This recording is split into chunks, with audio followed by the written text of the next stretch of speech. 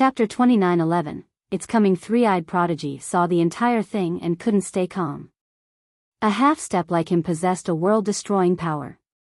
However, he knew that the ray earlier could turn him into a bloody mist. That offensive power was at the immortal progenitor level. He has never seen such a powerful ray before, so he became stricken with terror. He once thought that he had control of his fate after becoming so strong now, capable of dealing with any potential disasters. Today, he realized that if this ray were to hit his system, he wouldn't have been able to do anything. His system would have been turned to ashes along with him. What was that thing? The prodigy timidly said. What do you think it is? Li Qie answered with a question. The prodigy didn't know what to say. He stared at the source of the ray, uncrossable expanse. It's from uncrossable expanse. I've never heard of anything coming out of there for millions of years. People come in and never come out. The youth said. Something bad will happen once something comes out. Li Qie said, definitely a calamity. No place will be lucky enough to escape. A natural disaster? The prodigy asked. Three immortals have enjoyed peace for a long time. Of course, there have been wars at the progenitorial level, but that's it, no natural disasters or external enemies. With relative peace came waves of talents and experts. Today, this terrible ray came out of that ocean and broke the ongoing serenity. The unknowns frightened everyone. It's far more terrifying. One can at least try to resist or escape a natural disaster. Li Qie said. The youth became stunned. What do you think is happening when something is coming back from that ocean? Li Qie asked. The youth didn't know how to answer. For millions of years, progenitors have tried to cross the uncrossable expanse. None has returned. That's why everyone felt a strange sense of respect towards it. They treated the ocean as a tribulation. Only the real apex existences such as progenitors and everlastings could go there. What did it mean for something else to come out of it? The youth couldn't speculate this, for it was beyond his bounds. A heavenly change, he murmured. He understood that it didn't matter whether it was someone from their world or an unknown creature. This signaled a fundamental change. This era would be different from all the previous. Yes. Li Qie's eyes became profound while staring at uncrossable expanse. The heavenly change heralds a monster. The youth recalled the old prophecy, carefully trying to understand it. So this monster might be coming from the ocean. Jade Zenith Progenitor is amazing for calculating this back then. Such a terrifying future rightfully brought down the tribulation. It's not good to pry into the heavens' machination. Li Qie smiled. Yes.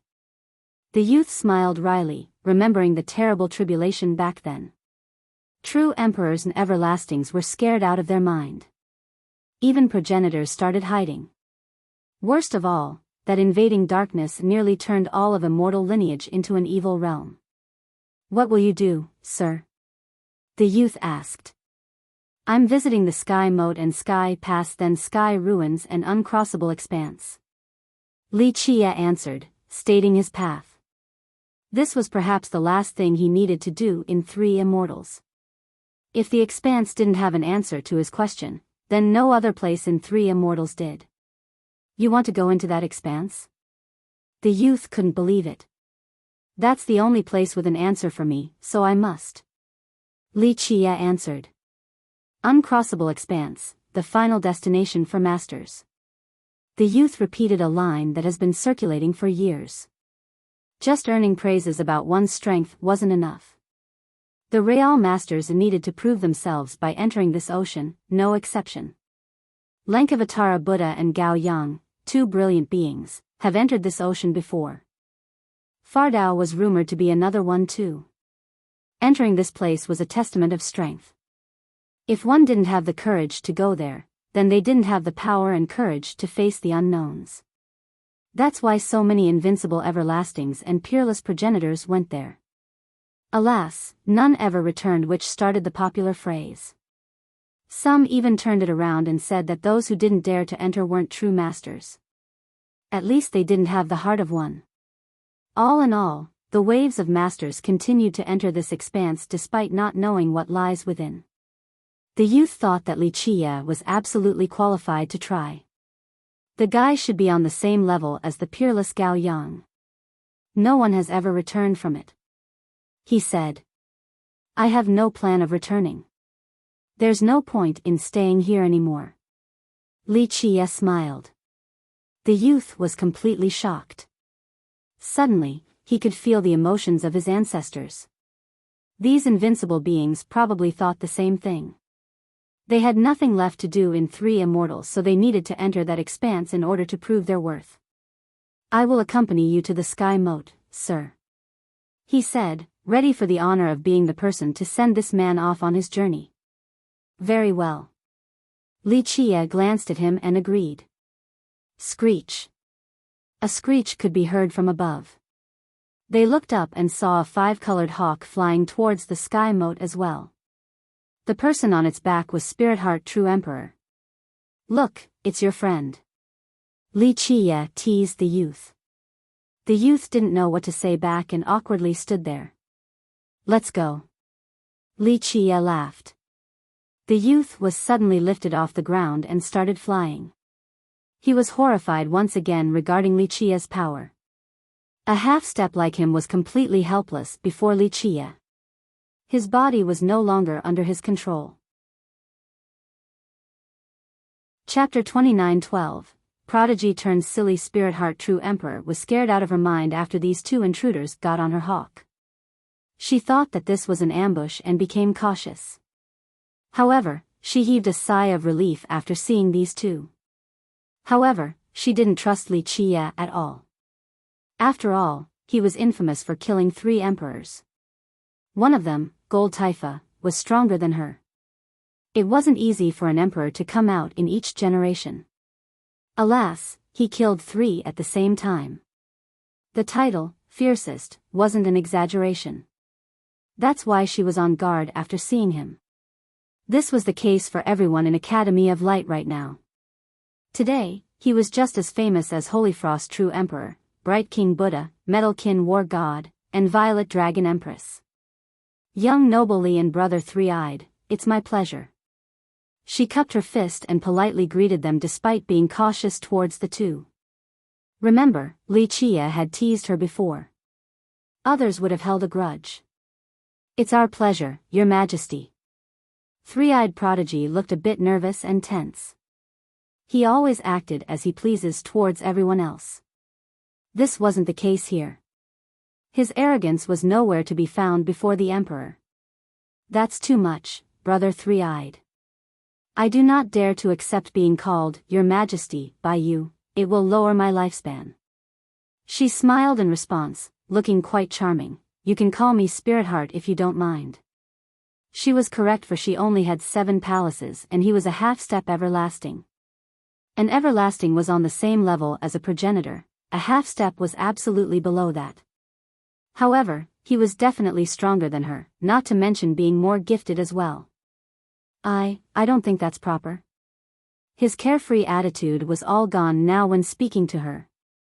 This was someone who could learn the most profound things with a single glance or just by listening. He could then freely apply the concepts later on. Now, his talents were useless before Spirit Heart True Emperor, his brain inadequate. It's fine. She smiled. Your talents are praised by everyone and I'm a fan of yours as well. Please give me pointers when an opportunity arises. Well, I don't think I'll be a good teacher and will only waste your time. He kept on stuttering and looking like a silly child. You're joking, Brother Three-Eyed. No one can teach better than you since no merit laws can trouble you. Spirit Heart revealed a soft smile. Just this little smile alone almost robbed the youth's soul away. The youth became empty-headed after seeing her smile. She actually found his silly appearance rather interesting right now. Where did your intelligence run off to? Li Qie shook his head and elbowed the youth. The youth woke up and became embarrassed by his awkward act. His face turned red as he stood there, speechless. The Emperor didn't mock him for it and only smiled beautifully. This knocked him out once again. Li Qie didn't know what to do after seeing the guy's lack of flirting skills. He elbowed him again and said, "Say something at least, the emperor wishes to ask you a few questions." The frozen guy regained his wits and let out a dry smile. I'm actually quite slow and can't understand some merit laws right away." "Slow?" Li Qie knocked his head in response. "How old are you again? You're a half-step already. If you're slow, then everyone else is idiotic beyond cure." He was trying his best to help the youth. Young noble Li is completely right. The emperor added, "You are the youngest half-step right now. Soaring Sword Marvel is half a year older than you and needed the help of his master, Luminous Master, to reach the half-step level. On the other hand, you relied on your talents alone, so no one else can compare to you in this regard." She was speaking the truth without any exaggeration. His talents right now were indeed matchless in immortal lineage. Oh. Really? The youth felt elated to be praised so sincerely. He has heard this praise so many times from others, even from those stronger than him. This eventually led to immunity. The praises became normalized and he got nothing from it. This wasn't the case right now. She said the same thing as others, but her words were as pleasant as can be to his ears. Would a seven-palace emperor lie? Li Qie felt a bit helpless with him. The youth smiled awkwardly after hearing this. The path towards the Tao is boundless, so a meeting is a type of fate and fortune. The two of you are geniuses, so take this chance to talk about your experiences with cultivation. Perhaps you will gain something from it. Li Qie smiled and added. "I see." The supposedly smart youth looked anything but. "I recently have a few questions about the Tao. Please give me some advice if you don't mind." Spirit Heart was an open-minded person and didn't mind being taught. "Okay, we can discuss it." The youth gained some spirit since Tao conversations were his forte, not flirting. "I feel a fog rising on my path with confusion in my mind. Please use your golden eye to take a look," she revealed. "I'll try." He was happy to offer his assistance and opened his third eye. The two of them began a long conversation regarding their Tao knowledge, understanding of merit laws and cultivation methods. The boy was awfully reserved in front of his crush, but his confidence in the Tao allowed him to talk unceasingly. Moreover, he always got straight to the crux of the issues in a profound manner and managed to impress her. After all, he had a unique understanding of the Grand Tao due to his talents. The prodigy has finally returned. He didn't hide anything either and shared all of his findings, something very beneficial for Spirit Heart. She also reciprocated by telling her gained knowledge. Chapter 29:13. Flirting. The Emperor was clearly talented in order to have her current achievements, just slightly inferior compared to a historically brilliant genius like Three-Eyed. Thus, Three-Eyed also benefited from the conversation. He would excitedly shout and praise after hearing any profound parts. The two of them reached a state of complete focus and didn't keep track of time. After all, they weren't from the same sect and rarely had an opportunity to have a conversation like this. Each system and sect always wanted to safeguard their merit laws and Tao knowledge, not sharing it with others. Though the prodigy and the emperor couldn't discuss their sect's merit laws, just their Tao knowledge and cultivation experience were plenty. These pieces of information from them could already be considered precious merit laws. And since these were their personal findings, they didn't have any restrictions stopping them from divulgence. The conversation went on and they forgot about time and place. Meanwhile, the five-colored hawk flew towards the sky moat with lightning speed. Li Qie sat to the side with his eyes closed, seemingly asleep. The other two chatted for a long time before stopping. They noticed that they have almost made it to the sky moat. Keep in mind that the distance from Academy of Light to the sky moat was extremely long.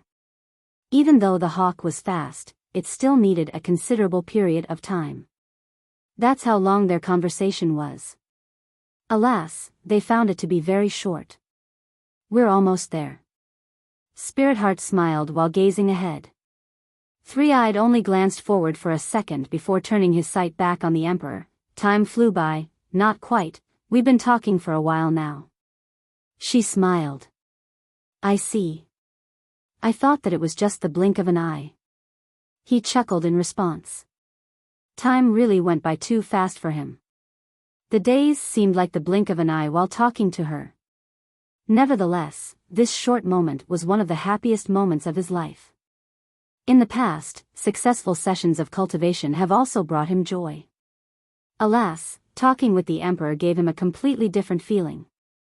He wanted this moment to last forever. Unfortunately, things didn't go as he wished, hence his disappointment after seeing the sky moat. It meant that they were about to separate, probably to never see each other again. I've benefited greatly from our conversation, thank you for your guidance. Spirit Heart stood up and bowed. He hurriedly got up and returned the gesture. No way, you also taught me a lot, widening my knowledge regarding the Grand Tao. Spirit Heart nodded her head and smiled, clearly bidding goodbye to him. Invite her to your place, it's common courtesy. A voice resounded, interrupting the youth's daze. The youth calmed down and stared at the Emperor, not knowing what to say. Do you want to invite me? The Emperor smiled after seeing his awkwardness. If you have time, you should come visit our God Eye system. He hastily said. He didn't dare to ask her to visit his actual home, only his system. How could I say no? I will certainly visit God Eye when I have time. She nodded, accepting his invitation. His heart skipped a beat after hearing this. This was the most pleasant thing he had heard so far, overwhelming him with happiness. Great, that's great, I will personally welcome you then. He nodded his head several times, wishing for that day to come as soon as possible. That's not enough. Li Qie jumped in again. She will be traveling so far to see you, so you need to play the role of a good host and a tour guide. Most importantly, you also need to escort her back safely to Garden of God. It's not safe for a woman to travel alone. How are you going to answer her seniors if something were to happen? He decided to be a good person all the way and help these two. Otherwise, this kid had no chance given his flirting technique. Courting her was harder than reaching the sky for him. Should I?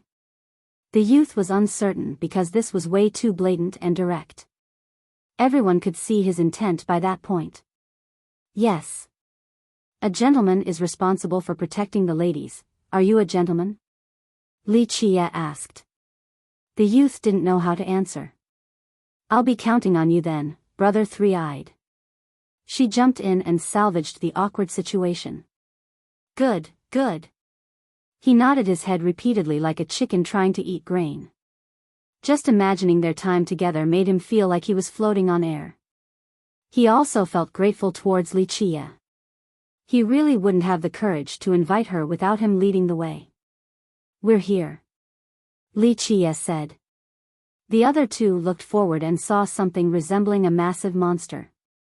The sky moat resided at the frontier of immortal lineage. Taking one step past the moat meant entering endless space. This wall stretched through space for innumerable miles. To keep it simple, this place covered all of immortal lineage, serving as the frontier defense. At the center was the famous Sky Pass. While standing in this location, one gained a panoramic view of space. To the left was the endless uncrossable expanse. To the right was sky ruins with stars and broken battlefields. Because of these two things blocking the way, outside invaders needed to go through Sky Pass to get to immortal lineage.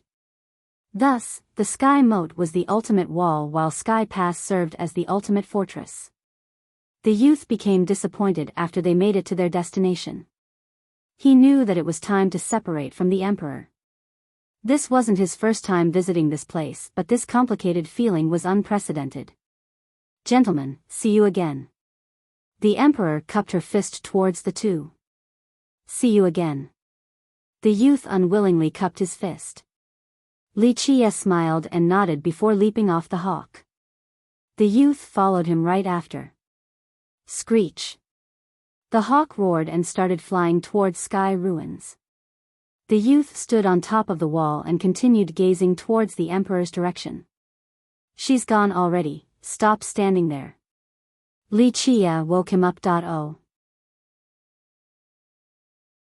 Chapter 29:14, Just go for it. No, I'm just looking at the ruins. That place is completely unfathomable, impossible to see through. The youth's face turned red as he immediately denied. There's no saving you. This is just having a crush. A man needs to have the courage to admit it. Plus, you're the great three-eyed prodigy, be arrogant like normal now. Li Qie shook his head. The youth seemed like a different person. I'm not like this normally. He admitted that he was strange around the emperor. Very few people could make him this nervous. He didn't become this awkward while meeting Luminous Master for the first time. It's because you like her, or dare I say, love? Li Qie chuckled and didn't make fun of him. When you become nervous and watch your words in front of someone, this person is either your boss or your crush. Love? The prodigy didn't want to admit this and was afraid others would find out too. That's why he always responded with denial. Having someone tore through this thin wall left him in a difficult spot. You clearly care and want to show her your best sides. However, because you're usually too arrogant yet still self-aware enough to know that it is not attractive, you overcompensate and become an idiot. Li Qie chuckled. The youth understood that he wanted to put on a good display in front of the emperor, but it didn't work out. Why do you not want to admit it? Why don't you want others to know, especially her? Li Qie asked. I don't know, I was very nervous. The youth shook his head and put on a forced smile. Because you lack confidence. Three-eyed prodigy is always imperious and arrogant before others, just not when speaking to Spirit Heart. You think you are inadequate, not enough to move her. Now answer my question. Li Qie said. I don't know. The youth could answer. Because you are afraid of failure. Due to your peerless talents, you have never tasted true failure before.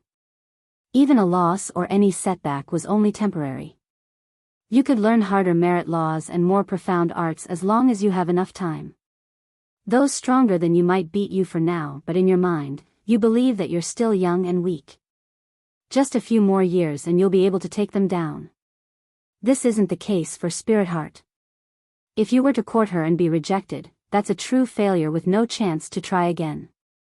Li Qie said. He paused for a bit before continuing, thus, the thing you're fearing is failure itself. In fact, just accepting the possibility is difficult for you and this makes you subconsciously run away. What should I do then? The youth calmed down and asked. Go for it. It's just one girl, so what if you fail? The sky won't fall down. Li Qie said. The youth opened his mouth but chose against speaking. Remember, there's at least a possibility when you try. Don't leave it as an impossibility. Li Qie told the hesitating youth. I feel that it is improper. The youth said. Improper? What are you afraid of? Li Qie chuckled. She isn't someone like that. It took a while for the youth to respond.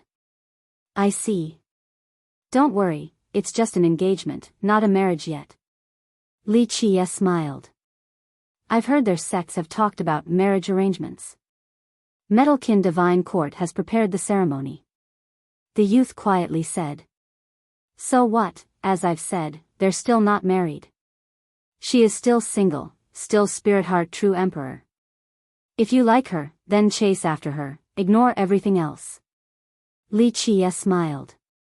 And even if she was his wife, so what, still go for it if you like her. It's hard to find the right woman in life, let caution go with the wind. He added. That seems bad, the youth said. You're a supreme genius, don't be tied up by secular norms. You have power and abilities, go win her over. Li Qie insisted. Perhaps, but her fiancé is Metalkin War God. Hesitation remained. Metalkin War God? So? Is he going to eat you? Li Qie smiled. He should have 12 palaces by now, the youth said. Ah, so you think he is more brilliant than you are, hence your lack of confidence. Li Qie replied. The youth looked around before nodding. Who are you? Say it loud. Li Chia shook his head and said. What? The youth didn't get it. Say it loud. Li Chia repeated. I'm three-eyed prodigy. The youth got the point. Indeed. You are the youngest half-step in the world, the most talented in immortal lineage. Are you all talk or do you live up to your fame? Li Chia looked him up and down. I can back it up. The youth said. Good. Then what are you afraid of?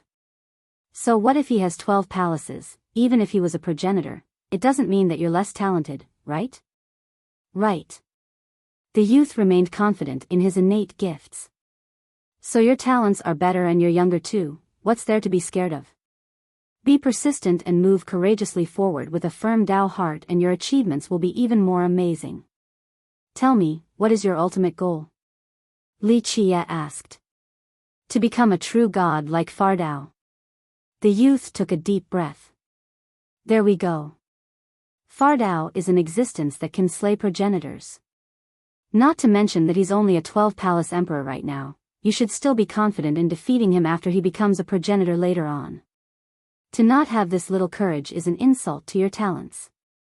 Li Chia said. These words struck the youth hard, almost like someone knocking his head without holding back. Prior to this, he had this notion that her fiancé was stronger than him. This was indeed the case right now. A half-step everlasting was weaker than a 12-palace emperor. But now, Li Chia reminded him about his peerless talents. He needed to realize that he would surpass Metalkin War God if he were to become someone like Fardao. His mind became clearer now after this conversation. You're right, I'll become someone like Fardao in the future and even immortal-level progenitors can't take me on. I can definitely do it. The youth clenched his fists, stating his determination and building morale. Chapter 29:15, Grasp it, that's more like it. Go forward with this confidence. Li Chia smiled. But, what if, I'm just saying what if she doesn't like me? The youth thought about a different problem. How do you know she doesn't like you without trying? Li Chia gave him the side eye. Well, Metalkin War God is outstanding. Plus, they have been engaged since youth. He started losing confidence again. So what? Li Chia smiled. Does that have anything to do with your plan? You just need to court her, that's all. Plus, she doesn't hate you either because if she did, would she have talked to you about the Tao for that long? She clearly has a good impression of you, probably not like, but not hate either. Enough to be a friend right now. You're right. His confidence increased by a considerable amount. And so what if she doesn't like you? Just take her away anyway. Li Chia flatly said. I can't do that, he didn't expect this. Can't? Just do what you must until she likes you. Feel free to flip heaven and earth over to get something you want, the rest doesn't matter. Li Chia smiled. Such an overbearing and vulgar attitude stunned the youth. In his mind, Li Chia was a supreme master, but the comment just now broke this image. If you like a girl, you need to grasp all opportunities. Li Chia said, if you can't even do that, what else can you accomplish? Imagine, one day, you might have to fight everyone in the world and make rivers of blood or fight against the great dark existences, a fight where you might not come back alive. All of these tasks require immense courage, so if you can't even handle flirting, can you do any of these other things? No. It's too aggressive. He found this to be too straightforward even for someone as arrogant as him. Look over at uncrossable expanse. Li Chia pointed over yonder. In the future, as you step before that place and look back, you will find that what you have experienced before is completely insignificant, flirting included, not worth mentioning compared to entering that place. He looked over as well at the great expanse. Numerous progenitors and powerful true gods have entered that place. These beings have done incredible deeds in the past, but none could come out. Li Chia was right. Everything else seemed so trivial compared to taking on that place. He became lost in thoughts. He was young and had no plan of going there. However, since his goal was to become a second Fardao, he would have to accomplish many things in the future. While standing at the apex and looking back, the things he had considered as serious and important probably didn't actually matter at all. I still can't do it. He smiled wryly, unable to accept Li Qia's view. Not everyone could put on this mentality, maybe only a fierce person like Li Qia. Fine, you don't need to be this different, but pursuing your crush should still be fine, right? Have the courage to do so, whether it be something daring or chasing after Spirit Heart. Li Qia smiled. Maybe I should wait and grow stronger. There's a higher probability of defeating Metalkin War God if I were a peak everlasting. He pondered for a bit before answering. Fool. Extremely unwise. Your peerless brain must have run off somewhere. Li Qia gave him a cold glare. I just think that the probability of success is higher like that. The youth didn't expect the harsh feedback. How long is it going to take? 100 years? Li Qia went on. 10 years, that's all I need. He clenched his fist and powerfully declared, mustering courage out of nowhere. Forget it. You can't do this. Li Qia gave up. Why not? He felt as if Li Qia had just poured cold water over his head. I'm sure that if I work hard, I can become a peak everlasting within 10 years. This wasn't an exaggeration due to his incredible talents. If he risked his life and just trained, that should be enough for a miracle. Going from a half step to the peak level within 10 years would go down in the record book in 3 immortals. Nevertheless, he was willing to go for it for Spirit Heart True Emperor. What do you think will happen in 10 years? They will probably have a bunch of kids by then. Li Qia said. This comment made him feel as if there was an invisible hand gripping his heart and suffocating him. This was very likely after 10 years. Patience is the right choice for certain things, waiting for when the time is ripe or when you are stronger. This isn't the case here, the chance only comes up once before disappearing. If you can't grasp it, you will lose it forever. That's why you need to be ready now. As you can see, you have left a decent impression on the Emperor after this meeting. If you don't take advantage of it and wait 10 years, the meal will be cold. No, someone else will have finished eating it. Li Qia slowly explained. You're right. He accepted. Stop hesitating. There are very few women in this world who can earn the grace of a genius like you and fewer who can make you feel like this. Think about it, is there anyone else who can replace Spirit Heart's position in your heart? Li Qia went on. None. He didn't need to think before answering. See? If she's the only one you like right now, then stop thinking and caring so much about the result. It doesn't matter because you have tried at least. Even in the case of failure, it'll be a good experience, a noteworthy and bittersweet feeling of regret. Otherwise, when you stand before the great expanse in the future and look back, there will be an empty spot in your heart for not pursuing your early crush with Spirit Heart True Emperor. This feeling of regrets is tasteless and lamentable. On the other hand, success means winning the beauty over, so no regrets there. Li Qia elaborated. He was shaken after hearing this. After a while, his eyes lit up with fierceness. I understand. The supreme genius finally got the point. Metalkin War God? Metalkin Divine Court? Marriage Pact? None of this could stop him from pursuing her. Go now. You're not an idiot, so chasing after a girl won't affect your cultivation, provided that your Dao heart stays firm. Li Qia smiled. Thank you, sir. I will engrave your teaching into my heart. He got on his knees and bowed. Li Qia accepted the grand gesture. After finishing the bow, the youth leaped to the sky and chased after Spirit Heart True Emperor. Chapter 29:16. Sky Moat. Li Qia began traveling across the stone wall after the youth left. The size of this moat was unimaginable. While looking down, one could see white clouds beneath. It must span for millions and millions of miles, not to mention being high enough to reach the sky vault. This place separated immortal lineage from outer space, serving as a protective barrier. That's why calling this Great Wall a sky moat wasn't an exaggeration. It was built back on top of the desolate wildlands stretching across the borders of immortal lineage. This land was larger than a dozen systems combined. Unfortunately, it was barren compared to the rest. Nevertheless, it consisted of people from all seas. They had different reasons for being here. Some wanted to hide from their enemies or fled due to a life of crimes. Some masters would also live reclusively in this place. This place was good because it wasn't under the jurisdiction of any system. Thus, the only law was the law of the jungle. The stronger ones could make the rules. Nevertheless, the sky moat remained orderly despite the chaotic state below. The heinous villains and powerful lords didn't dare to do anything reckless. Why? Because the sky moat was under the control of Sky Pass.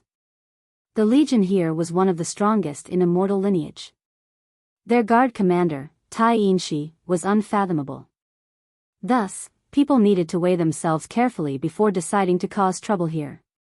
The wall was incredibly wide. Dozens of carriages could fit side by side at the same time without crowding. It looked like a public square more than a wall. Li Chia could cross through the whole thing with just several steps due to his speed. However, he chose to walk like a mortal, feeling every brick along the way. However, these bricks were made from an unknown material. No one in history had gotten the right answer. It looked like gray rocks with a touch of white inside. They were coarse, seemingly taken off of a cliff and moved here without further carving. Each was extremely large. A few areas had rocks spanning for several hundred or even several thousand miles. It was incredible to think about the construction of this place. Someone might have split open mountain ranges and cleared off the mud and trees before bringing them here. Thump, thump, thump. His steps served as a measurement method to calculate the wall's infrastructure. Not just rocks. He began seeing an outline of the place as he got farther. The materials only had the appearance of rocks but weren't. They must have been assembled in an ancient era and experienced numerous storms and rains. Nevertheless, they stood strong as part of this toughest wall to protect immortal lineage. Ordinary rocks had no chance of accomplishing this miraculous feat. As the analysis went on, Li Chia found that the materials were awfully complex. One particularly massive one seemed to be refined from an entire star, spanning for 10,000 miles. Another was made from the bones of dragons and other exceedingly rare beasts. Moreover, the powers of these beasts were infused into the rocks, allowing them to have similar powers. Other rocks were made from an entire mine consisting of incredible divine metals, extremely suitable for weapon crafting. However, the creator of the wall chose to use these mines for defensive purposes. In short, each rock had an interesting, majestic background. Any of them would be considered an ultimate treasure back home. Alas, it was impossible to remove any of them from the wall. The entire moat was one now. These rocks weren't just piled on top of each other. A grand momentum has been formed first, then these rocks were added to the right places, eventually ending with this wall. Therefore, removing one piece proved to be an impossible task. Marvelous. Li Chia finally took a break and became sentimental. Even an immortal would require many years to create this defensive line. This isn't someone a progenitor can compare to. Clearly, a miracle like this couldn't have been created by any system or regular cultivator. One must possess the power to change the shapes of the world and pluck the stars from above in order to create this wonder. Strangely enough, no one had a clue when this wall was built. All in all, it has been here in everyone's memories as if it existed at the start of time. Records pertaining to the wall were sparse, only a few tales here and there. None of them ever talked about someone trying to attack it. Such meticulous preparation, 3 immortals is lucky to have these ancestors, allowing it to escape numerous calamities and destruction. No, it has nothing to do with luck, this is due to the effort of its peerless ancestors. Li Chia said. 3 immortals could be described as a colossal fortress. Its inhabitants had no idea that they were living in one. Of course, It had a unique advantage at the start due to its location, but these ancestors must be praised for providing this protection. Unfortunately, previous epochs, the 9 worlds, and the 13 continents wouldn't be this lucky since they were outside of this realm. People usually knew the sky moat for its size, but they didn't know about the power beneath. This power turned into a grand momentum strong enough to shoulder this wall. Therefore, simply attacking the sky moat wasn't enough. They needed to take down the power below as well. Li Qie smiled and wanted to scout this miraculous power. His body became gradually transparent, seemingly melding into the wall. Pop! After he got low enough, the underground power could feel the presence of this invader. It released a bouncing force and blew him out. Really strong. Li Qie praised. It would be extremely hard to find something capable of repelling him while he was serious. This power far exceeded ordinary progenitors. The creators of this wall must have been something else. Chapter 29:17. By Jinning. Because of his previous examination, he got a full understanding of the profundity here. If he truly wanted to reach the deepest momentum beneath, he would be able to do so. Alas, that would break the moat, akin to severing an underground dragon vein. He had no feud with the creators, and doing so would be unacceptable, ruining their hard work. He also found a few problems while checking it out, flaws that stopped the moat from being perfect. These openings were created by time. This place had been created so long ago, back to an untraceable era. Therefore, time continued to batter it, eventually creating these flaws.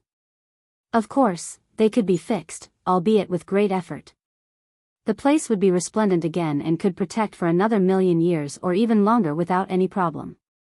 Because of this, Li Qie gazed towards the horizon while wondering, what happened back then to make the great creator become so cautious, not minding the great price to create this wall? Something undoubtedly happened back then to warrant these powerful ancestors creating this miracle. Its existence made 3 immortals even safer. He turned towards uncrossable expanse to the left and sky ruins to the right. The wall was perfectly situated to stop them from being close to immortal lineage. Its location was obviously carefully selected. Perhaps the creators were wary of the expanse or the ruins, perhaps both. Strangely enough, no foreign invaders have attacked 3 immortals. The reason remained unknown. Due to the length of the wall, it wasn't easy to meet another soul here. Plus, most were in a hurry. He has been walking for a long time and only occasionally met a few cultivators. They rushed by him without halting. Some were actually bored enough. They got on the wall to look into space for a bit before leaving. In their opinion, there was nothing worth seeing here, just a wall made of rocks. Thus, just seeing one portion was the same as seeing the rest. No one walked like Li Qie the entire time either. Some flying above looked down and saw Li Qie, thinking that he was a fool. You'll never get to the end by walking. A kind cultivator reminded him before hurriedly leaving. Li Qie only smiled in response. He wasn't here to sightsee, only to gauge this miracle.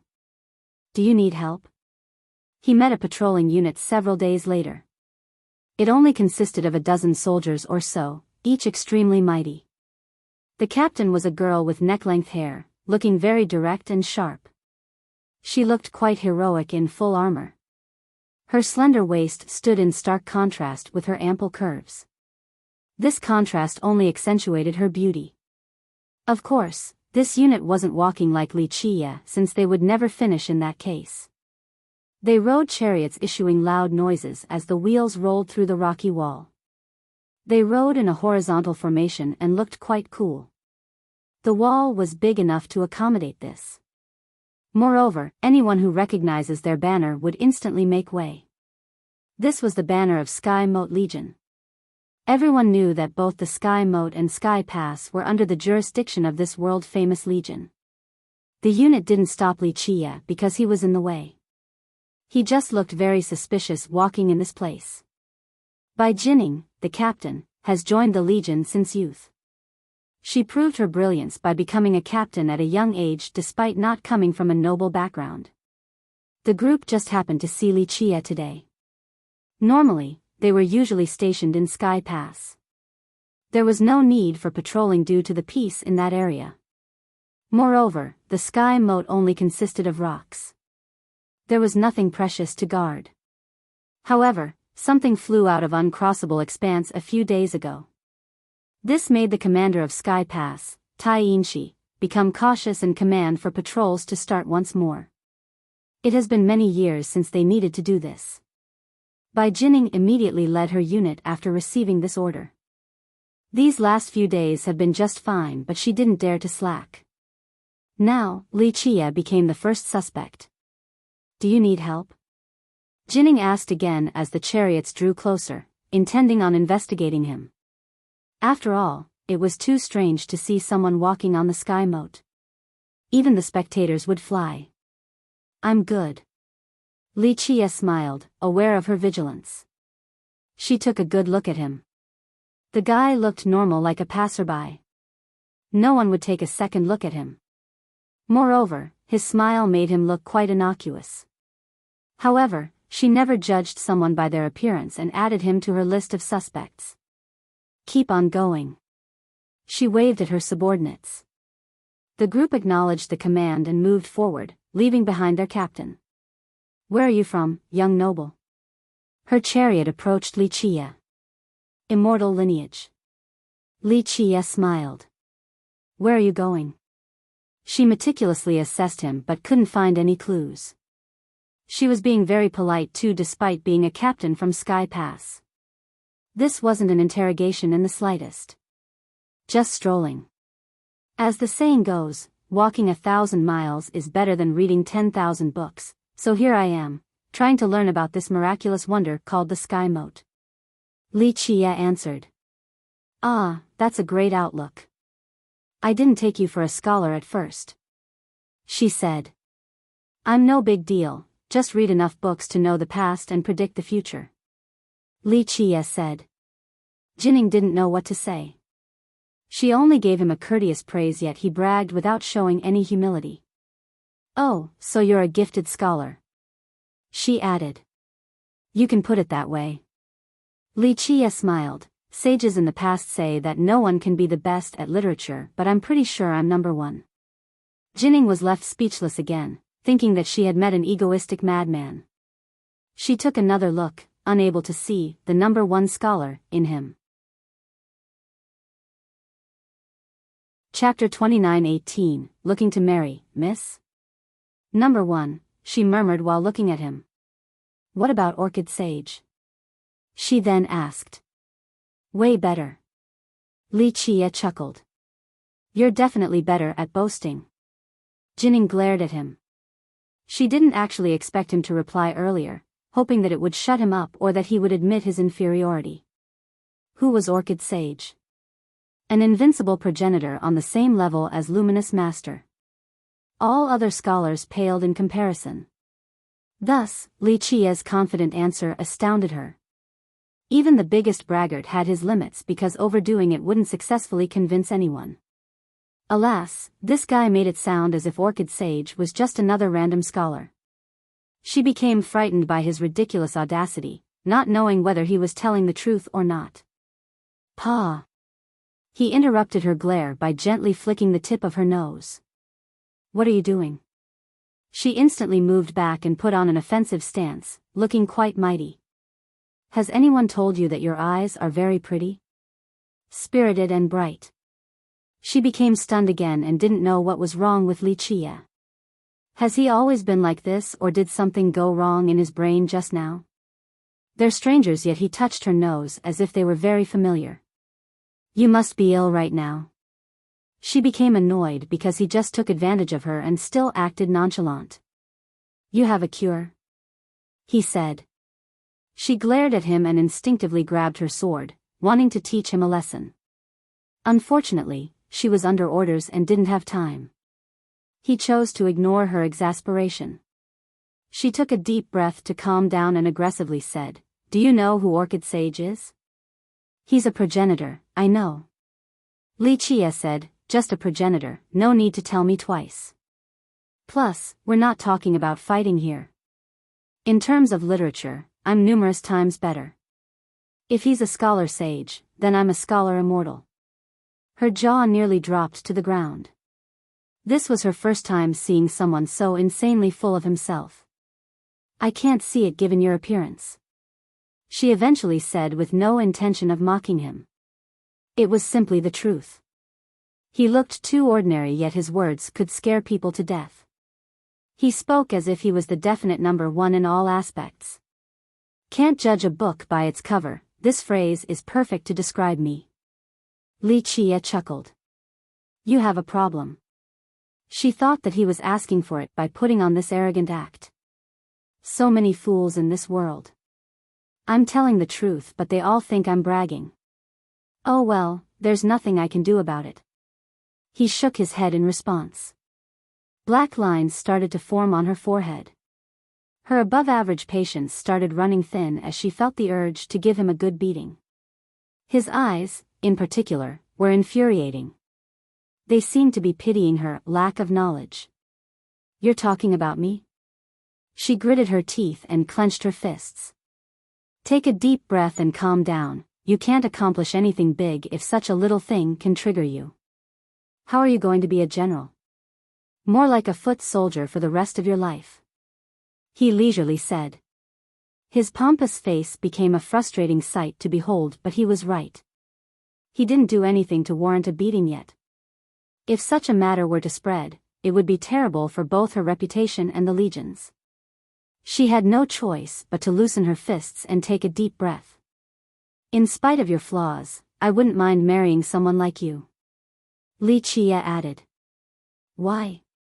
She immediately asked but regretted it right away. Ivory wouldn't come out of a dog's mouth. People from ancient times teach that a scholar can't reason before a soldier, but I'm the number one scholar. My literary skill is enough to deal with any uncouth and violent girl. That's why I'm wondering if I should marry a soldier like you or not. He stroked his chin, seemingly contemplating while looking at her. Oh. She nearly vomited blood after hearing this and entered a crazed state. He was making fun of her for being violent and crude. She still had confidence in her looks despite not being a supreme beauty, definitely not a brute in the army or a violent shrew found in the markets. Say it again. Her fists were tightly clenched. Forget it, no one in this world is worthy of someone as talented as me. I guess I won't be marrying then. Wuxia waved his hand right before her explosion. His sudden change of mind left her in a bind again. She wanted nothing more than to kick him down and stomp him several times. What's your name? She aggressively asked. Wuxia. He answered with a wide smile. Though his appearance was mediocre at best, his teeth were perfectly straight and white. Don't fall in love with me, I'm just a legend. Wuxia said, trust me, hang around with me and you can't help falling in love with me while not caring about anything else. She was about to go crazy. He might be the most shameless egomaniac she has ever seen. Scram. She eventually erupted, unable to hold back. Being around her more would end with her beating him up. You go your way and I go mine, there is plenty of room for both of us on the path towards the Grand Tao. Don't tell me to scram. Wuxia shrugged. Fine. She trembled with rage before driving her chariot to get away from this man if he didn't want to leave. Hey, why are you leaving so fast? Don't you want to interrogate me some more? Maybe I'm up to no good? Wuxia shouted in the back. Shut up. She didn't turn back and kept on moving. At this moment, she believed that he was just a crazy egomaniac, not a villain or anything. That's why there was no point in infuriating herself any further by lingering around. What a shame, I really thought about marrying you earlier. You are giving up the chance to become a queen respected by all with a throne above the firmaments. His voice sounded in her ears. She nearly fell from her chariot after hearing the last line. Chapter 29:19, Luminous Master. Something big happened outside of the wall during Wuxia's investigation. This attracted everyone's attention. To the left was the boundless uncrossable expanse. A golden light landed next to it. No one noticed in the beginning, but this golden light radiated with greater intensity as time passed. Golden strings of light fell down, as faint as silk strings hanging in space. Later on, these strings multiplied and covered the coast of the expanse. What's happening over there? Spectators were only curious in the beginning. Not long after, buzzing noises ensued. These strings emitted a supreme aura, turning this golden brilliance into an ancient and lofty world. The aura of a progenitor. Many felt this aura even though it was so far away. Just one strand was enough to crush the firmaments and make the masters tremble. Numerous masters in space opened their eyes, woken up from their slumber. Luminous master. A sigh could be heard from an old person. These eyes originated from the ancient grounds of Tao systems. Or, some of these beings were actually hiding in space. Those who could see the eyes would shudder with trepidation. Even Eternals would be intimidated. The owners of these eyes were too powerful. They were at least grand completion everlastings. Some were at the peak or the supreme stage. Another gaze emerged inside Sky Pass. These eyes were profound with boundless divinity and strength. I see. He was Tai Yinshi, an extremely powerful everlasting, the commander of Sky Pass. Luminous Master is finally out of his isolated cultivation. He's at the shore of uncrossable expanse right now. This news erupted across the wildlands and Sky Pass. Some powerful true emperors and Eternals back in immortal lineage found out as well. He's out again. Everyone became startled. This title was full of charisma and power in the present day since it represented the apex. Luminous Master was an incredible talent in this generation and proved himself by becoming a progenitor. His appearance next to uncrossable expanse was definitely not a coincidence. The thing that flew out there had shocked all of immortal lineage. Thus, the strongest existence right now had to have a reason for coming there. Other masters including everlastings and emperors immediately headed for Sky Pass in order to watch. However, they came quietly without any fanfare. After all, there was no point to do so after Luminous Master. The guy had taken all the spotlight. One would just look foolish to even try. Buzz. Luminous Master came alone. Though he didn't try to put on an imperious act, each of his actions could move the winds and clouds. The stars were affected by his every move. His golden brilliance engulfed the area despite his best attempt to hold it back. Even this massive area seemingly couldn't contain his light. He felt bigger than the entire world. Everything became tiny beneath his shadow. Just one shake from him should be enough to crush everything. The light felt like a tsunami stuck in a tiny basin. There was no way the area could contain it and became overfilled. The aura then shot out and suppressed everyone. This was a progenitor in person, not a remnant aura left behind by one. This power was utterly unstoppable. Luminous Master. Many began prostrating in both the pass and the wildlands beneath. Only the emperors and everlastings could stand up straight. Everyone else felt a great pressure and were forced to the ground. He's there in person. This aura made them understand that it wasn't an avatar. So many turned towards uncrossable expanse, but now, the area was shrouded by a golden ocean. No one could see anything clearly. The place where he stood was especially resplendent, as if there were 1,000 suns appearing in unison. Not to mention the naked eyes, even heavenly gazes didn't suffice. Forcefully using the heavenly gaze might result in becoming blind. The ones strong enough to resist the property of the light were repelled by something else, another form of power. Luminous Master clearly didn't want anyone to spy on him. Even the eyes in space restrained themselves. The owners of these eyes were strong enough to break through the various barriers. However, there was no need to do so. The guy clearly showed that he wanted privacy. To do otherwise meant offending Luminous Master, a very unwise move. Thus, no one saw what he wanted to do by the expanse. The other masters only noticed a powerful and majestic figure at best. He turned his back on the rest and faced the expanse, standing as still as a statue. The spectators felt as if time had stopped. Luminous Master turned into the ruler of the realms. If he didn't move, neither would time. This affinity became frozen and subservient to his whim. What does he want to do? The powerful masters wondered since Luminous was only standing there. Does he want to enter? One emperor speculated, feeling quite emotional. I don't think so. He has a great Tao and incredible talents. There is still a lot of potentials and more room to grow. He can try after becoming an immortal-level progenitor with a perfect Tao. An old everlasting said. Everyone knew that this expanse was the final destination for progenitors. All of them would attempt when the time was right. That's why some thought that Luminous Master was trying to do so while standing next to the shore. Chapter 29-20 Uncrossable Expanse. Luminous Master's aura engulfed all the wildlands even though it was very far away from the expanse. All existences trembled in fear since they were nothing more than specks of dust that can be wiped away. The spectating emperors had no choice but to watch quietly. The sensation of time being frozen only magnified everyone's curiosity. Of course, Li Qie on the wall also saw this whole thing. He only smiled and continued his task. Luminous Master stopped by the shore for a long time. His intent remained unknown to the spectators.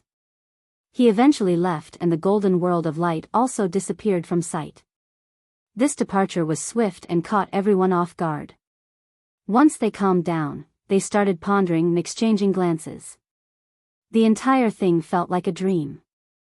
Nevertheless, they knew that he was actually there. It's a shame that none could see him. Only a few were lucky enough to see his back. No one where he came from or where he was going. That was the style of a progenitor. The eyes in space also closed with him gone. Maybe something big is happening. Someone murmured. The powerful beings could see that this was only the prelude. It might have something to do with uncrossable expanse or Luminous Master wouldn't have come here. A while later, the commander of Sky Pass sent out an invitation to the heroes in the world. Tai Yinshi didn't mention the reason for this banquet. This only made the crowd wonder even more. They believed that these recent events were connected. Only emperors and everlastings were invited. Ordinary experts didn't have this privilege. This banquet was definitely going to be exceptional. This caused quite a stir in immortal lineage. This isn't a good sign, some became worried. Tai Yinshi was an influential figure. It wouldn't be an exaggeration to put him on the same level as a progenitor right now. He rarely initiated banquets like these in the past, so this highlighted the event's importance. I hope everything will be okay. Some started praying. What are you afraid of? Not to mention the reclusive masters, there are plenty of emperors in our generation on top of 2 progenitors. Moreover, the Sky Moat is right there, same with Sky Pass. Nothing's gonna happen. The more optimistic ones smiled. This optimism wasn't blinded. For example, if Sky Pass were to fall, then no one else in immortal lineage would be able to change the tides, meaning that it was pointless to worry. Li Qie finally finished his assessment and got a perfect understanding of the wall. Still too conservative. It can stop a massive army, but these flaws and openings must be corrected. It can't stop a real overlord. Li Qie shook his head with this conclusion. What are these old geezers doing? Can they persevere? That thing shouldn't have appeared in this world, is it their fault then? His eyes became profound as he gazed through uncrossable expanse. He murmured to himself, but no one else would understand his point anyway. A calamity is coming. He withdrew his gaze and said, and a big one at that. One misstep and it is all over. If the geezers can't hold on, 3 immortals will turn to ashes. It has been able to escape for many epochs. Alas, it might go down before the 9 worlds in this generation. Impermanence is inevitable. Certain things can't be escaped. He said softly. If escaping is impossible, then just face it directly or there will never be a solution. His eyes became serious at this point. He stood there, seemingly deep in thought for a while. He then turned towards the wildlands behind the wall and said, "It won't be long till the calamity comes from uncrossable expanse." With that, he crossed through space, heading for the great expanse. Back in the wall, he took it one step at a time like a mortal. Now, each step of his teleported through endless space. It only took the blink of an eye before he was on a boulder by the shore. Uncrossable expanse has always been mysterious. No one knew how large it was, what was in there, and what awaited on the other side. One could sense how immense it is while standing close by. While looking back, they would think that just one corner of this expanse was enough to drown out all of immortal lineage. Even the best heavenly gaze wouldn't be able to see anything but a vast and obscure region. The deeper inside, the greater the waves. In fact, some said that all three immortals together weren't as big as one corner of this expanse. Rumor has it that one would enter the legendary immortal world and gain everlasting life by reaching the other side. No one could prove the validity of this claim. All in all, not a single soul in history could solve the mysteries here. Moreover, no one ever returned after entering, whether it be the brilliant progenitors, peerless emperors, or invincible everlastings. Alas, the lack of success never deterred these masters from entering. The actual reason remained unknown. Some said that after reaching a certain power level, they became summoned by a mysterious power in uncrossable expanse. Others believed that at that level, nothing else was worthwhile in three immortals. It was time to move on. The answer to reach the next step could be found on the other shore. In short, too many have entered and none have left with an answer to this eternal mystery. Chapter 29-21. Fine wine. The expanse was a boundless world of gray from the outside with no sun in sight. This wasn't the case after entering. It became a realm full of possibilities and complexity. Feeling the sea breezes and listening to the waves were comforting and satisfying. When one was strong enough, they would find something strange. Though the waves were clearly heading towards the shore, this wasn't the case. The waves were actually heading towards the center area, the opposite of what the eyes saw. At the progenitorial level, they would find that there was a power in this ocean attracting them in a mysterious manner. Wuxia stood on a boulder with his eyes closed, seemingly turning into a statue. As time passed, his feet seemed to be taking roots underground. These roots penetrated and infiltrated the depths of the ocean. Eventually, he slowly opened his eyes and said, "The calamity is really here. Someone has opened the way so others will ride the winds to get here." Alas, those returning won't be the same. Those who could hear and understand this prophecy would be scared out of their mind. He shook his head, not really giving a damn. Three immortals didn't need his protection, others were up to the task. He withdrew his gaze and walked along the shore, letting the waves hit his ankles and erasing his previous footprints on the sand. He made it to a gulf and saw a person sitting on the promontory nearby. "Dao brother, care for a drink?" The person immediately raised his cup as Wuxia was passing by. Few people came to this place. Even if they did, they would only take a quick look before leaving instead of staying here for a drink and enjoying the scenery like this person. The person was young and had a jade table in front of him with a stove heating up wine. A boiling sound indicated that the wine was ready. He opened the lid and let out the steam and enchanting fragrance. He was only 20 years of age or so, choosing to wear a hemp robe instead of an expensive one. Nevertheless, the needlework was quite well done, clearly made by a master. The buttons were decorated with ancient symbols. He had long hair tied up with a black bamboo hairpin, very simple while looking quite scholarly and unrestrained. His natural demeanor would remain unchanging even if Mount Tai collapses before him. Nothing oppressive came from him, only an air of literature. People would feel as if he had 1,000 scrolls hidden in his chest.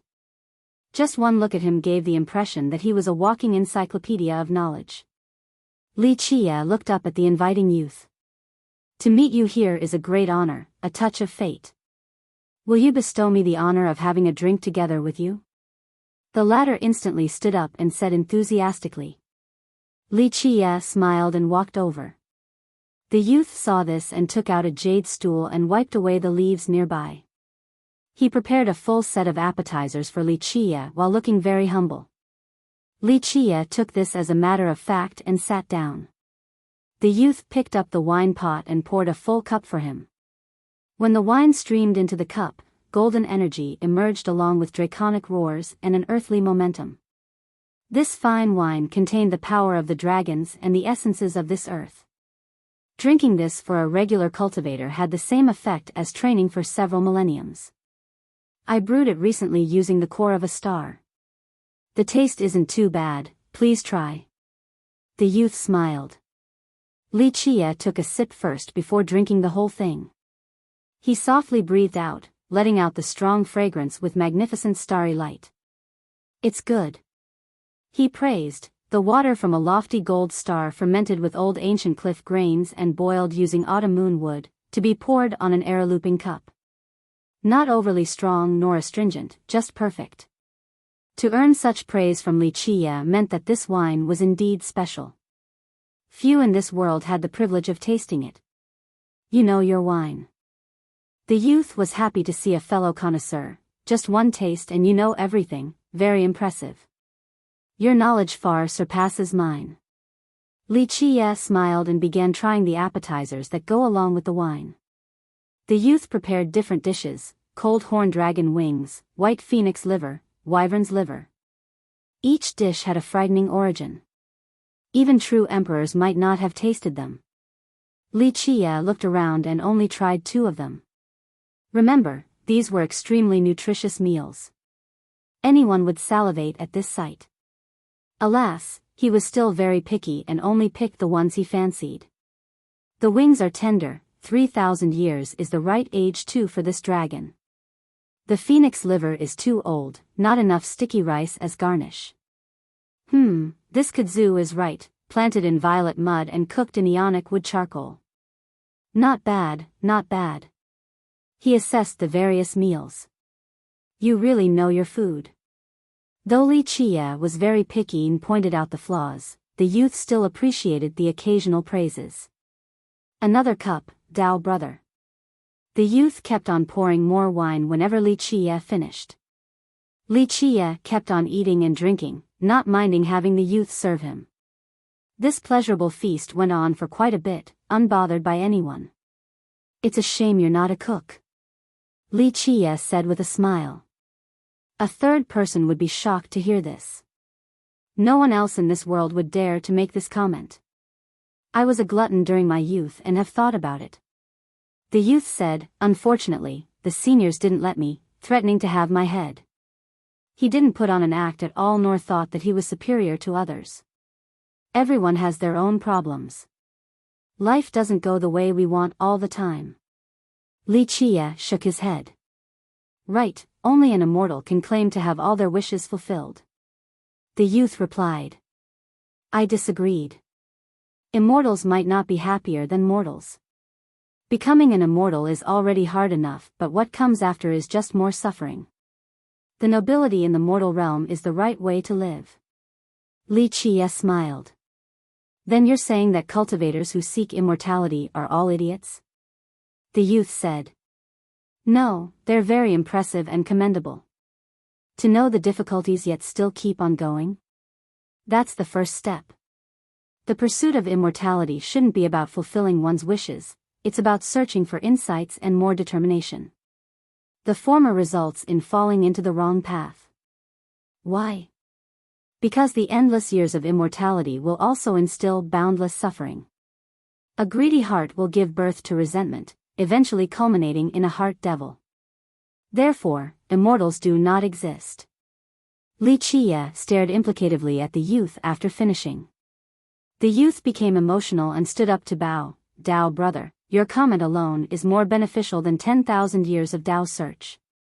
Wuxia was one of the few who can accept the grand gesture from this youth.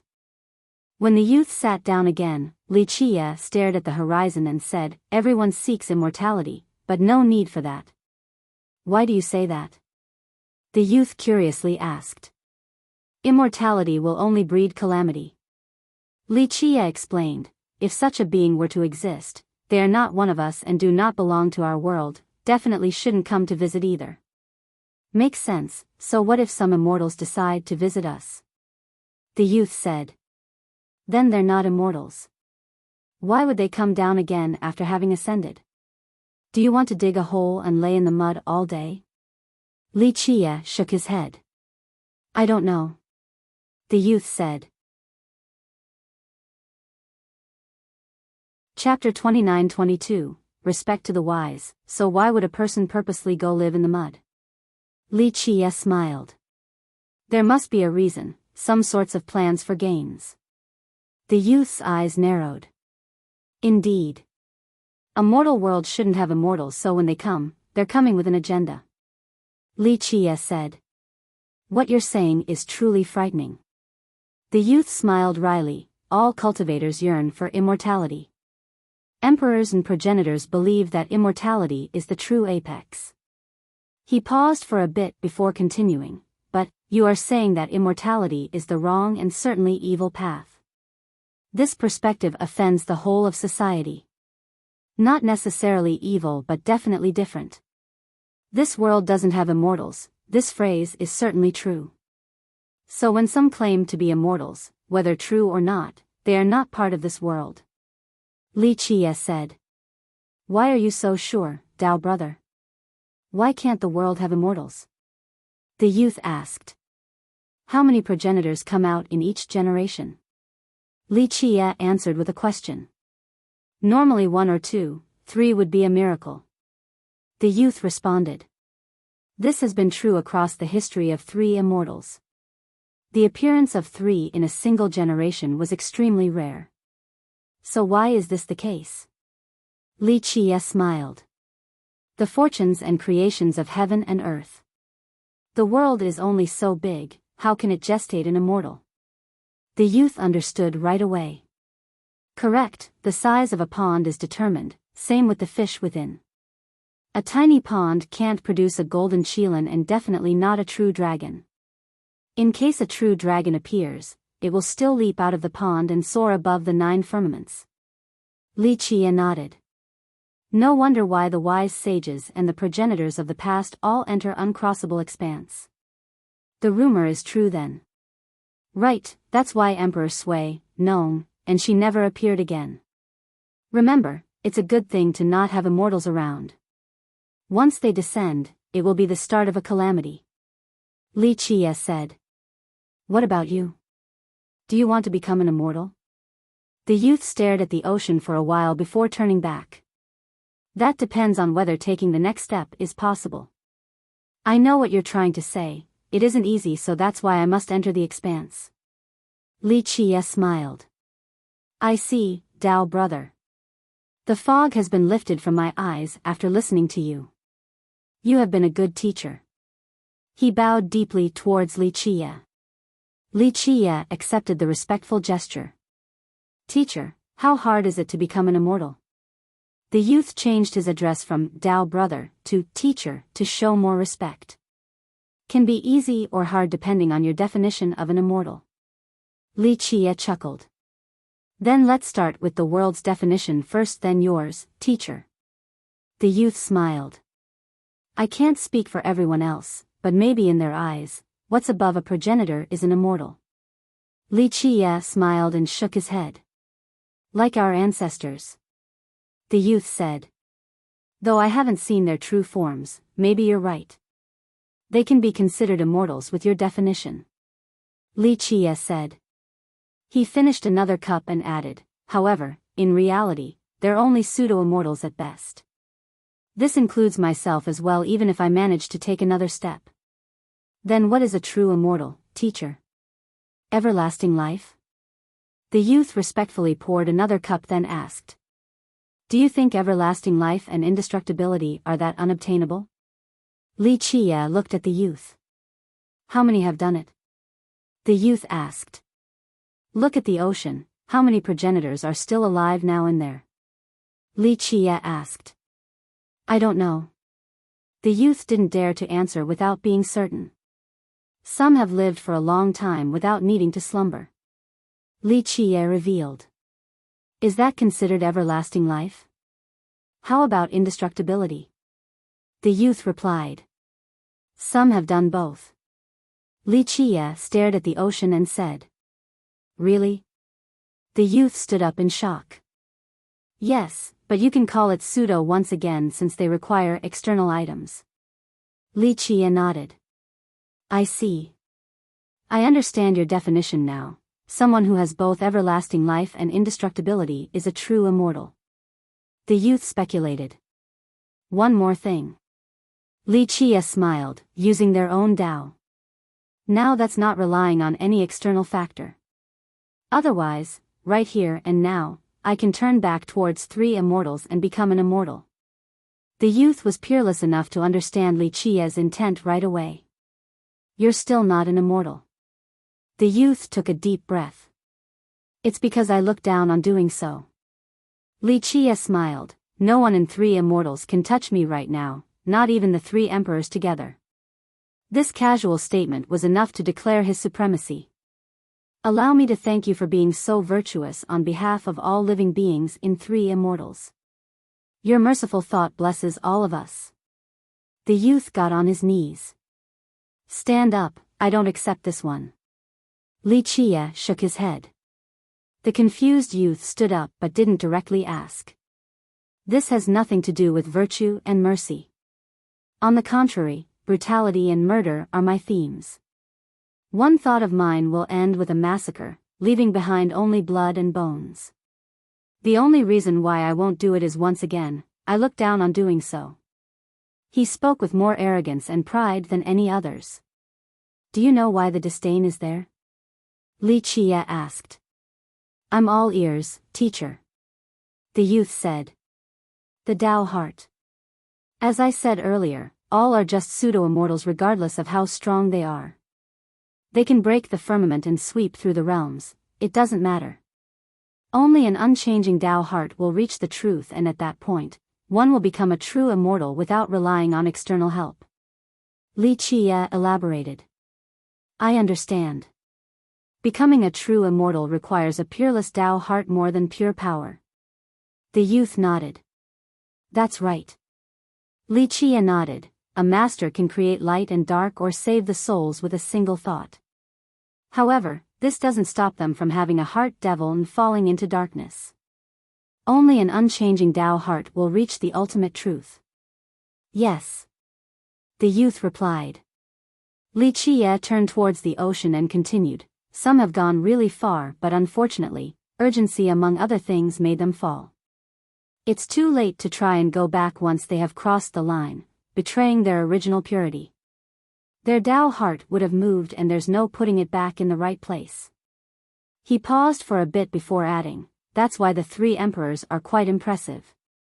They didn't take the next step and still managed to maintain their pure heart. It is our fortune.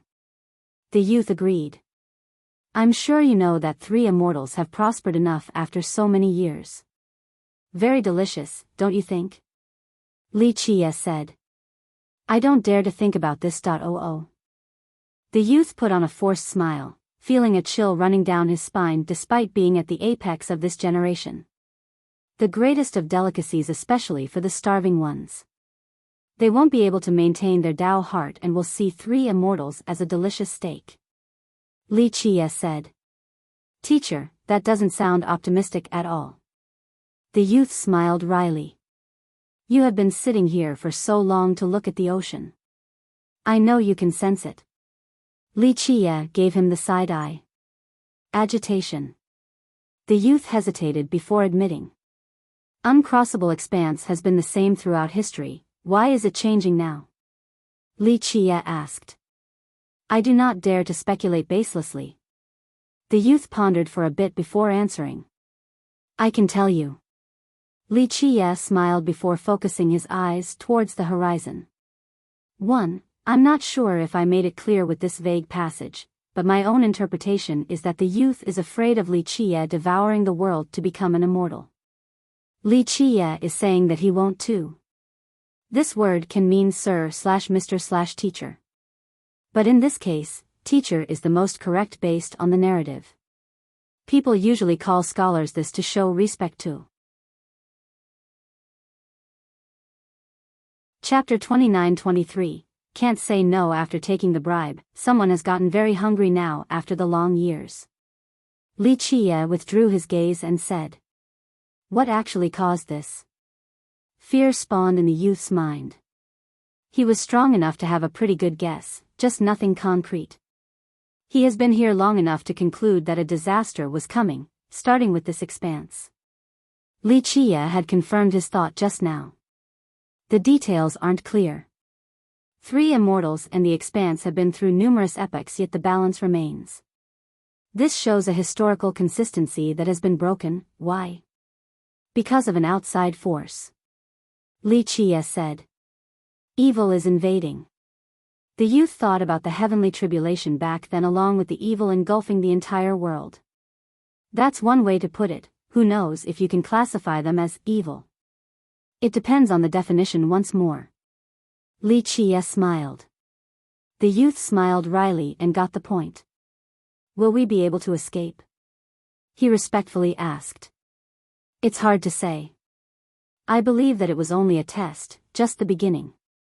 So what does this mean? Would you scout against a bunch of ants? No, you would just destroy their nest, so scouting shows a lack of confidence in strength. Makes sense. The youth nodded. If I'm not mistaken, there will be a vanguard. The future depends on if someone can hold them back and the real power of the expanse. Li Qie smiled and said. The sky moat will be the first gate. The youth stared at the wall and sky pass. Yes. Li Qie nodded. The best strategy is to keep the fight outside of the wall. It will be difficult if anything makes it to immortal lineage. Once the seeds are there, they will sow discord everywhere in the 3 worlds. Please tell me more on what to do, teacher. The youth said. No need to worry at your power level. Just leave and the flames of war won't touch you. Only worry about yourself. Li Qie chuckled. Immortal lineage is my home. I don't want its inhabitants to suffer and for it to turn into ruins. The youth said. It's simple then. Gather the forces of 3 immortals and fight the enemies outside the wall. That's the simplest and most effective method. Of course, if you are decisive enough, kill your way into the expanse and take them down. You think too highly of me. The youth shook his head. I am weak and won't be helpful. So many stronger people have entered the expanse. I can only hope to try and stay alive in there. He wasn't being humbled. Across the years, numerous progenitors have entered. The ones at the immortal level were frighteningly strong. Then protect the wall. As long as Sky Pass is there, everything will be fine. Li Qie said. I wonder how long we can last. My Tao isn't enough. The youth stared at the wall. He felt a bit helpless because he was aware of the incoming forces. That depends on the guests from Uncrossable Expanse. Pray that they aren't as strong as your group. Otherwise, you might hold for now but not forever. Li Qie smiled. What will you do, teacher? The youth stared at Li Qie. If I were to raise my blade, the myriad ages would cower in fear. Li Qie smiled. Please help us. The youth cupped his fist. Why should I? Li Qie shook his head. I'm only a passerby, not the guardian or savior of 3 immortals. For the sake of all living beings? The youth asked. As I've said earlier, if I chose to move against 3 immortals, would be an immortal right now. Am I not showing enough mercy already? Li Qie smiled. Not mobilizing is indeed a great showing of mercy. The youth pondered and had to agree. Thus, I have no interest in protecting anything. Just sparing this world is already more than enough. Li Qie finished another cup. Teacher, fight one battle to illuminate the ages. The youth eventually cupped his fist and requested, it will herald eternal dawn. You can test your incredible prowess in this battle before going all the way later. Let's make the loudest bang to build morale. Ha ha ha, well said. Very well, I guess I can test my blade with this battle to start things off. So be it. Li Qie laughed in response and patted his thigh, seemingly quite amused before finishing another cup. Thank you, teacher. The youth excitedly bowed and poured another cup for him. Your flattery struck the right chords. I know that you're digging a pit, but I'm jumping in anyway. Li Qie drank the whole thing and shook his head. Of course not, given your peerless Tao heart. You would have joined even if I didn't say anything to make this battle the first of your great campaign, raising your blade and waving your banner. The youth poured more for him. A scholar indeed, making flattery so flowery. Li Qie shook his head with amusement. Sigh, it's hard to say no after already eating someone's food. Your meals and wine have done their job well as a bribe. Your approval amplified their value. It's a shame that I came in a hurry and didn't have time for ample preparation. Otherwise, I could prepare even better dishes for you. The youth laughed heartily. 3 immortals does have a lot of delicacies. Li Qie nodded. Too bad it is not the purpose of my trip, or I would give them a try. I know that there is an incredible meal in Sky Ruins, probably the greatest of all time and virtually impossible to find. The youth smiled. Trying to tempt me with food again? If I eat another meal of yours, I will have to jump into another pit. Li Qie shook his head. Of course not. It's already enough to have you join in this battle. It's only regrettable that I haven't prepared more dishes for you, teacher. Give me a little time and I'll go catch them and make some appetizers for you, okay? The youth said. Good, I want to see if it is really as good as you say. Li Qie smiled. This great feast unavailable to emperors was slowly enjoyed by Li Qie, accentuated by the sea breezes. He treated it as just another meal at home. He stood up after finishing and smiled. I have to go to Sky Pass for a small matter. All right, I will go to Sky Ruins and catch one of them to let you have a taste. The youth also bid goodbye. I'll be waiting. Li Qie smiled and moved on. The youth cupped his fist. He then turned back for a quick glance at the expanse before sighing. Next, his sight turned towards Sky Ruins. His body flashed once and he instantly appeared inside Sky Ruins. Li Qie landed on Sky Pass and was greeted by a prosperous aura, the opposite of the solitary shore. One could truly feel the changes of life while standing in this massive area, the first gate of immortal lineage and the only check post of the Great Wall. Once the Sky Moat was activated, the only way to enter was through this pass. Otherwise, one would be stuck outside. Thus, the pass was extremely important geographically. However, it never had the chance to show its importance due to a lack of invaders. Nevertheless, as the biggest pass in immortal lineage, it also became one of the biggest cities after years of accumulation. The prosperity and liveliness here could match any other city. It was independent of any system.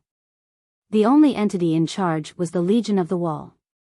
One would be hard-pressed to find a more powerful legion in immortal lineage. The members consisted of the natives in Sky Pass along with men recruits from the wildlands. Moreover, other cultivators in the system could also join as long as they met the requirements. Thus, the actual composition of the legion was relatively complex. 1. The I here is student. He refers to himself as a student to show respect. Chapter 29-24, Sky Pass was no longer limited to a military fortress or a base. It resembled a great city with busy commerce. Despite being the first gate of immortal lineage, the place lacked both guards and patrols. This was due to a lack of foreign invaders. Moreover, the Legion was actually very capable. The wildlands had plenty of villains but none dared to mess with this area. This resulted in rather lax security. Anyone could enter the pass without being searched or interrogated. They could come via flying beasts or riding divine mountains or with their auras fully activated. No one would bother to stop them. This freedom of entry wasn't a sign of weakness for the Legion. It didn't lack control over the wall and the pass. On the contrary, its grasp remained as tight as ever in the past. The power of the Legion was virtually unmatched in this world. Moreover, its commander, Tai Yinshi, was unfathomable. This confidence and absolute control resulted in the current lack of military presence, at least in these sectors. In fact, one would find it difficult to find a single soldier on the street. Nevertheless, everyone still obeyed the laws of the pass, whether it be a powerful eternal or a regional tyrant.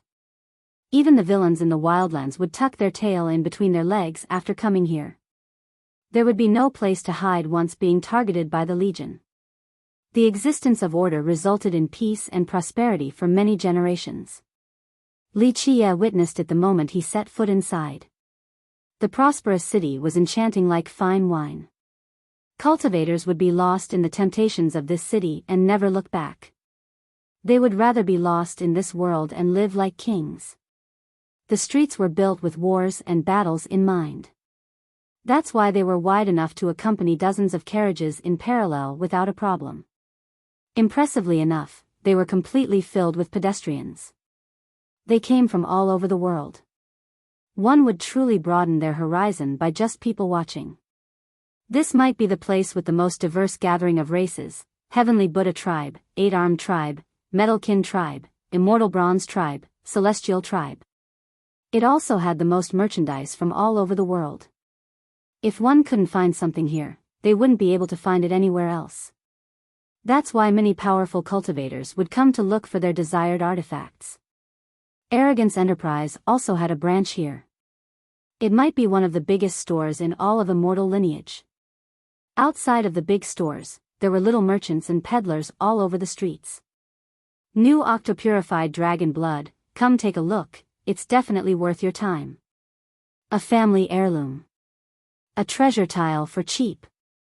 Look, 8 treasured pills personally refined by an alchemy saint, only 1 bottle left for the highest bidder. One could hear these merchants shouting up and down the streets.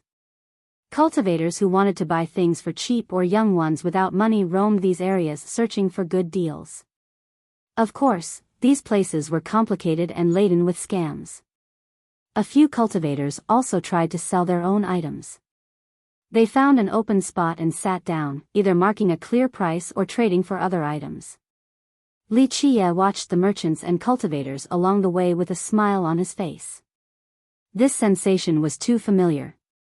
He actually enjoyed going to such places to find cheap treasures whenever he had free time. This time around, he was looking to sell. He picked an inconspicuous corner and sat down, took out a wooden box and placed it in front before leaning back on the wall and closing his eyes. He didn't bother to yell or name a price. The corner he picked seemed quiet relative to the rest of the city, a point of serenity among a cacophony of noises. He only had one customer in mind, so he was going to wait here until the time was right. There were too many sellers like him in these alleyways, so few actually paid attention. Of course, due to the huge mass, 1 or 2 would find his item interesting. "What are you selling, friend?" One person came up and asked. "A priceless treasure." Li Qie answered without opening his eyes. "Priceless?" The person became interested and took a meticulous look. This didn't look priceless at all, at least not when judging by this wooden box. "Can you open it so I can take a look?" The person asked. "You can't afford it," Li Qie lazily said, eyes still closed. This attitude annoyed the potential buyer.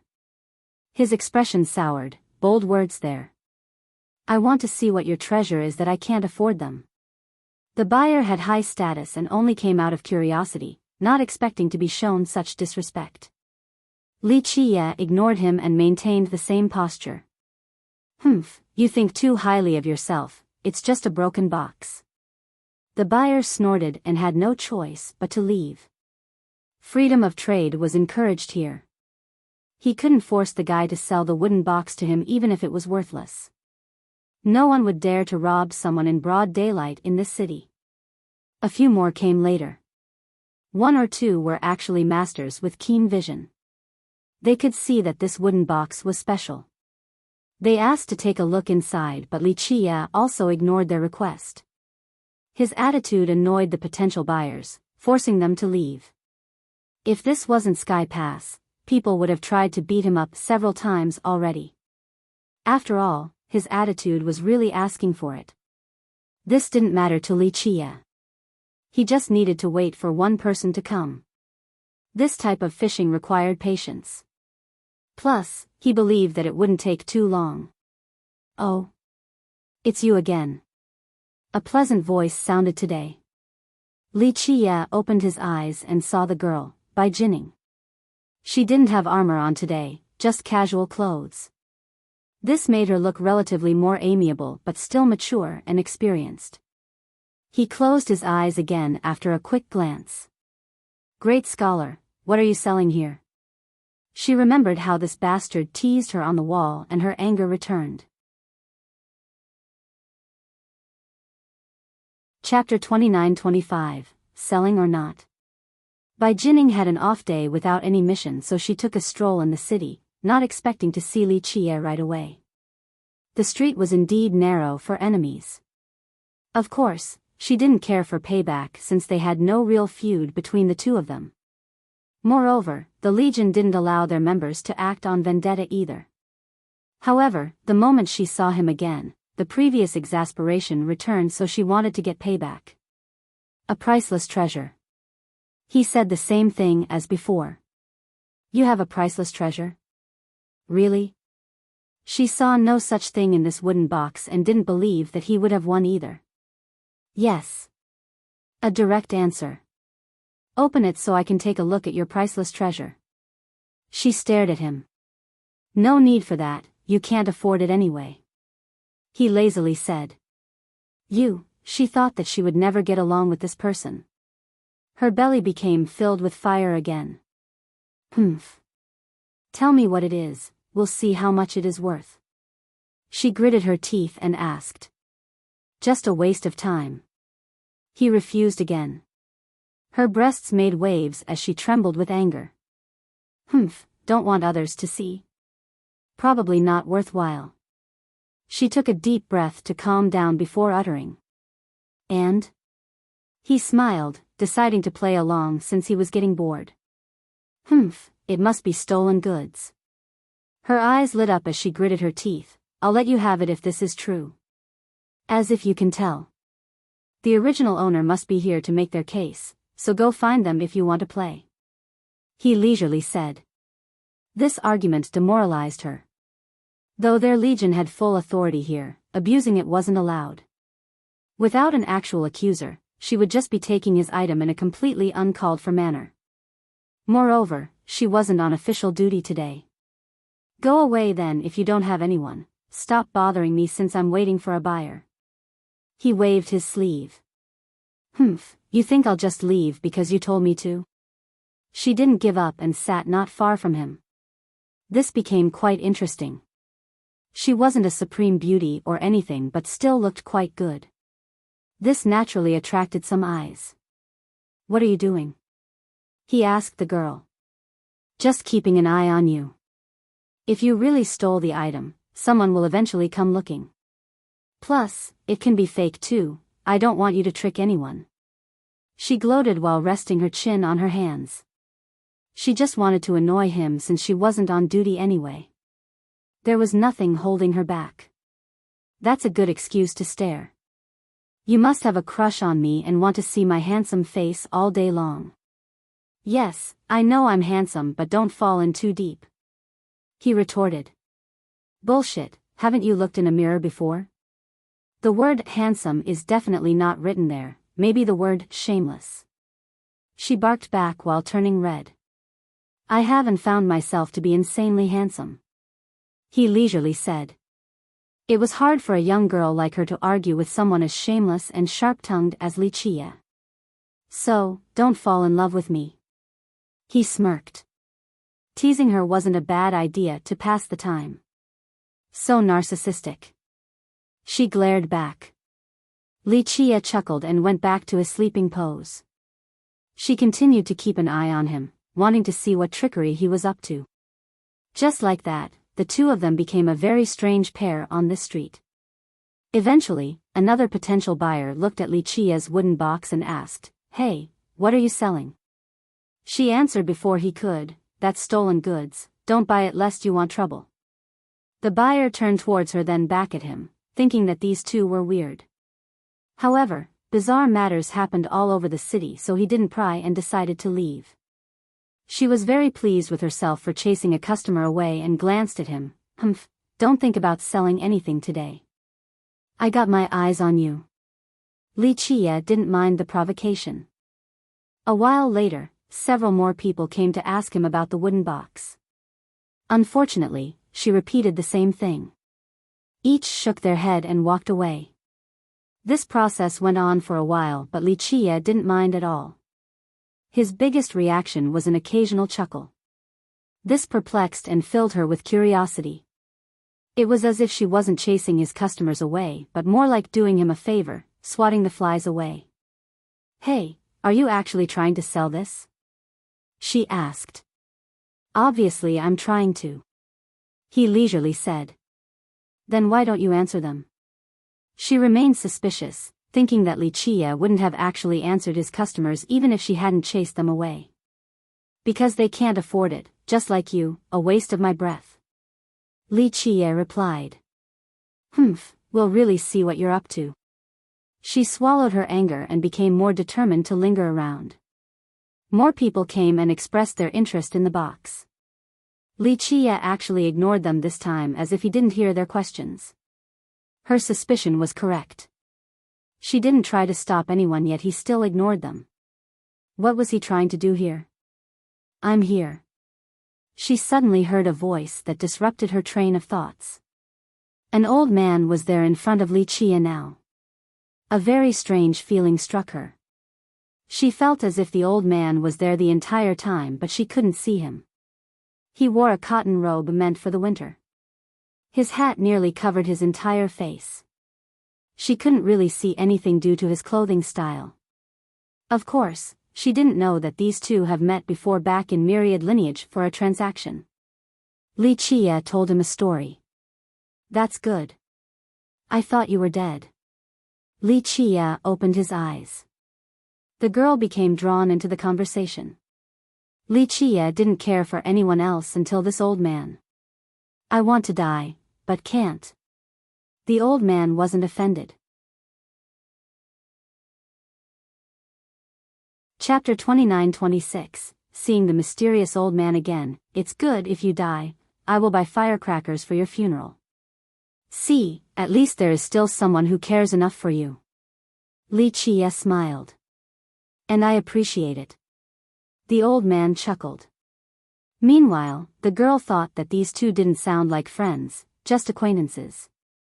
All in all, their attitude was very confusing to outside listeners. "Is it that thing?" The old man looked at the wooden box. "3 leaves, just so that you can have a smell. That's how you found your way here, right?" Li Chia smiled. The old man looked up and stared at Li Chia for a long time before nodding. "You do have it, I see. I've been searching for a long time but couldn't get it due to various constraints." "You're just fishing, don't call it searching for a long time," Li Chia said. "Are you the fish? Or maybe you're the fisherman and I'm the caught fish." The old man smiled. Li Chia laughed and didn't comment on this. The old man picked up the wooden box and opened it for a look. Meanwhile, Bai Jinning's neck seemingly stretched quite a bit. She was very curious about this so-called priceless treasure. She thought that Li Chia wouldn't be able to produce something of that level, at least based on his appearance. The old man saw 3 leaves inside, as green as can be. A majestic aura struck him in the face. Bai Jinning also felt as if she was inside an ancient forest with boundless life forces. However, she didn't get a good look before hearing a pop, the old man closing the box tightly. Despite not seeing them well, the aura just now left a deep impression on her. The 3 leaves were equivalent to 3 forest worlds. A question popped up in her head: are these 3 leaves really priceless? They didn't look like immortal alchemy materials. This is it, these 3 leaves are right. I will bring them back so others can take a look and celebrate this great news. The old man nodded. The old man recognized that these leaves came from the 3 immortals tree, unlike Jinning. Li Qie let them out in order to draw him here. I'm waiting for my payment. Li Qie smiled. What do you want? Or rather, what must I do? The old man looked at him. Hard to say. Li Qie rubbed his chin in response. How about this? What do you guys have? Let me pick something suitable so I won't go overboard, just to be reasonable. I'm pretty sure you will try to extort us. The old man didn't hold back. I was a little embarrassed and didn't want to do so, but now if I don't do it, I'll be letting myself down. After all, you three have been setting up this net for too long and far. A fish such as myself deserves something sweet for biting, right? Li Qie smiled. This isn't a good place to talk. We're just speaking without any proof. Why don't you come to our place and we'll take our time there? The old man pondered for a bit before answering. You want a 3-on-1? It'll be a desolate place, so what am I going to do if you decide to rob me? Li Qie's eyes narrowed with a smirk. You're afraid? The old man smirked back. No, your group should be the ones afraid. Li Qie's smile grew wider. You're in a tough position right now, so can you spare the effort to deal with me? I'll be one taking everything mercilessly. Is that so? The old man's eyes narrowed. Certainly. I don't mind taking on 3 at the same time since I want to see the apex of this world. Plus, I don't need to hold back in 3 immortals, unlike you 3.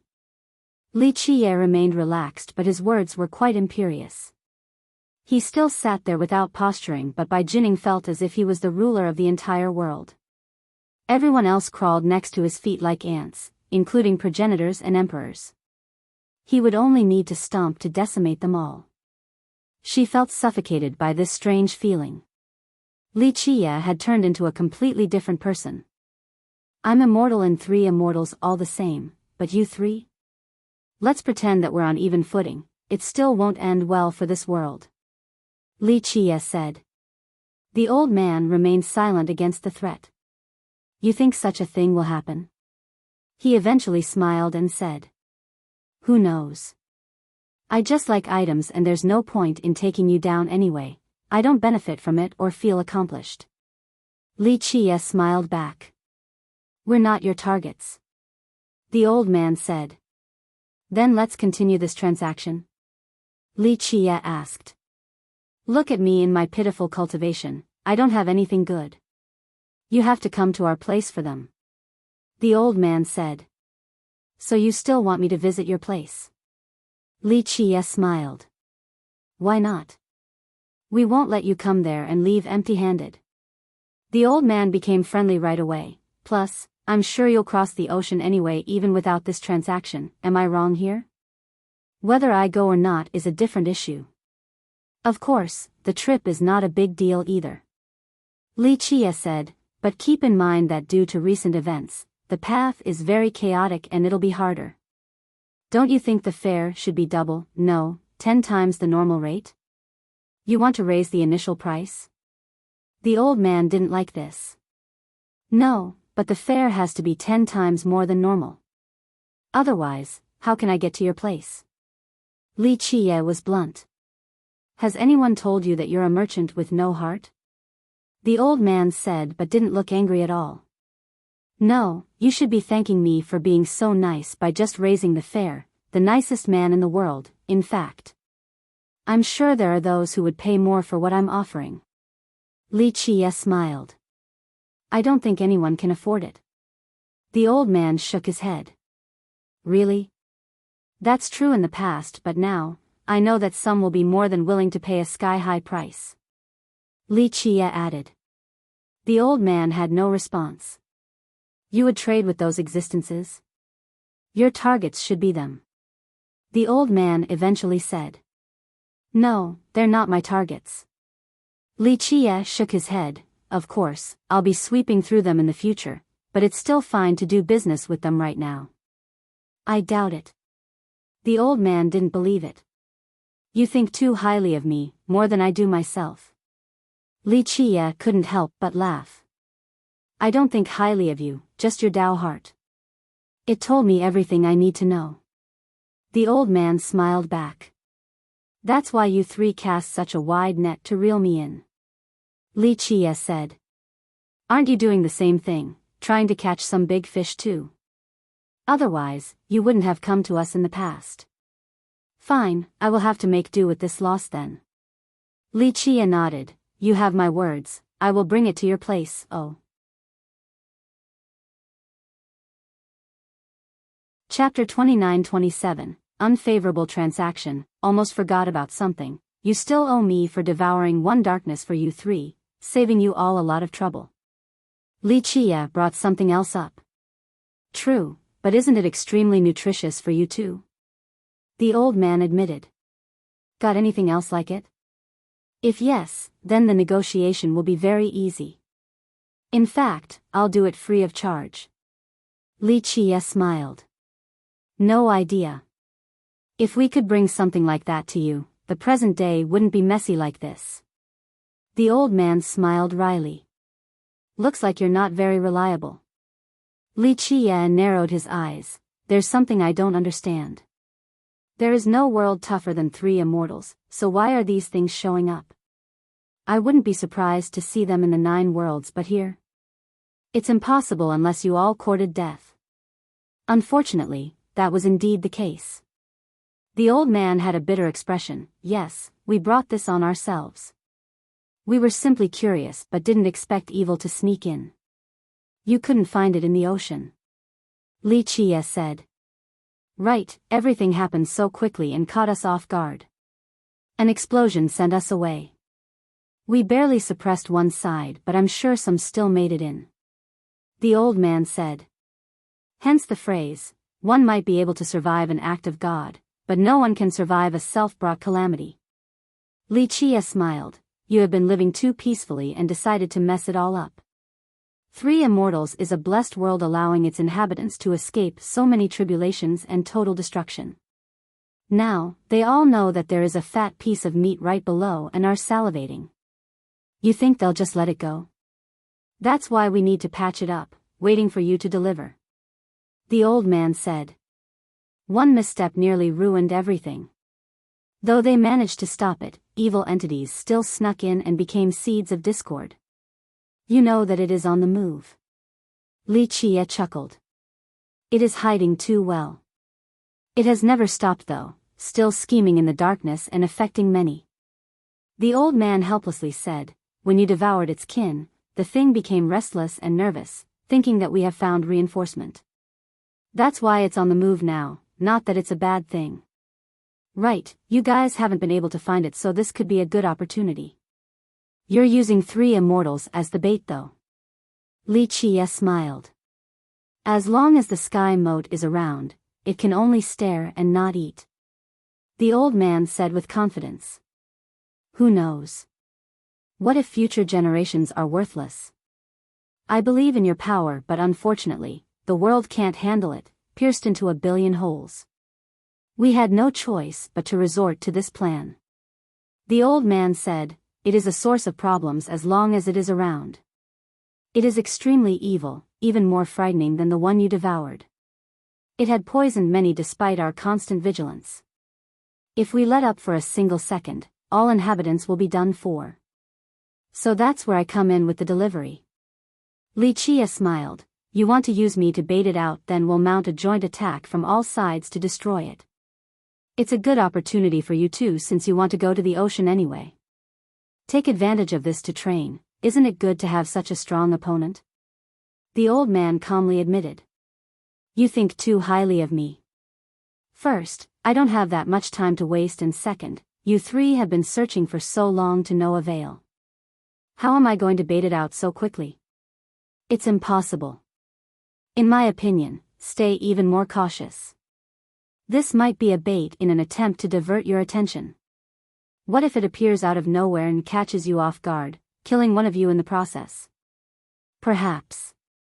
The old man nodded. We can't judge it using conventional wisdom. Prudence is necessary. This might just be a scouting attempt too. Well, all of this has nothing to do with me. Li Chia said, I will deliver the goods since the ocean is indeed a good place to train. It's time for me to take the next step anyway. However, I won't stop here and waste time with you all and will be leaving after this matter. Meanwhile, Bai Jining has been resting her chin on her hands, listening to the whole thing. They spoke the same language as hers, but she didn't understand anything. However, she felt as if they were up above the clouds while she was an ant on the ground. For the expedition? The old man asked. That's something worth musing over if I can take the next step. Li Chia said, it just depends on the situation. Ah, you still haven't made up your mind. Have you thought about the situation after an expedition? The old man said. Did you think it through back then? Li Chia asked. We're not like you and have different goals. Moreover, we're lucky enough to have 3 immortals. I won't deny your abilities, but even in the case of victory, have you thought carefully about what comes next? The old man said. The thing I want is very simple. He chuckled. I believe you. The old man nodded, but I also know that you're not as free as you like to think. You can't abandon your world, and that's your biggest shackle. Otherwise, you wouldn't be trying so hard to gather items and consolidate more power. It's definitely for yourself, but more so, your world. There is no savior, but guardians do exist. The old man looked straight at Li Chia. Where are the guardians for your world when you are gone? Most importantly, if heaven were to break after your final battle, the result is quite grim for a world without defenders. That's why you haven't made up your mind. I'm sure you have an outline in mind, but it's not time yet. Taking the next step for you might not mean starting the expedition right away. That's why you want to borrow my power. Li Chia chuckled. I do want to see you take the next step. You have been accumulating for a long time now. Plus, no other place is more suitable to do so than this ocean. If you really want to do it, then do it there. Is that why you're coming? Yes. Li Chia didn't deny his plan. Just hang around the ocean for a bit. It's best if we work together because our side is lacking manpower. The old man invited. This is where our styles are different. Li Chia shook his head. What was on your mind when you were standing at the very edge? The truth is, we didn't win back then. The old man smiled. The consequences were heavier than our imagination, so we stopped. So your preparation was inadequate, your heart unprepared. Li Chia chuckled. The old man looked at him and said, You are the strangest man we've met. Despite your unwillingness, you will really do it, not giving a damn about anything. Your heart is colder than any overlord. But, it looks like you still can't drop it, so you rather pull the entire world up. Why not? Where I go is where my world shall be, in my heart. Oh. Li Chia smiled. That's why, don't question my determination. I will fight the final battle without looking back. Yes. The old man sighed. Though we didn't win, we still had a chance, but ultimately decided to turn back. We're just different. Li Chia added, in my opinion, offense is the best defense. If anyone dares to cross my line, I will take the fight to their nest. It is that simple. I got it. The old man nodded. Once you have a substitution method in place, that's when your expedition will start. The villainous heaven and I, perhaps we can coexist, not one of us must die. However, all of those fiends, they must die. Li Chia's eyes became all-piercing after declaring this. Bai Jining lost control of her body and felt chills all over the moment she saw this gaze. 1. I don't know if it is plural or singular for evil entities. In such cases, I always assume plural too. From this, it is singular, but I don't want to change the plural above just in case there are more 3. The word for fiend here is hard to translate without more context. It can be monsters, ghosts, evil creatures, damned things. These are all good choices, but the only way to translate correctly is if I know what they are. From the context so far, they're probably evil immortals. Fiends seemed like an okay choiceio. Chapter 29-28. The world exists with me. The piercing gaze could kill the gods without difficulty. Bai Jining became frozen even though it wasn't pointed at her. She felt completely insignificant and trivial as a result. Alright, just remember that once you take the next step, they will try to annihilate you for peace of mind. The old man contemplated before telling Li Qie. As if we can escape by not moving forward. No one is that lucky. 3 immortals is blessed not like other places, but how much longer do you think this will last? Perhaps it is targeted now. Li Qie smiled. You're right. It was our fault anyway for inviting this greed. The old man nodded. It's really only a matter of time.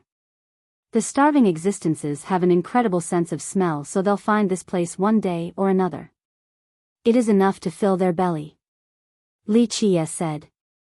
True, that's why no one can escape, neither you nor me. The old man accepted the grim reality. The only way is to fight until death, otherwise, this state will always be the same. Escaping won't solve anything. Li Qie said seriously. What happens when one obtains victory? They'll just replace it, this is an endless cycle. The old man smiled. I've told people this old story before. A warrior slaying a dragon only to find that the dragon used to be a great warrior. However, my Dao heart is unbreakable. I am a dragon slayer, not someone who will turn into a dragon. Li Qie said. The old man's eyes became profound, vast enough to encompass 3 immortals. Everything was as tiny as a speck of dust in his eyes. This seemed to be an attempt at reading Li Qie's future. I should have faith in you. Perhaps one day you will be able to do it. He eventually said. No, don't believe in me. Li Qie shook his head. You should believe in yourself. Are you a dragon slayer or a dragon? Or another existence, such as the villager or a saint? Nothing good comes from being a saint. The old man said. Who actually has a good ending on this path? No one. Even the villagers have to offer sacrifices. Li Qie smiled. Maybe just being a mortal is best. The insects of summer do not worry about the coldness of winter. The old man became slightly emotional. Can you handle being an insect? If not, then at least try. Who cares what the world thinks?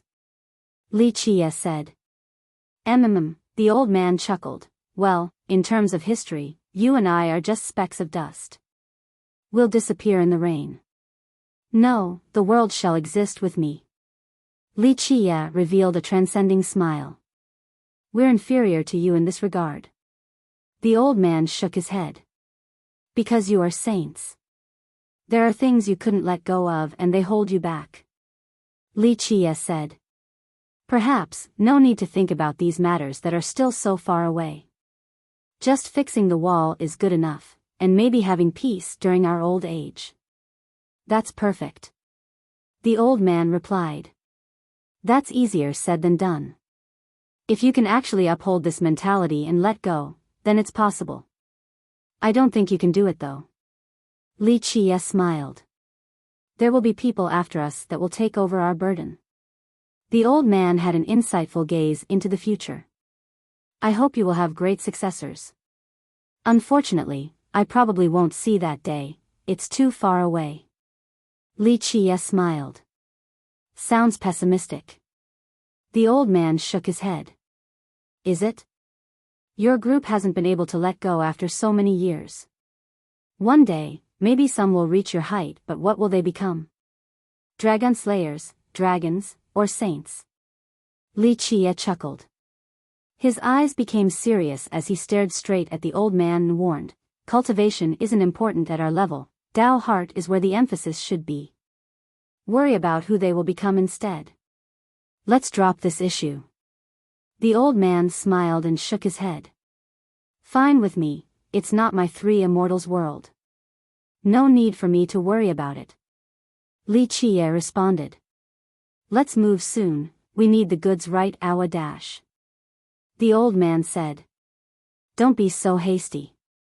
You've waited so long already, what's a bit more waiting? Li Qie interrupted him. Alright, we'll wait for you in the ocean. You'll know how to find us then. The old man smiled and became increasingly ethereal before disappearing altogether. Where did he go? Jining was shocked to see the old man seemingly melding and becoming one with space. He left.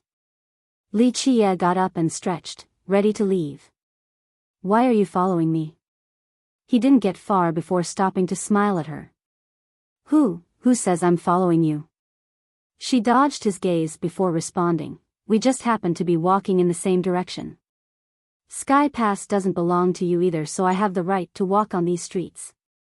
For some strange reasons, her voice was filled with timidity.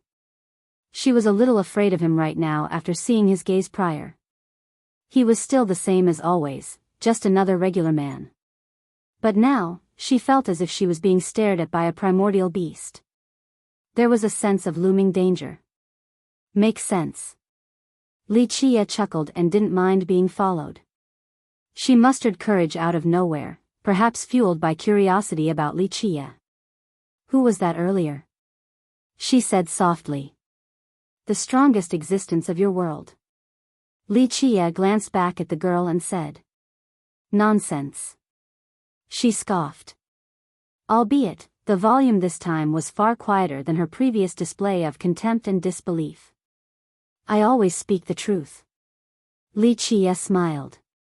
Everyone knows that in the present days, Luminous Master is the strongest. That person wasn't him. She tilted her head in contemplation. Luminous Master is only an ant or a speck of dust. Li Qie commented. Shoo. She was scared out of her mind after hearing this and gestured with her finger on her lips. You'll lose your head if anyone else hears this comment. Is it that serious? Li Qie chuckled. I'm not messing around. Luminous Master is admired by everyone. Your insult earlier would make you the #1 public enemy. Bai Jining leaned in closer and whispered. This was indeed the truth. Luminous Master had plenty of followers and admirers in immortal lineage. They wouldn't forgive Li Qie for insulting him. Bunch of idiots. Li Qie shook his head. Are you tired of living? Plus, Luminous Master and you probably don't have any feud. Why do you need to insult him? Once again, I'm just saying the truth. Must I praise him as the strongest like the rest? Li Qie said. He is the strongest. Jining said. Chapter 29-29, Wooden Buddha. She wasn't being unreasonable. The majority would give the same answer when asked who was the strongest right now in immortal lineage.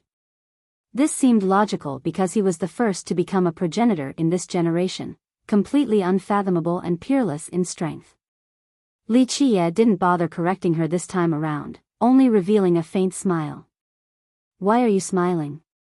She was dissatisfied with his attitude. A frog only thinks the sky is as big as the mouth of the well. Li Qie answered. So how big is your sky? She retorted, furious. Boundless, exceeding your imagination so you can't imagine it. Li Qie leisurely said. Are you saying that I'm stupid? She glared at him in response. I didn't say that, although I would absolutely believe you if you were to say that you're stupid. Li Qie replied. You. She almost vomited blood from anger and glared at him again. Unfortunately, he ignored her and casually strolled down the street. Your commander is Tai Yinshi, right? Li Qie suddenly asked. Yes, and?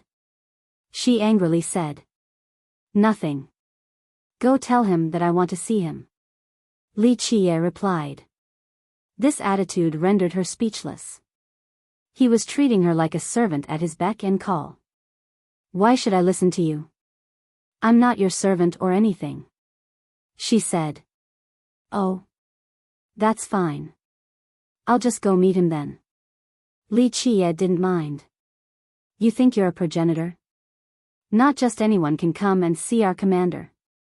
He's in isolated cultivation right now. Few actually get to meet him. She said. No problem, I'll pay him a visit. Li Qie added. You gotta be insane. Sky Pass is not the same as before, if you do anything stupid, our legion will surround you. And I'll warn you now, it won't feel good then. She gave him the side eye. I heard that your legion is the strongest in immortal lineage. Let's see how strong it is. He responded. She became speechless. Why do you want to see our commander? It took a while for her to calm down. Just want to chat with him for a bit. Li Qie replied. Bai Jining didn't know whether Li Qie was crazy or just insanely egotistic. Not just anyone could have an audience with their commander. His nonchalant attitude about the whole thing was just too arrogant. You're insane if you think you can go wherever you want in Sky Pass, she said with a mean glare. Li Qie only smiled and didn't answer. Our commander will show up in a few days. She didn't know why she wanted to help him. There is a big banquet with numerous guests. Maybe I can get you a seat so that you can meet our commander. She immediately regretted this potentially foolish move. To sneak a stranger inside? She wouldn't be able to handle consequences if something were to happen. Alas, it was too late to take it back. She wondered if there was something wrong with her right now. Sounds good. Li Qie nodded and accepted the suggestion. His casual demeanor was simply infuriating to her. Did he not know that she was risking her life to do this favor? Don't cause any trouble or I'll be the first to deal with you. She gritted her teeth. He answered with the same smile. They had been walking for a while and just happened to come across a store with a display window. He didn't really care, but the content of the store made her stop for a bit. He walked several steps ahead before noticing and stopping to look at the dazed girl. Let's go in. Li Qie opened the door and was greeted by an enthusiastic worker. Jining regained her wits and also followed along. The two of them were next to the display window now. It's not bad. Li Qie knew exactly the item that stole her attention. Esteemed guests, you have keen eyesight. This carving is in the form of Lankavatara Buddha. Our shopkeeper has identified it as authentic. The worker told the two. I'm aware. Jining jumped in. The item on the window display was a wooden Buddha, small in size, and had a cute smile, looking quite merciful. Lankavatara Buddha. Li Qie chuckled while looking at it. Yes. The worker said, it has been blessed by Buddhist arts and able to expel evil and subdue fiends.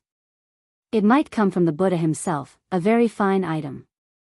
Lankavatara Buddha was a progenitor in immortal lineage, one of the few that didn't have an official title. He started a temple with the same name at first. This eventually became an entire system. For a long period of time, some said that only he could rival Desolate Saint in terms of illuminating and saving the people. His Buddhism affected many generations in history. Definitely high grade. Li Qie nodded. It was clearly treasured by its previous master, shiny and clean. Would you like to buy it? The worker asked. Yes. Li Qie smiled, not bothering to look at the price. Are you crazy?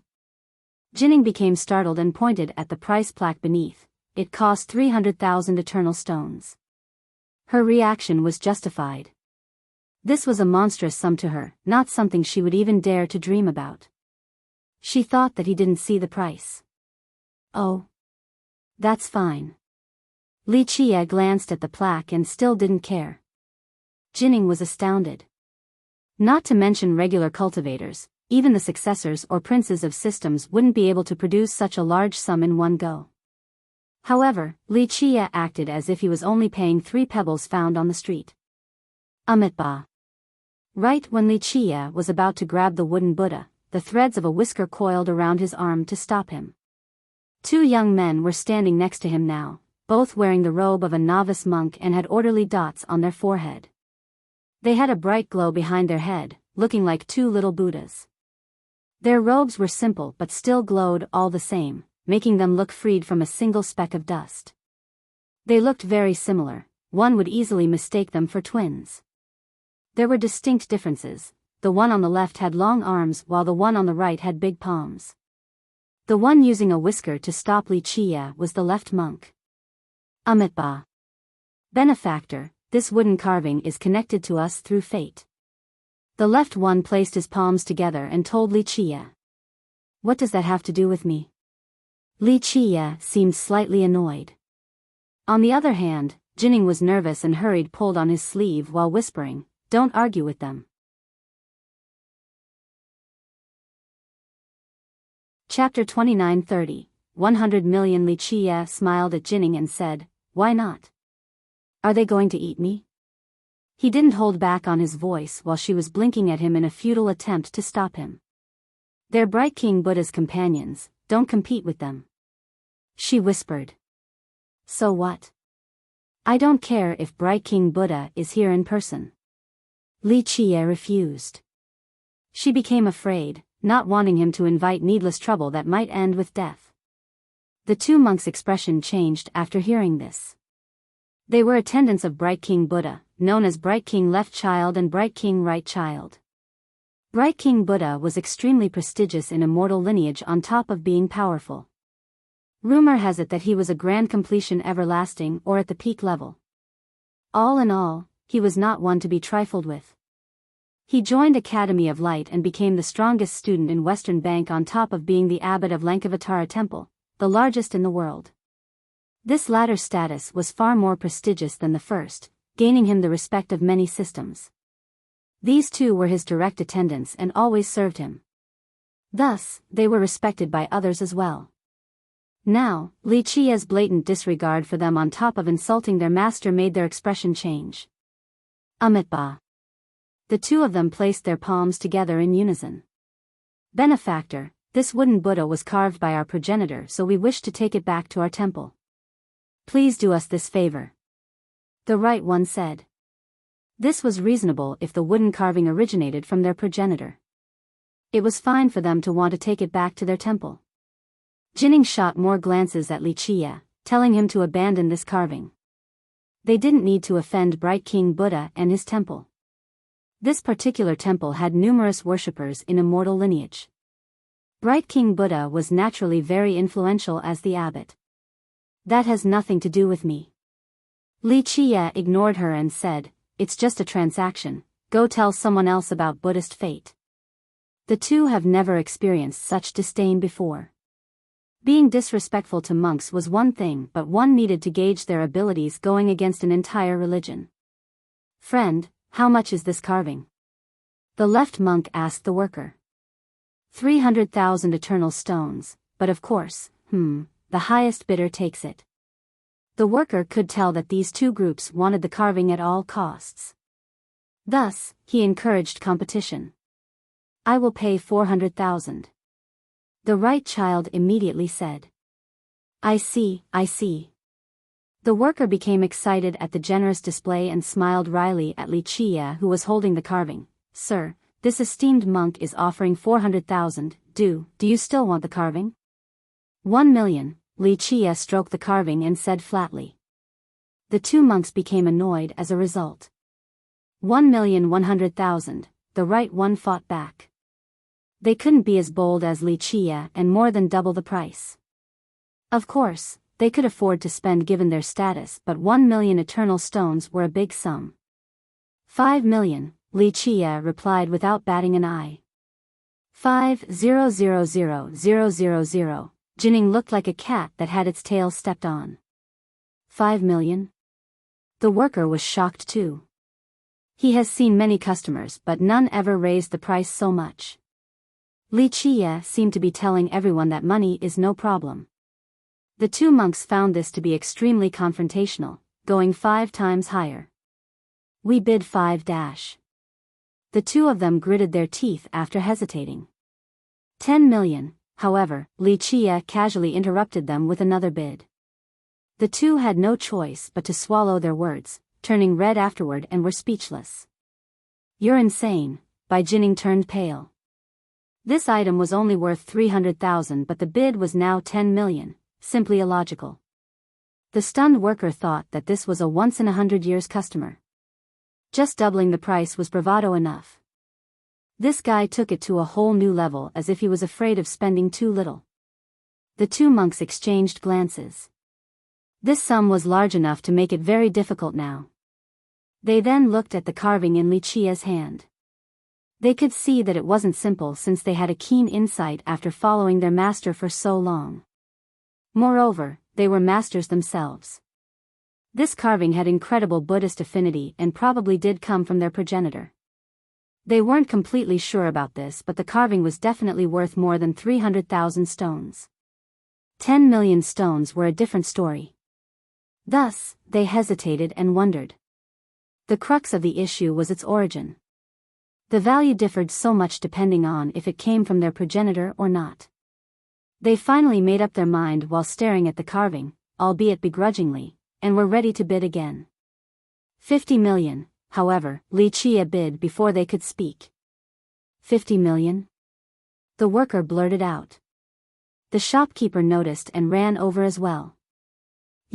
This isn't a game. Jinning's legs trembled as she tugged on his sleeve and whispered. 100 million, he responded to her with another raise for no reason. Jinning couldn't form a coherent sentence. The worker nearly fainted and leaned on the shopkeeper. The experienced shopkeeper found this astounding as well. Li Qia ended up bidding 100 million stones for an item priced at 300,000? Plus, he didn't even bother listening to his competition and just raised the price all by himself. No one has seen someone bidding against himself before since it made no sense. Only an idiot would do so, and they have met one today. The monks had an ugly expression. First, let's put aside whether they could afford it or not. Spending this much on a wooden Buddha wasn't worth it. It wasn't a supreme treasure. Sir, you sure you want this carving? The shopkeeper cleared his throat and was skeptical. Chapter 29:31. Money talks. His skepticism was understandable due to the illogical circumstances. Why would anyone want to pay more unless they were crazy? He looked as if he was afraid that the item wasn't precious enough and needed to raise its value. Yes, I want it. Li Qia was nonchalant about the price. Jinning couldn't speak anymore. Words were stuck in her throat. She thought that paying 100 million was ridiculous for a wooden carving. Calling him an insane prodigal son wasn't enough. The shopkeeper rubbed his palms together and said, Sir, will you pay with cash or a different method? He was still unsure about this idiotic endeavor, thinking that Li Qia was only messing around. Amitba. The right child placed his palms together and said, Words can't be taken back just like splashed water. Benefactor, you named the price, it is time to pay up. The monks didn't believe that Li Qia could actually pay this price, so they wanted to humiliate him. Only spare change, so I don't normally carry it with me, Li Qia said. Everyone exchanged glances after hearing this ridiculous statement. Benefactor, 100 million is not 300,000 and definitely not 1 or 2 stones. Watch your words. The left monk raised his voice towards the end. They were waiting for Li Qia to be unable to produce this sum. Thus, they could make fun of him on top of buying the carving for the original price. Is there a difference? 100 million is still the same as 1 or 2, just a tiny number. Li Qia looked at them and said. The two monks didn't know what to say, their face started turning red. There was something about Li Qia's appearance that infuriated others. Spending 1 million to buy this carving would hurt these two monks. On the other hand, 100 million didn't sound like much for Li Qia and couldn't even be considered pocket change. It was as if he was just buying some fried dough bread on the street. Sir, so how will you pay? The shopkeeper calmed down after witnessing Li Qia's crazy statement. Li Qia glanced at the shopkeeper and said, I have this pearl or something, it's not much. Take it. He then took out a wooden box and threw it at the shopkeeper. The shopkeeper caught and opened it. A brilliance from within nearly blinded him. The two monks didn't get to see the item before the shopkeeper hastily closed it. His chest heaved up and down, frightened. He slightly pushed up the top again for another glance before closing it instantly. Is that enough? Li Qia waved his carving and said, What's your appraisal? It's enough, no, more than enough. We'll get you the remaining surplus. The shopkeeper hurriedly added. No need for that, if it's not enough then I'll add more. Li Qie replied, seemingly wanting to spend more. No. Sir, it's really enough, we're actually making a lot of this, more than 1,000 years of profit. I'll immediately go get you what's left over. The shopkeeper shuddered after hearing this. His heart couldn't handle this. This carving selling for 100 million was frightening enough, but this pearl was another issue. According to his appraisal, he was already making plenty and wanted nothing more than to give back the difference. However, this guy didn't even want that. He never expected several billions to be at stake for this carving. Even a merchant with the evilest heart couldn't handle the guilty conscience. The shopkeeper no longer tried to hide how much they were making off this. You still have a conscience for saying this. It's fine, the rest will be your reward. Li Qie said. Thank you for your generosity, thank you, sir. The shopkeeper reacted by kneeling on the ground and said.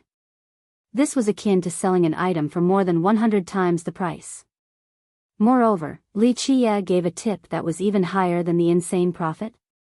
The shopkeeper would lick Li Qie's shoes right now if asked. The monks realized that they had met a real money bag with something wrong in the brain. They decided to leave in a gloomy mood. Sir, I will wrap it up for you. The shopkeeper accepted the carving from Li Qie with more respect than he had ever shown anyone else before in his life. This was a once-in-a-lifetime meeting with a real rich man. Meanwhile, Jining felt she was losing control of her legs from watching this mess. The shopkeeper respectfully handed the wrapped item to Li Qie and said, Sir, do you want anything else?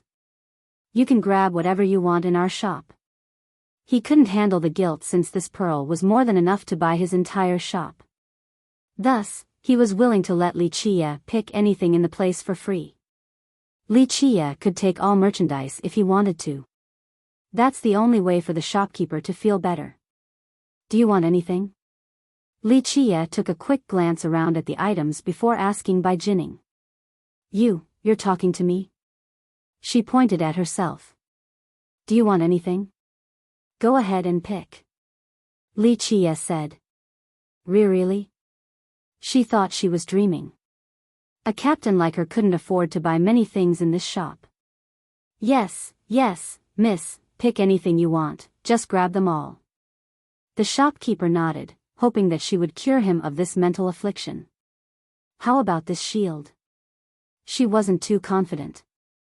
Yes. The worker immediately wrapped the shield with lightning speed before respectfully handing it to her. She couldn't believe that this was happening as she was holding the shield. Miss, anything else? Keep picking. The shopkeeper encouraged her to take more items for free. Well, then I want this sword. She hesitated for a bit before picking another. Chapter 29:32, All yours. Miss, your sword. The worker wrapped the sword and respectfully handed it to Bai Jining. They moved with lightning speed, seemingly afraid of her changing her mind. Miss, keep on looking for anything else you like. The shopkeeper enthusiastically said. Jining wasn't ready for this treatment. The shop had plenty of good items, but they were normally too expensive for her. Is this okay? She looked over at Li Qie, afraid of the shopkeeper changing his mind and telling either of them to pay. Just take whatever you like. Li Qie didn't really care. The items here couldn't enter his sight. Yes. The shopkeeper smiled and said, Miss, I will give you everything that you like here. She knew that this treatment was thanks to Li Qie. The shopkeeper wanted nothing more than to please Li Qie. Then I'll take that cauldron. She hesitated for a moment before picking a cauldron. Nevertheless, she still felt awkward, thinking that she was greedy for picking two already. Here is your cauldron, Mississippi. The worker wrapped it right away. Miss, look here, this golden bell is great, it's made from West King metal. Clear melody and bright runes with a special charm. The shopkeeper recommended other items in his shop. This was the best way to clear his guilty conscience. I can still keep going? She had already picked 3 and didn't want to go overboard. Of course you can. The worker had already wrapped up the bell for her. Okay then, she begrudgingly accepted. You see this mace? The ultimate treasure from a big sect, as flexible as a dragon yet as tough as a heavenly pillar, blessed by 89 talismans, the finest weapon, the shopkeeper continued. This went on for a while. Under the shopkeeper's enthusiastic recommendations, Jining ended up getting a dozen items or so. All in all, he gave her all of his best merchandise. She finally understood how hard it could be to take things for free after this event. Her skin wasn't thick enough to take more right now. She was very satisfied and thought that this was already an unprecedented level of greed for her. Okay, I'm good. She kept on rejecting until the shopkeeper gave up. The guy felt much better right now. She still had a hard time dealing with accepting items for free. It was like a pie falling from the sky and the entire thing fell on her head, resulting in confusion. She put away the treasures and didn't know how to describe her emotions. Disbelief? Ecstatic? Sir, please come back again. The shopkeeper and the worker saw Li Chia out of the shop and kept on bowing until he was gone from sight. Jining followed behind him, still in a daze. However, this wasn't a dream because the treasures were still in her spatial pouch. Thank you. Jining regained her wits and quickly thanked Li Chia. Her voice was soft but it came from her heart. Li Chia only smiled in response. Amitabha. A Buddhist chant stopped the group as they were turning a corner. They saw the 2 monks earlier again standing in their path. Who knows if this was a coincidence? The left child assumed the palms together posture, looking quite merciful and benevolent. Li Chia raised his brows ever so slightly before continuing to leave. Amitabha, we meet again. This must be a touch of fate. The right child said. I have never had a fateful connection with fake monks before. Li Chia said. The 2 monks exchanged glances. The left one spoke again. We would like to have good karmic ties with you, benefactor. Buddha will guarantee peace and prosperity for you. Good karmic ties? Li Chia had a smirk on his face now. A good dog doesn't block the way. I don't care about karmic ties, especially not with poor monks who have nefarious intentions, either stealing or robbing. He was as blatant as can be, directly criticizing them to their face. Bai Jining was surprised to hear this. He offended all of the monks in the world, not just these 2, definitely not a wise move. Be nice now. She tugged on his sleeve again and quietly reminded him. Amitabha. The monks had an ugly expression and started chanting again. Masters, sorry about this. Jining could sense the tension and tried to appease the 2. We have important matters to take care of and will apologize to you at another date. Benefactor, we have no ill wills and only wish to form a good karmic tie. The right child placed his palms together. Scram. Li Chia was in no mood for this. Don't make me change my mind. Get out of my sight before I make chamber pots from your heads. The 2 have never seen such aggression and disdain before due to their status. This was completely unprecedented. Jining smiled wryly, knowing that a fight was inevitable despite her effort. These 2 monks were actually powerful characters before becoming Buddhists. Money wouldn't be able to solve this problem. You little beast.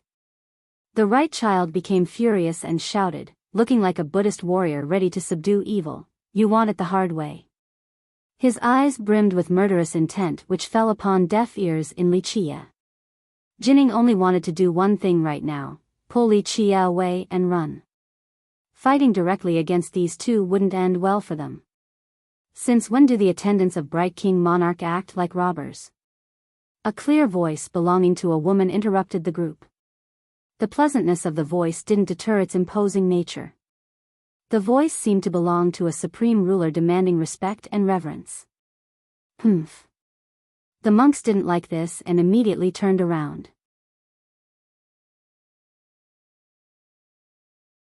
Chapter 29:33, mysterious girls. 2 girls came from the other side of this rowdy street. However, their presence demanded silence from the world. The mortal coil seemed so far away from them. Their immediate surrounding area seemed like an entirely different dimension. People could see that they were there, albeit not very clearly. The one in front was the master and the person who spoke earlier. Her appearance was shrouded without using a veil or a hat with long tassels. No one could actually see her face even if she were standing in front of them. Or maybe, they would just forget in the next second. All in all, one wouldn't be able to recall or describe her. This was akin to being in a realistic dream. One would recall about that person but just unable to remember any concrete details. The girl clearly used a heaven-defying means to hide her true form. That's why it's impossible to see anything with the naked eyes. On the other hand, her maid was in full view. It wouldn't be wrong to call her a kingdom-toppling beauty, exquisite eyebrows, an oval face, starry eyes. Her enchanting curves could also attract all eyes. She wore a very neutral style of clothing, almost as if she was trying to disguise as a man. This only added to her charm due to her towering breasts pushing upward. As the mastermaid duo drew closer, any spectator would feel that they were talking out from a dream. The 2 aggressive monks earlier changed their expression and assumed an unconfident pose with their head lowered. They were pale, clearly afraid of the duo. Remember, they were favored by Bright King Buddha, a powerful everlasting and the abbot of Lankavatara Temple. They have seen plenty of incredible things in the past along with powerful masters. Very few in the contemporary could make them feel dread. But now, this was clearly the case. So imperious. The maid glared at the 2 monks. So Bright King Buddha is strong enough that his attendants can force karmic ties in broad daylight now? Amazing. This maid certainly didn't have a mild temper. The 2 monks didn't dare to utter a word. Jinning found this very strange because she knew just how famous they were. Now, they didn't dare to breathe loudly in front of these 2 women. It meant that this mysterious master had even higher status and background than Bright King Buddha. This made her very curious. Forget it, I won't pursue this. Just remember that there is always a higher mountain. The mysterious master waved her hand and said, "Yes, we will remember." The 2 monks bowed towards the woman before leaving, or rather, fleeing. They looked like mice running away from a cat after being lucky enough to be spared. Li Chia didn't bother with these 2. His eyes fell upon the mysterious woman. He could see everything despite her concealing method. She didn't mind his prying gaze either, but this wasn't the case for her maid. The maid immediately glared at Li Chia, seemingly warning him to back off. He withdrew his gaze and smiled in response. Lecher. The maid was very dissatisfied. He turned towards her with the same invasive gaze as if she were naked in front of him. She felt something strange, as if his hands were running freely all over her body. This resulted in both anger and embarrassment, expressed by her fiery glare. She arched her chest forward, seemingly demonstrating her power and confidence. This only made her even more attractive than before. Not even thanking us after we did you a favor. They would have beat you up if Our Lady didn't step in. The maid snorted. No, you interfered needlessly with someone else's business. Li Chia smiled and said, "What are you saying?" The girl became angrier, showing zero gratitude after receiving help. Why? The ones you saved are the 2 monks, not me. Li Chia shook his head, then turned to leave. Bai Jinning bowed towards the 2 women before chasing after Li Chia, aware that they were important characters. The mysterious master didn't try to stop Li Chia, only watching his departing figure. After he was gone, the maid voiced her annoyance. Lady, he blamed us for helping him? Who does he think he is? He's right, we were saving the right and left child of Bright King Buddha. The master smiled. Lady, you agree with him? The maid became surprised. You were unable to see his unfathomable power, it is beyond your imagination. The master shook her head. Those 2 monks are mere ants in comparison, just one slap is enough to annihilate them. Bright King Buddha himself being here in person wouldn't amount to much either. He is even stronger than you, lady? The beautiful maid remained skeptical.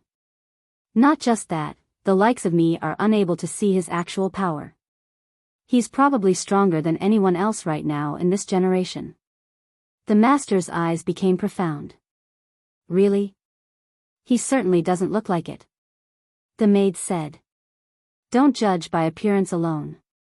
The master taught, who is our ancestor? Do you think our ancestor would highly assess someone for no reason? You're right, lady. The maid accepted this logic and lowered her head. The master had a strange expression, seemingly pondering while still staring towards Li Qia's direction. Lady, what should we do then? The maid asked. We'll be observing for now. It's rare that we go outside, so let's have a look. Tai Yinshi is having a feast, yes? I'll take you there. The master said. And what about that Li Qia? What will you do with him? Are you really? The maid asked. It's too early to say. The master shook her head, no rush.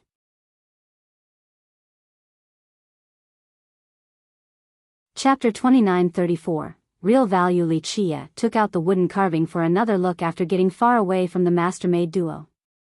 He turned it over a couple of times in order to be meticulous. Bai Jining also stared at the carving because she liked it at the start, not just because it cost 100 million stones. Looks like you really like this carving. Li Qia smiled. It used to be an inheritance treasure from our clan, but we needed to pawn it. It was passed down from a very ancient ancestor. She said softly, not knowing what kind of expression she had right now.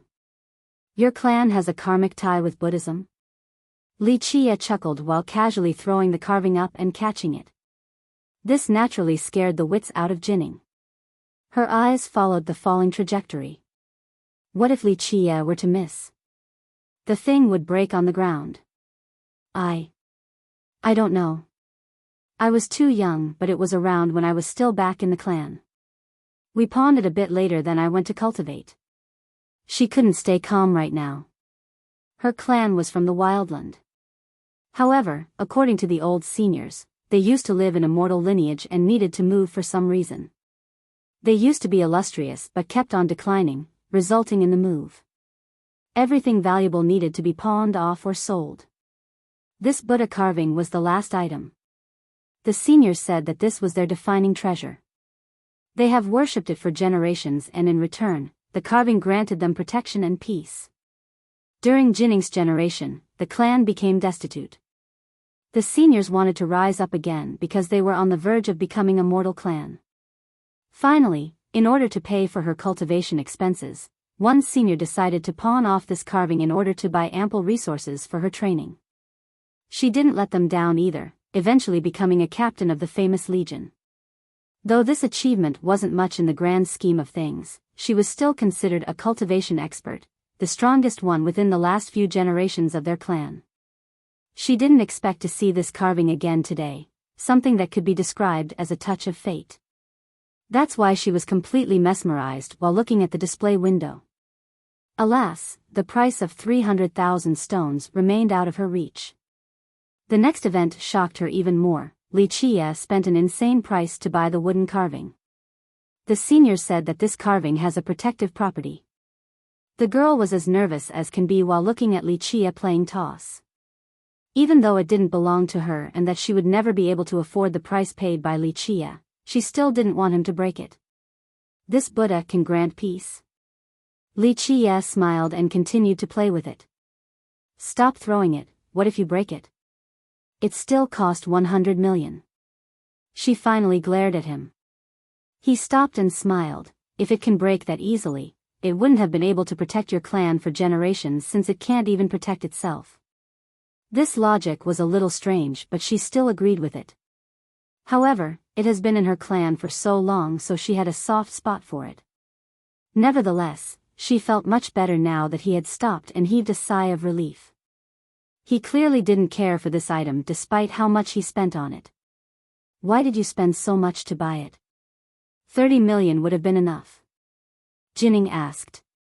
She thought that he must have loved it in order to justify the sum. Now, this didn't look to be the case considering how careless he was with it. What's the difference? It's like buying a meat bun in the morning for someone like you. Does it matter if it's 3 coins or 10? Li Qie smiled. No, there's none, she said. Though she was no big deal compared to Eternals and Emperors, it was fine for her to spend 10 coins in the world of mortals. It wasn't even pocket change. She wouldn't mind spending 10 coins even though the bun was only worth 3. See? 30 million and 100 million are the same thing to me, Li Qie said. She became breathless after hearing this. Either number was unreachable for her and nearly all the experts in the world. Even the princes and Dao children of the big sects couldn't afford this sum, evident by the 2 monks failing to outbid him. This disparity between him and everyone else could only be described by one phrase: the difference between heaven and earth. However, it is worth that much, he added during her daze. Is it worth 100 million? She couldn't believe it, her eyes opened wide. In her memories, her clan only got 10 or 20,000 stones from pawning it. It exchanged owners several times later and eventually ended up with the price of 300,000. This price was already unreasonable in her mind. She wouldn't even be able to buy it back given her current abilities. Thus, his appraisal truly frightened her. This carving was precious to her for sentimental values. It represented her clan's solidarity and peace. It was only an inheritance token at best, not a real treasure. For 300,000, she would definitely buy it when she had the money. As for 3 million? This required further rumination. For 100 million? She wouldn't buy it even if she had the money. This price was illogical for a wooden carving.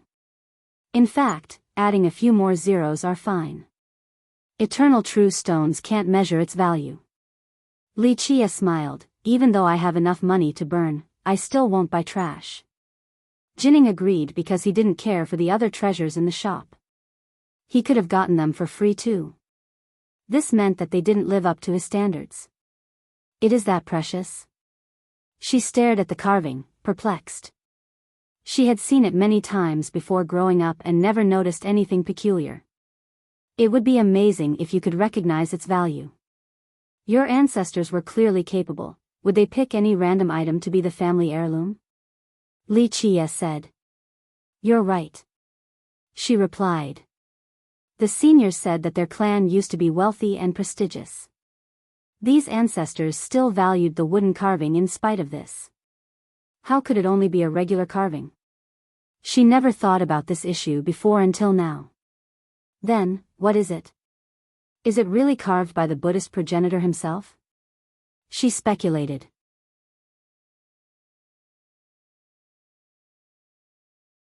Chapter 2935, Lu Sanxiang, even more precious. Li Qie smiled. She stood there in a daze, aware of who Lankavatara Buddha was. This progenitor could be on the same level as Desolate Saint according to some sources. Just a regular carving from such a being should be amazing. This might be the reason why the 2 monks wanted to buy it. They just weren't completely sure. Can you tell me what it is? She inquired. Catch.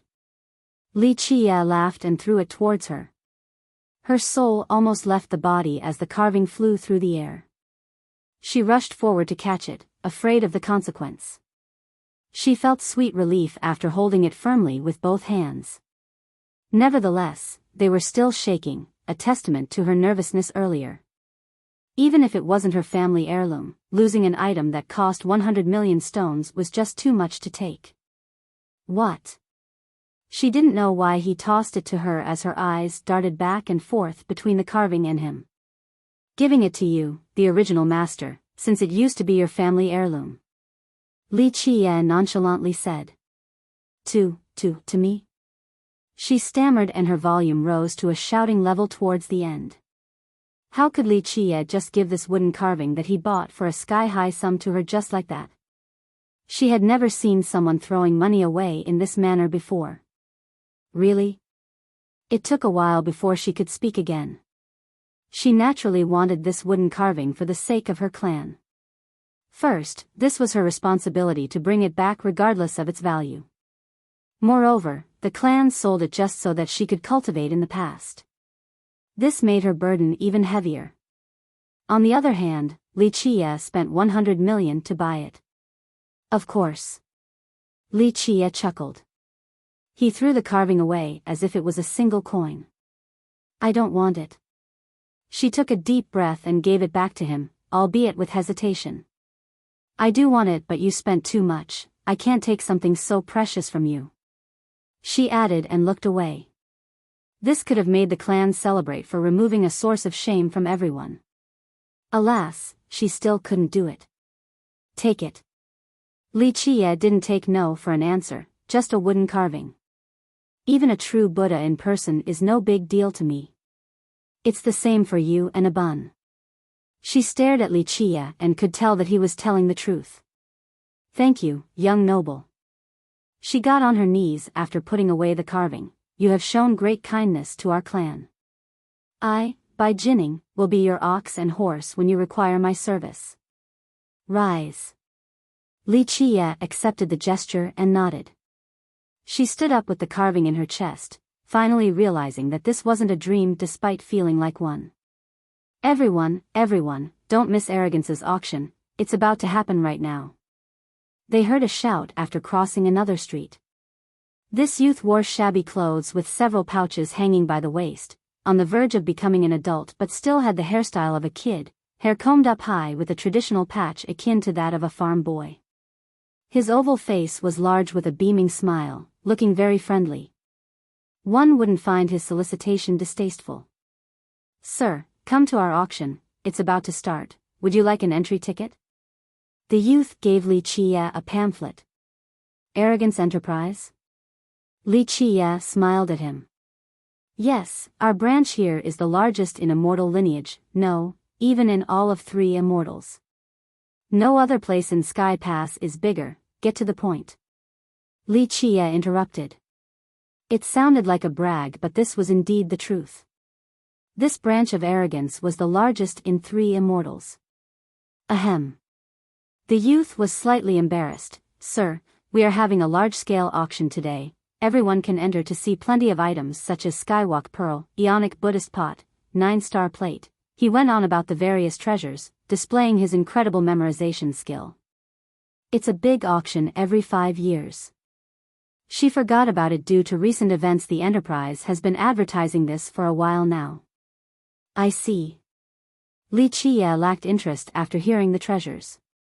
Look at this one, sir, it's definitely worth a high price, an immortal coffin. The youth noticed this and opened an advertising pamphlet for a sure kill move. Sir, this coffin is from the immortal world itself, definitely unique and peerless. He went on. Sure enough, Li Chia was indeed won over by this coffin. The diagram in the pamphlet looked quite real, perhaps a good depiction of the actual item. His eyes narrowed while looking at it. You found it during the previous calamity, right? Li Chia asked. I'm just a lowly worker and don't know anything about that, but everyone says that it is from a world of immortals. The youth gave a vague response. So you don't actually know? Li Chia said. Sir, I'm just selling auction tickets and don't know much. The auctioneer will introduce the items in detail. The youth hurriedly said. You sure sounded like you knew everything earlier. Li Chia said. Is that so? The youth forgot about his spiel earlier. Sir, would you like to buy a ticket? My price is the lowest in the city, honestly. Only 500 for you. The youth named Lu Sanxiang changed the topic. Didn't it used to be 200? It's a regular entry ticket, not a VIP one. Jinning lived in Sky Pass and knew about it. The price went up a little bit, the youth instantly defended, but I guess since meeting you is my pleasure, I will reduce the price, just 200. I'm losing money now, he lamented. You dare to take my money? Li Chia grabbed the ticket from him and smiled. Sir. I'm just a nobody trying to survive by selling tickets. The youth put on a pained expression since Li Chia took his ticket without paying.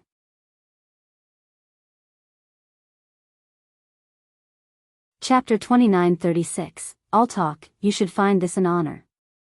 From now on, you can brag to others about how you gave a ticket to me in the past. Li Chia said. Sir, I have parents and children to take care of and need this money to eat. Lu Sanxiang looked pained and complained.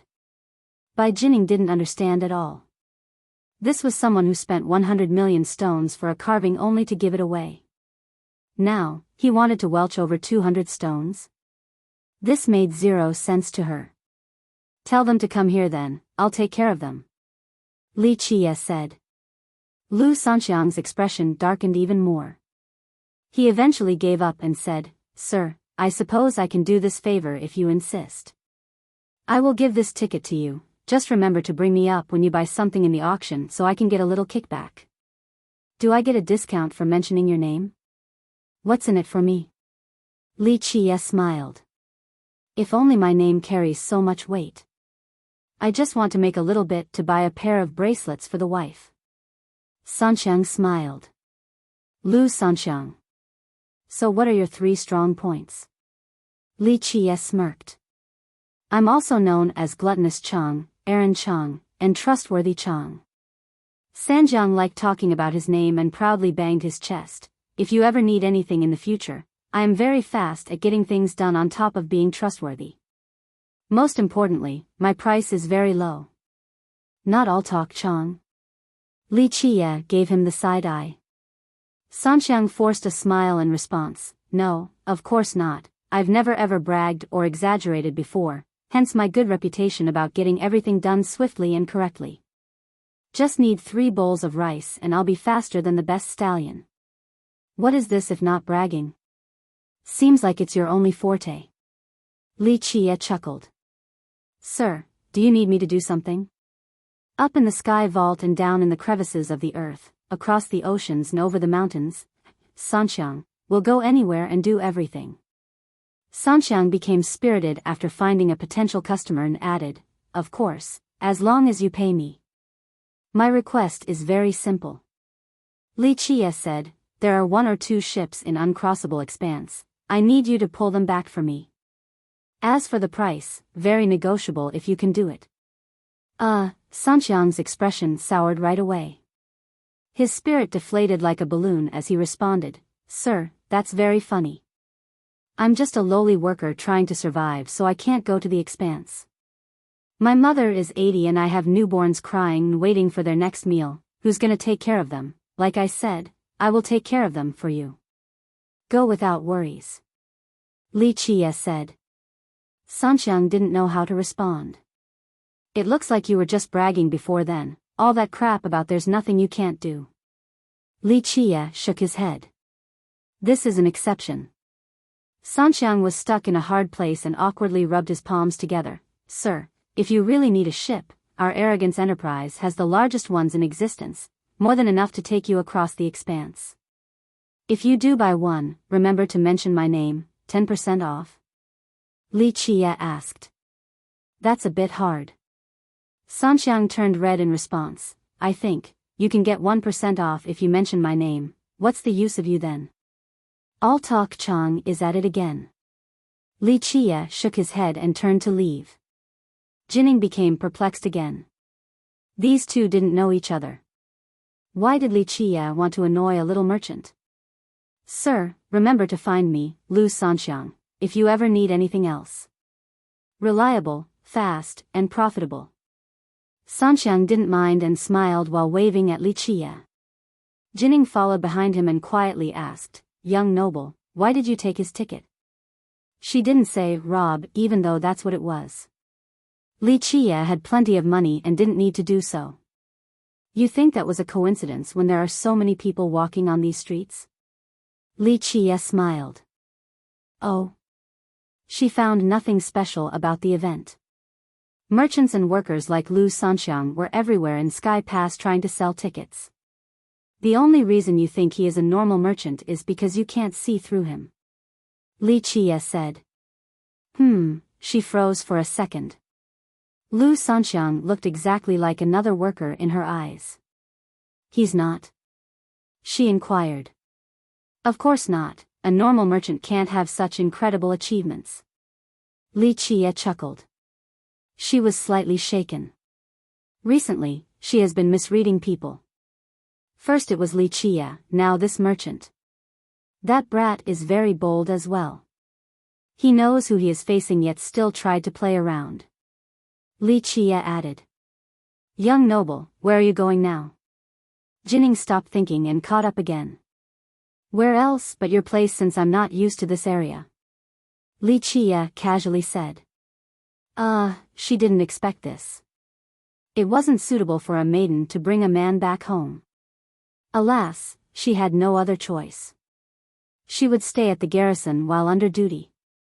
Otherwise, she had a small house in Sky Pass during her off days. Having a place in this prosperous city was a privilege granted by being part of the Legion. After returning to her home, she made preparations for him. There was only one room so she had to let him stay there. Li Chia took a quick look around and wasn't picky. I will see Tai Inshi after the auction. Li Chia told her after settling down. I will add you to the list, young noble. Jining had no choice but to work for him now. She then took out the wooden carving and placed it on a tiny altar. She lit up incense sticks and began worshipping. This was a habit from her days back in the clan before the eventual pawning. What did your ancestors say about this wooden Buddha? Li Chia watched and smiled. They say that this is our heirloom and will protect us for generations. She answered. I see, and they're right, this thing protected you even in an uncivilized place like the wildlands. Li Chia nodded. Jining didn't expect him to agree with this. In her opinion, it was more of a symbol for prosperity than anything. How could a wooden carving actually protect their clan? You don't believe me? Li Chia smiled after seeing her daydreaming state. Well, this type of protection was discernible and served to comfort people in her opinion. Do you know why it is precious? He asked. I do not. She shook her head. I will show you then. He grabbed the carving while she watched with bated breath. She naturally wanted to know why the family heirloom was precious.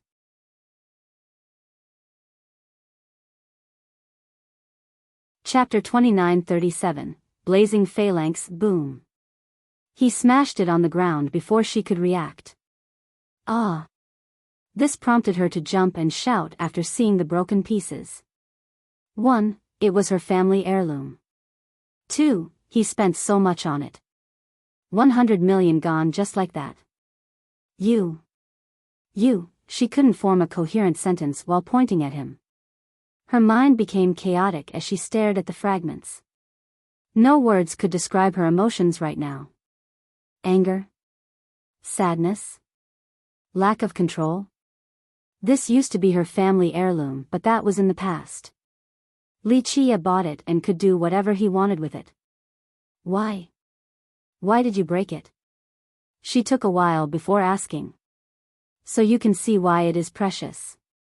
The wooden carving itself doesn't matter, just another effigy even if it was made by a progenitor. The thing inside is the real treasure. Li Chia said. Really? She remained confused. Trust me, look around. Li Chia chuckled, seemingly aloof as if he didn't just break an extremely expensive item. Jining looked through the pieces to find the thing he was talking about. I found something, is this it? Jining became excited and picked it up. It was akin to a piece of ivory around the size of a finger phalanx. It had a yellow hue in some parts, seemingly having been burnt in the past. This is why it is precious? She couldn't confirm that it was precious judging by its appearance. Yes, that's it. Li Chia looked at it and nodded. What is it? She couldn't see why this broken ivory was special. In fact, she preferred having the original wood carving over this. A finger bone. Perhaps Lankavatara Buddhas if I'm not mistaken. Li Chia said. Really?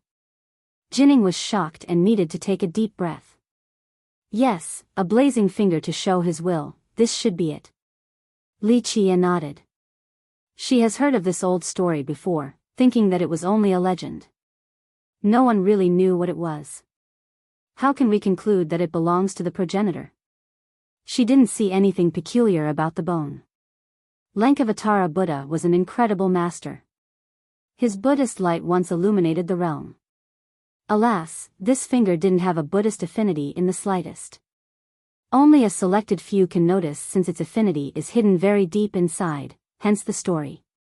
Li Qie said. He grabbed the finger and began to channel his merit laws to derive the mysteries of the Grand Tao. Buzz. Strands of Buddhist light emanated from the finger, seemingly opening a new world. Within was a supreme figure with boundless techniques and power, capable of loving and saving all living beings. Lankavatara Buddha. Bai Jining was shaken after seeing this figure. She felt insignificant like a bubble in an ocean of Buddhist affinity. Everyone would need to perform the highest ceremonial act to show reverence before it. She was about to drop down on her knees. However, the light disappeared as Li Qie recalled his technique.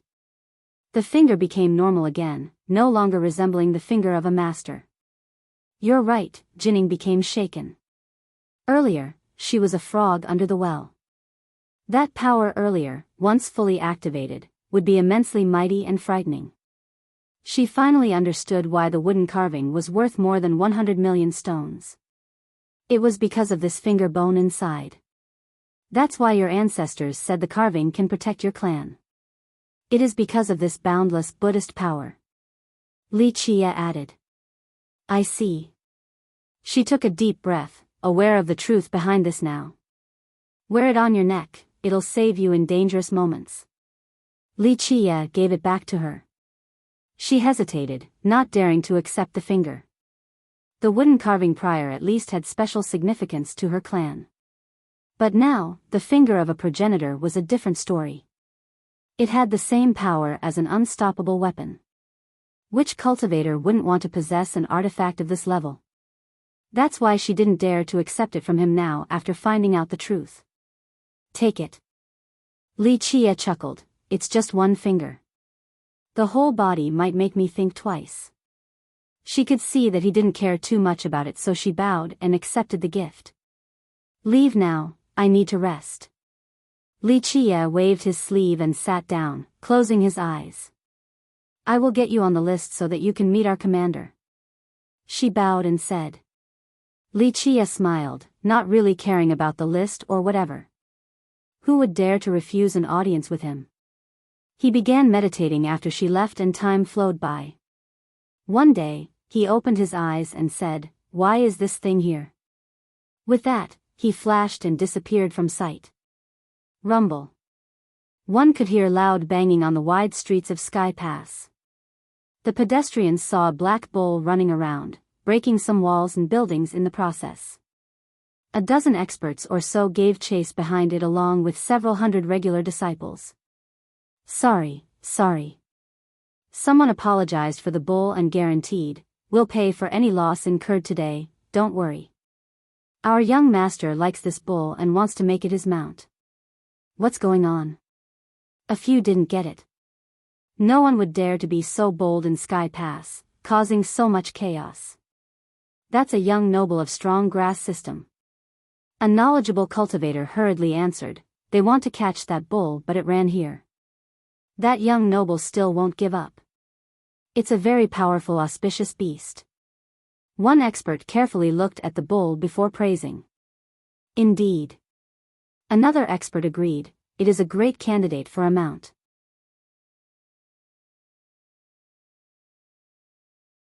Chapter 2938, Seeing the Bull Again, Boom. This cultivator got sent flying towards the horizon by a hoof kick after making this comment. Your sister's a good candidate for a mount. The bull said with disdain. So arrogant. A cultivator nearby was left speechless. Hurry up. It's over here, surround it now. Someone shouted the moment the bull stopped. A group came over and blocked off its retreat paths. Looks like the bull won't be able to escape. A spectator said softly. It's really aggressive though, daring to cause trouble here at Sky Pass. An expert shook his head while looking at the ruins to the left and right. The bull knocked down so many things after entering this place. Of course, strong grass would pay for the damages eventually, but it was still a sight to behold right now. The ones surrounding the bull were all experts. A few old men were mighty Eternals, quite an awe-inspiring group. There's no way it will get away. Someone murmured. Strong grass mobilized some high elders too. Older cultivators recognized these old men. I heard young noble Guan is participating, so they are sending a lot of masters with him. An up-to-date cultivator revealed. It's a little ostentatious. Is he coming as the young lord of strong grass? Another said. I think so. Rumor has it that he'll inherit the ruling spot of the system. The previous speaker answered. A youth walked into the barricade. He wore expensive clothes and a jeweled crest, looking imperious and noble. People could easily tell that he grew up with a golden spoon. That's young noble Guan. A spectator said. The son of Cirrus God, right? Someone who hadn't seen him before asked. Yes. Another nodded and quietly said, I believe his status as their young lord and the successor is confirmed now. Surrender and be my mount. It is an honor. Young noble Guan looked at the bull and said. The bull gave it a cold glare filled with disdain. Charcoal, why are you here? A third party interrupted the tense atmosphere. Li Qia appeared out of nowhere and stood next to the bull. Huh, sir, I'm here to look for you. The bull laughed after seeing him. Many didn't expect another person to step into this muddled water. They didn't even notice how he got there. Who is that? Most people didn't recognize Li Qia and thought that he looked very ordinary. Who are you? Guan Yunpeng shouted. Does it matter? Li Qia didn't bother looking at the guy.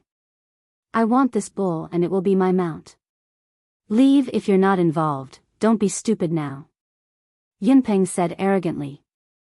Li Qia glanced at the youth and said, Do you know who I am? This will be fun. A few in the crowd actually recognized Li Qia. As you have said earlier, does it matter? But you don't know who I am? Yunpeng scowled. No idea. Li Qia shook his head. I am the young lord of strong grass, the junior brother of Orchid Sage. My father's name is Guan Yunshan. He proudly stated his background, arching his chest forward in the process. Orchid Sage's junior brother? Some became startled. Skepticism arose. Why? Orchid Sage was an unbeatable progenitor, but this guy was only barely an eternal. This made the claim hard to believe. He needed to at least be an everlasting. It's true. An older cultivator nodded. Yunpeng is fortunate to have a great father. Guan Yunshan is a lord in strong grass and a mighty everlasting, the senior uncle of Orchid Sage too. He taught the sage during his younger days too. I see, no wonder why he is so arrogant, such a prestigious background. The spectators nearby said. Everyone knew that Sky Pass Legion was not one to be trifled with. Thus, Yunpeng was very confident in his own backings in order to chase after the bull. I know Orchid Sage, but no idea about Yunshan or Yunpeng, whatever. Li Qia smiled. Really now? Yunpeng felt infuriated about this public disdain from Li Qia. After all, whenever he named his background, both ancestors and geniuses would praise him next. This truly satisfied his vanity. Of course, the praises had nothing to do with his abilities, only out of respect for Orchid Sage. I will be benevolent and forgive you for your insolence. Be smart and stand aside instead of meddling. Yunpeng put on a serious expression. And if I refuse? Li Qia smiled. No. Yunpeng's eyes became murderous. I will break your arms and legs so you will crawl out. Ignorant brat, even Orchid Sage wouldn't dare to speak like this. He would be pouring wine and tea for me.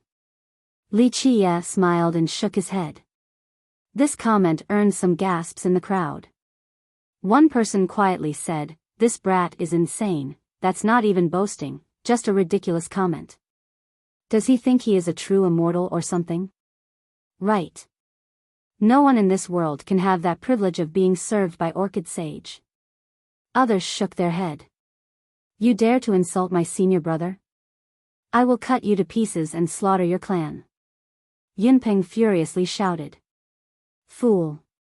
The bull laughed in response. "The progenitor of strong grass is not bad, how is his descendant so terrible? Your ancestor himself wouldn't dare to talk to him like this. Forget it, just teach them a lesson." Li Chia shook his head. "Brats, you hear that? His greatness has spoken, so I will teach you a lesson. Brat, I will ride you today." The bull became spirited and trembled with excitement. "You're gonna die, beast." Yunpeng was already annoyed at Li Chia, but even this bull wanted to join in. He became overwhelmed with rage. "Screw you." The bull surged forward, aiming its horns at Yunpeng. "Halt." The Eternals nearby shouted and summoned their treasures. Rumble. Numerous artifacts flew straight at the bull, but they couldn't stop its sharp horns. These Eternals went flying right away. The remaining cultivators from strong grass rushed over to stop the bull. "Out of my way." The bull swung its tail like an iron whip. Bam! Bam! Bam! Several hundred cultivators were sent flying like the rest.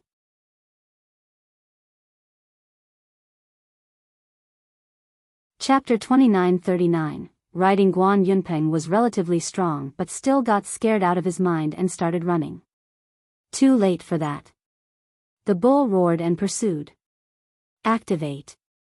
Yunpeng summoned treasures but couldn't stop the mighty bull. Boom! The bull slammed its head, causing the youth to vomit blood.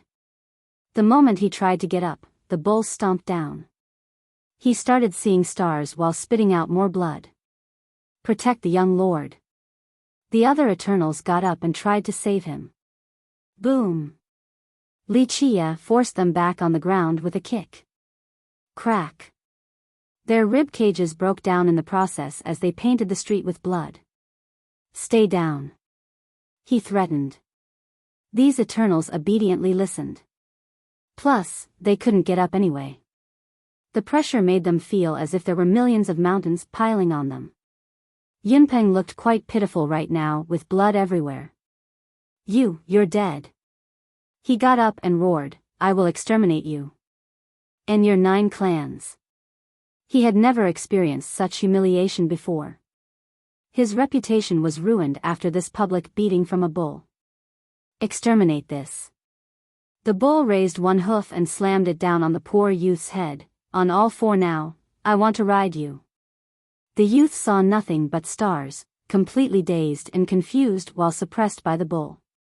He lost control of his body and got on all 4 like a beast.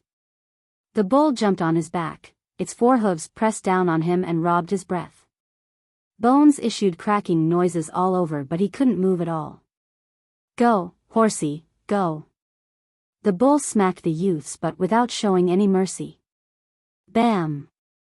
The smack knocked him forward, causing him to start crawling. This scene was hilarious and pitiful, a black bull riding the youth.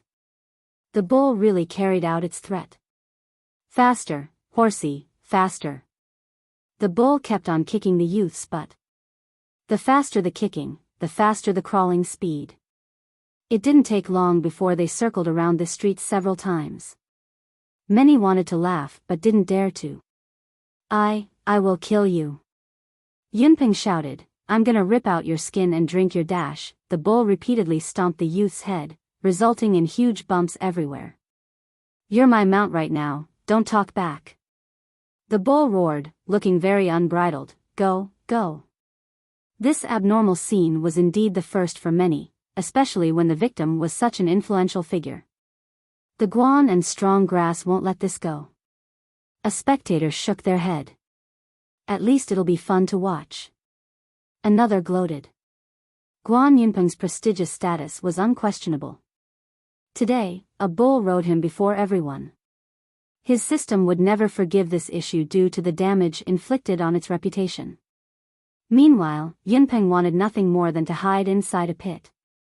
Enough, let him go. Li Qiye smiled and said.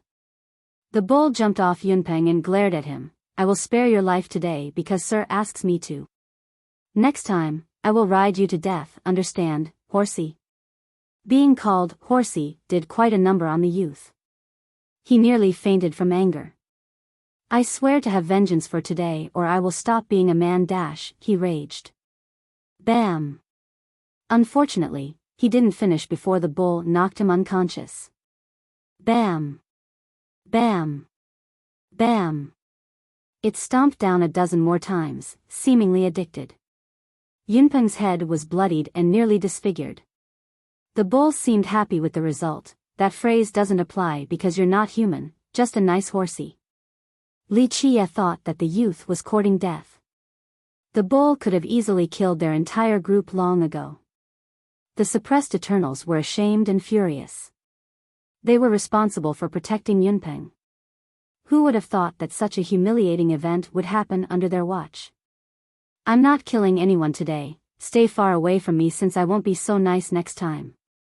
Li Qiye finally pulled back his foot and glanced at them. They restrained their anger and didn't dare to do anything after the previous attempt. Li Qiye and the bull were far stronger. Forcing the issue would only end in further humiliation. What is your name? One person from Strong Grass asked, unable to hold back. Oh. Want revenge later? Li Qiye turned around and looked at them. Strong Grass isn't so easily bullied. I will report this to the sect and the progenitor. He'll stand up for us. The true God said. Everyone held their breath while looking at Li Qiye. The progenitor in question here was Orchid Sage. Who wouldn't be afraid of one? Idiot, you court death for threatening me with Orchid Sage.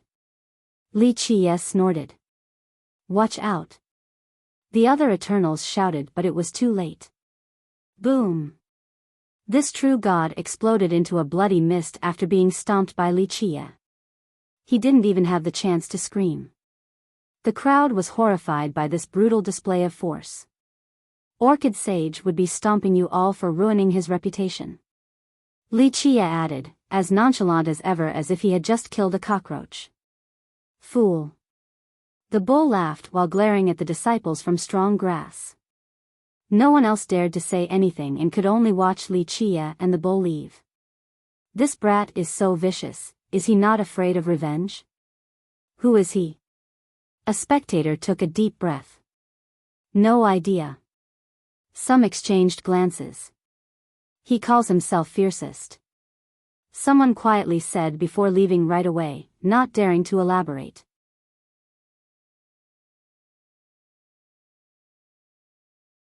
Chapter 2940, The Devious Bull. Li Qiye and the bull left the main street. He looked at it and asked, don't want to stay at Sacred Mountain anymore? Sacred beasts had a hard time leaving after being converted. However, the bull was an exception. It wasn't affected by the light power in there. The reason for its stay was because it didn't want to leave. In fact, one could say that it was guarding the place. Of course, it wasn't for the sake of the academy. He considered Sacred Mountain as his possession and home. He, it's too boring there, so I'm on vacation. The bull laughed, plus, it's good to see more of the world, and on top of that, I can have fun with you, sir. It seems like a win to me. Isn't it because you have the key to the mountain now? Li Qiye shook his head. The bull stayed there for so long because it was afraid of someone else taking Sacred Mountain. Now, the Void Palace was destroyed and it took the seal. Thus, it stopped worrying since its Sacred Mountain was only temporarily staying in the light system. The latter didn't have enough power to control the place right now. He, the bull smirked, it's all mine now, no one else should even think about getting a piece of the pie, not even the old tree demon. Li Qiye disagreed and said, you won't be able to move it with him taking roots there, so what if you have the key? The only reason why he doesn't have it is that he doesn't care enough to take it from you. Thus, the key itself is meaningless. You need him to either die or leave. The excited bull became dejected like an eggplant covered in frost after hearing this. Damn him. The bull murmured, I don't get it, why would someone as heaven-defying as him stick around there? It's just a broken system without anything valuable. He can just create his own system instead of just lazing around there. What a waste of time and life. The bull accepted inferiority to the demon tree. It couldn't move the mountain away because of him. In fact, finding someone capable of carrying the tree demon away seemed impossible. Everyone has their own pursuit. In my eyes, Sacred Mountain is a crappy place. Is it worthy of your protection? Li Chia said. It's not the same since the mountain is my home, that's why I must take it away.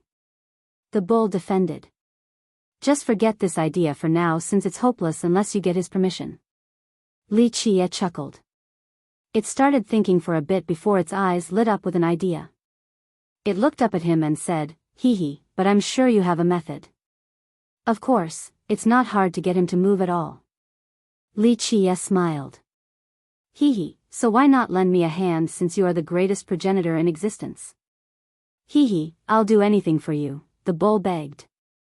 Unfortunately, the tree demon is more reliable than you as a person. If I were to help, would rather help him. Li Chia laughed in response. Sir, how can you say that? I was such a good host when you visited my sacred mountain, you can't treat me like this. Is your heart made out of stone? The bull complained indignantly. Don't pretend to be pitiful. You should be glad that I didn't make steak out of you back then. I knew exactly what you were trying to do. Li Chia waved his sleeve. The bull forced a smile since it really wanted to trick Li Chia during their first meeting. The future looks grim, so it's actually better for you to stay in Sacred Mountain. At the very least, the tree demon will be able to protect that area. Li Chia said. I know. The bull shrugged and said, but in the worst scenario, everyone will die anyway. I will try my very best to survive and run back so that I can die in my home. It seemed very open-minded and knew exactly what it wanted in life. True. No one will be able to escape if it escalates to that point. Li Chia nodded. I saw the demon look at the stars 2 days ago. He murmured something about an incoming calamity and that he needs to cultivate faster. I think he's not confident at all judging by his worried expression. That's the first time I've seen him look like that. The bull revealed. They have been neighbors for too long to remember. The bull knew just how strong the demon was. In fact, the world usually praised people for being strong and supreme. However, this demon was the real deal. Some brilliant progenitors have visited him before, but he didn't think much of them. Thus, only something extremely serious would warrant such an expression from him. It's coming and you better start hoping that fortune is on your side. Many things will turn to ashes. Li Chia glanced over towards uncrossable expanse. Is it that serious? The bull became nervous. Depends, if the situation is under control, then it'll be just a fun show. If not, then 3 immortals will be done for. Li Chia said with a profound gaze while smiling at the bull. Shit. The experienced bull knew that Li Chia wasn't messing around. That's why it's not too late to run and find a safe hiding spot. Maybe after the calamity will be an era where you reign supreme, the creator of a new epoch, the boss, and the first divine bull. Li Chia was clearly joking. However, the bull really had this potential. Its background was incredible. As long as the circumstances were right, it could really become a supreme lord. I'm already a boss, no need to wait till then. The bull was a prime example of a narcissist. It moved closer towards Li Chia and said, hee hee, I'm pretty sure the safest location in the world right now is next to you, sir. If your place isn't safe, then no other locations are. You're not stupid at all. Li Chia seemed amused. The calamity might not be a bad thing. I'm sure the old demon won't abandon Academy of Light. The bull thought of something else. That is true, his Tao heart is firm. He'll live and die with it. Li Qie nodded. If he were to fall, then I'll have the chance to take Sacred Mountain back. The bull had an idea. If he falls, what do you think is the chance of your Sacred Mountain surviving? It'll be broken and in pieces. Li Qie replied. The bull agreed, true. Then the old demon can't die, he needs to protect my mountain too. It didn't care for the system, just Sacred Mountain. Let's not worry about that, I'll just follow you wherever you go. You can handle anything, even the sky falling down. The bull changed the topic. It had many flaws, but lacking insight was not one of them. It knew that Li Qie was safer than any sacred ground once a calamity came. Interesting. Well, I'm about to go to Uncrossable Expanse. Are you coming? Li Qie said. The Expanse. The bull shuddered after hearing this. Li Qie chuckled and moved on without it. Are you really going there? The bull shouted from behind but didn't get a response. Oh well, one day at a time then. It made up its mind and shamelessly followed him.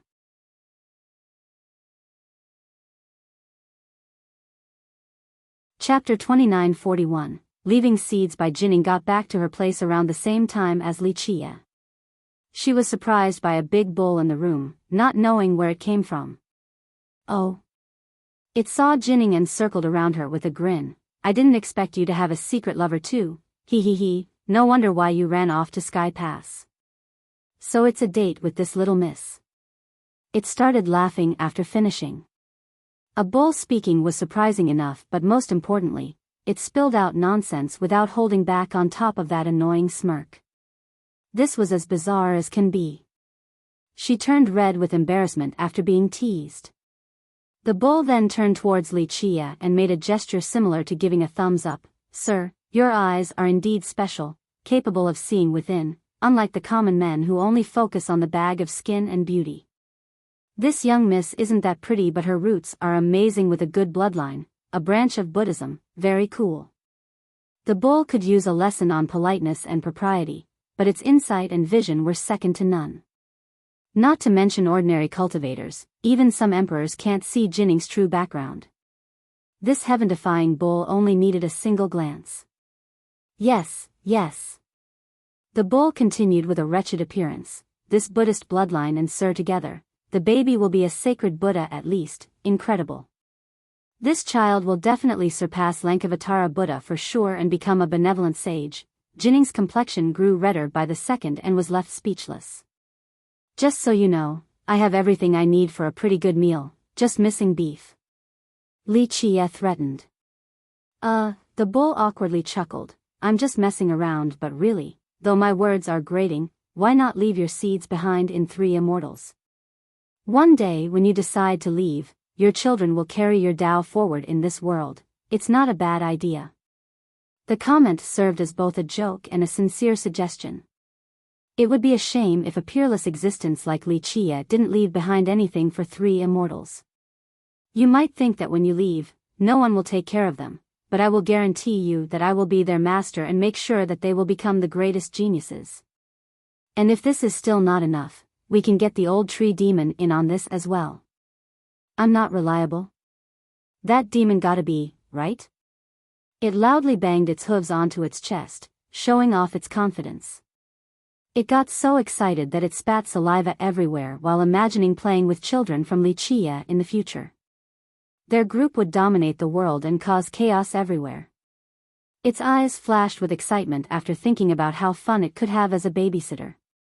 Li Qie shook his head, aware of what the bull wanted to do with his kids. Jinning remained astounded. This was her first time seeing a strange creature like the bull. She wanted to laugh but didn't dare to. If you think this bloodline is still not enough, let me look for more. How about the girl from Northern Academy? I've seen her before, a pure and righteous bloodline. A baby from the 2 of you will definitely exceed Desolate Saint. It was referring to Holyfrost's true emperor. If not, the girl from True Dragon Court isn't bad either, her draconic bloodline is just fine. The bull played the role of a matchmaker. that on top of your bloodline will create a monster of a child, capable of ripping out heaven and earth with their bare hands. One fist can shatter the myriad Dao. The bull wanted nothing more than to run off and find suitable girls for Li Qie right now. That's it, we're having beef stew tonight. Li Qie interrupted the crazy bull. Okay, I'll stop if you don't want to. The bull gave up for a second before adding, but when you want to leave some progenies behind, just let me know. Li Qie smiled wryly, wanting to kick this bull back to Sacred Mountain.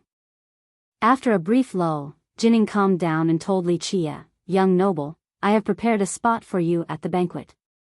Our commander will be there." She exerted great efforts in order to get this spot for him. Li Qie only smiled in return. She was so serious in carrying out something he said as a joke. He could meet whoever he wanted, whenever. There was no need for her to put in the effort. What's the point of meeting your commander? The bull wasn't interested in this at all. It came to play with Li Qie. The brat hung around in 5 Elements Mountain for a couple of years, then went to Academy of Light to show off. Later on, everyone called him the commander of this legion or whatever. How boring. He used to be a playful brat but ended up picking the wrong path. It went on. You know our commander? Jining became curious. Yes. The bull lackadaisically said. The clever brat was the first one to yield back then, otherwise, would have urinated on him until he drowns. She didn't know what to say. Remember, her commander was one of the strongest everlastings right now. He had great authority and prestige in immortal lineage, commanding respect from many people. This was her first time seeing someone, a bull so disrespectful towards him. Our commander is an everlasting. She reminded the bull. After all, how could an everlasting drown to death? So what? There are plenty of people stronger than him right now. He learned quite a few things due to his talents in 5 elements and got stronger after several years at the academy. Moreover, he made enough connections and eventually became the commander of your legion. The bull replied. This was indeed the truth. Tai Yinshi used to be a disciple of 5 elements. However, he wasn't part of the main branch. Rumor has it that he was either in a side branch or just an outer disciple. Nevertheless, Tai Yinshi did come from 5 elements. This was confirmed by the system itself. 5 elements was considered the strongest and most mysterious system in immortal lineage. Thus, just this background alone made Yinshi exceptional. Later on, he joined Academy of Light and truly stood out, becoming a great genius in that generation. The experiences in the academy established a strong foundation for him, whether it be his cultivation or his social network. This immensely aided him in becoming the commander of Sky Pass. Jining didn't know what to say. The commander of both Sky Pass and the Legion was a very prestigious position. Many people desired this seat but weren't qualified. However, the bull spoke as if their commander was no big deal, just the leader of a third-rate legion. I'll go. Li Qie woke her up from her daze. Sigh, sir, what are you trying to do? Why waste time here like this? If you want to meet Tai Yinshi, I'll drag the brat over here right now. I'll burn down his house if he dares to hesitate for a second. The bull said to Jining's astonishment. This was another first for her, hearing someone daring to take down members of Sky Pass. No rush, I have other things to do. Li Qie chuckled. 1. There's a joke here that doesn't translate too well. The literal line is, just imagining the future as a milk father, no, as a milk cow, made the bull's eyes light up. Milk father is just a literal translation, meaning a male babysitter / stay-at-home dad. Milk cow is literal, just a dairy cow used for milk. The joke is that the bull speaks like a human, so at first, it used the term for male human / dad. Then it realized that it's a bull, so a milk cow makes more sense. I couldn't really incorporate or localize this joke too. Last line is not necessarily literal, just a foul way to say beat up. It could be literal.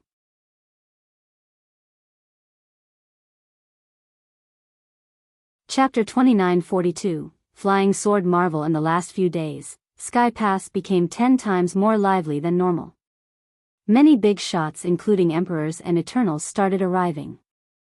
There were two reasons. First, the banquet invitation from Tai Yinshi, the commander of Sky Pass. Second, a grand auction event from Arrogance Enterprise that happens once every 5 years. The Enterprise has been advertising this event for a while now. In virtually every city or trading posts of 3 immortals were branches of Arrogance Enterprise. Because of their proliferation, spreading the news of this auction was swift and effective. Cultivators with enough money rushed to Sky Pass to participate. The Enterprise prepared sufficiently for this big auction, from advertisements to the actual implementation. Thus, the auction became a hot topic everywhere in Immortal lineage. The Enterprise compiled a list of the auction items, their background, effects, and starting price. This was a good way to add to the hype. Potential buyers knew exactly what they wanted and how much money to gather. As the actual day drew closer, the streets were filled with an ocean of people and carriages, just like each previous auction. These auctions were a big moneymaker for Arrogance Enterprise. Of course, they were the only ones with the ability to carry out such large-scale auctions with incredible treasures. If one wanted to buy a progenitorial artifact, they would need to go to Arrogance. If they couldn't find it here, no other stores would have them anyway. Most importantly, they had such a good reputation for millions of years now. Their merchandise was authentic and priced fairly, so customers flocked to them. The branch in Sky Pass was a top dog with plenty of resources and manpower. Therefore, half of the 5-year auctions took place there. Early today, one could see workers from Arrogance scattered across the main streets, ready to receive the esteemed guests for the auctions. They all had invitation letters to prove their VIP status. Their food and travel arrangements were fully included. Of course, even the uninvited ones could join the auctions, provided that they could buy a ticket or prove sufficient funding. It didn't matter if they were an emperor or just regular cultivators. Naturally, emperors and characters of similar level would enjoy a different level of treatment. Every 5 years, many big shots would participate, unable to resist the temptation of arrogance. In fact, some progenitors have shown up as well. Just imagine the resources and treasures of a progenitor. They have seen everything there was to see, yet they still came to take a look. This was a testament to Arrogance's true power. Another interesting point was that one could actually outbid anyone here with wanton regard for social status. A progenitor bidding didn't stop others from joining in as long as they could pay. The Enterprise guaranteed everyone's safety and that they could leave with their treasures. The various workers would hide the winner's whereabouts if required. That's why people could bid without worries about any potential complication, a true equalizer. The combination of the banquet and the auction resulted in an influx of guests. At this point, even Eternals weren't considered big shots. Only high-level Emperors and Everlastings had enough influence. The arrival of ordinary Emperors didn't cause too big of a stir, only the stronger ones. One particular person attracted the attention of the crowd, Flying Sword Marvel. The entire place became filled with clanking noises and hymns from various swords. Cultivators immediately saw their swords resonating and shaking with something. What's going on? Some started gripping their hilt, afraid that their sword might fly away. Clank. A loud hymn echoed across the area. Metallic ringing seemingly tore out the sky. Look! One keen-eyed expert saw a visual phenomenon over yonder and shouted. Everyone followed this direction and saw a golden brilliance spreading on the horizon. Clank! Clank! Clank! The hymns of the swords only intensified. Countless divine swords suddenly emerged in the same area. This ocean of steel looked like tidal waves assaulting Sky Pass. They suddenly stopped right at the entrance to Arrogance. The divine swords gathered and fused together into an immortal blade brimming with radiance. It poured down like a heavenly waterfall. Buzz. A Tao portal emerged on the blade, dazzling with flowing light and blinding to the crowd. A girl stood on the blade before they knew it. She wore a violet court dress with a phoenix hairpin clipping her hair. She clearly had a noble upbringing judging by her attires and proud temperament. True fire oozed out from beneath her feet, seemingly bathing her. A fairy born from fire, a sight to behold. Flying sword marvel. Someone immediately recognized her. A bit bombastic, no? One expert was surprised. After all, plenty of masters were here in Sky Pass. A few were just as proud as her, but they didn't come in such a conspicuous manner. The resonation and sword ocean startled everyone. Shoo, be quiet. Don't you know that she's Luminous Master's sister-in-law? So what if she's arrogant? It just makes sense. A senior nearby warned this expert. Flying Sword Marvel, the younger sister of Creek King, not only beautiful but also talented. Numerous men became intoxicated at the sight of this world-famous lady. She was a member of the Fire Tribe and a disciple of Purification Creek. Later on, she joined Sacred Bank located in the Western Academy of Light. Most importantly, the Creek King was peerless and the wife of Luminous Master. Thus, the Marvel had some strong connections and backings. Of course, she herself was exceptional, so young yet already a half-step everlasting.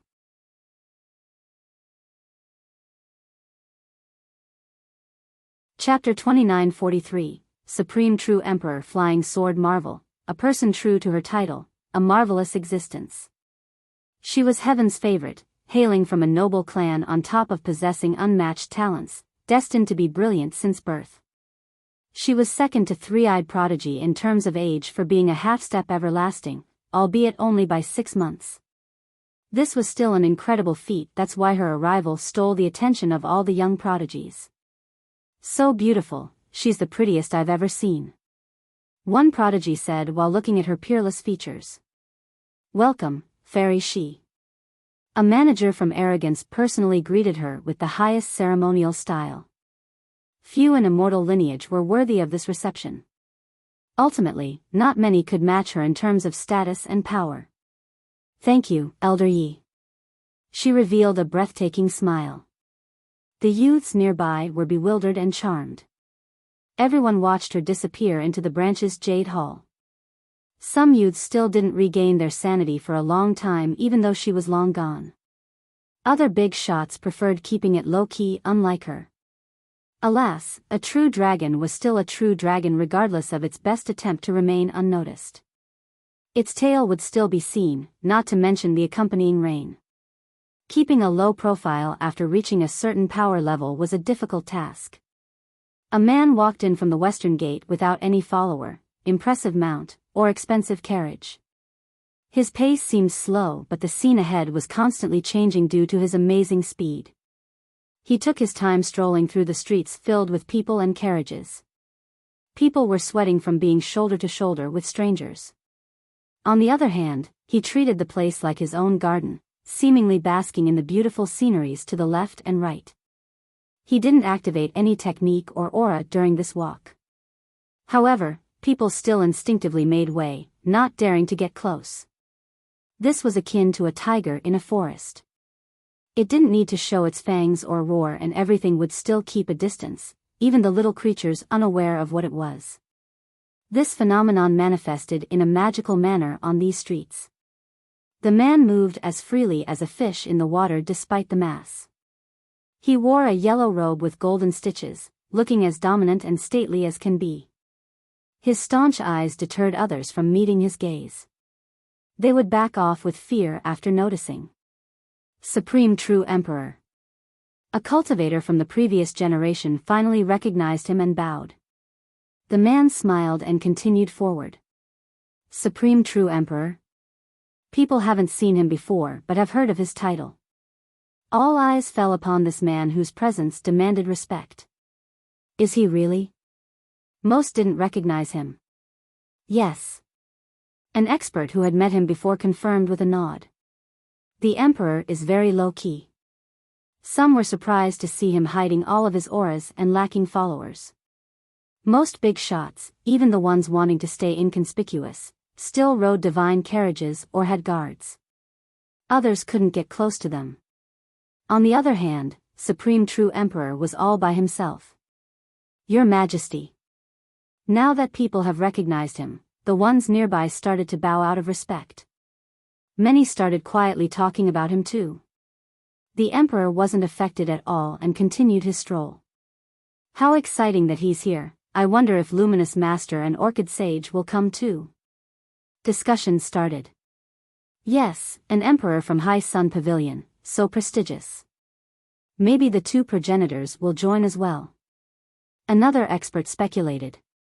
People felt nothing but reverence for High Sun Pavilion, even the strongest masters present or those from powerful systems. High Sun wasn't a sect or a system. It was a relatively unconsolidated alliance. The brilliant progenitor Gao Yang created the alliance, not for the sake of leaving a legacy behind but rather, a point for the strongest cultivators with the same mindset to meet. The pavilion passed down with greater prosperity. More and more powerful masters continued to join. Normally, only the best emperors and progenitors were eligible. The selection requirements were extremely stringent. Plus, it didn't recruit disciples either under normal circumstances. The rare disciples of this organization seldomly showed up in the world. Supreme True Emperor was special. He was rumored to have been taught by several old ancestors of High Sunday. He didn't let them down either and was most likely an 11 palace or even 12 palace emperor, depending on the sources. He never bragged about his background either. In a certain sense, he was actually a vagabond since he didn't belong to a particular system or sect. Of course, a true vagabond wouldn't have the same advantages as he did. Please forgive our late reception, Your Majesty Supreme. Someone from Arrogance immediately came out to greet him. Moreover, some members of Sky Pass Legion went up to greet him too. This was surprising to the spectators. A while ago, big shots like Flying Sword Marvel were greeted by Arrogance workers but not the Legion.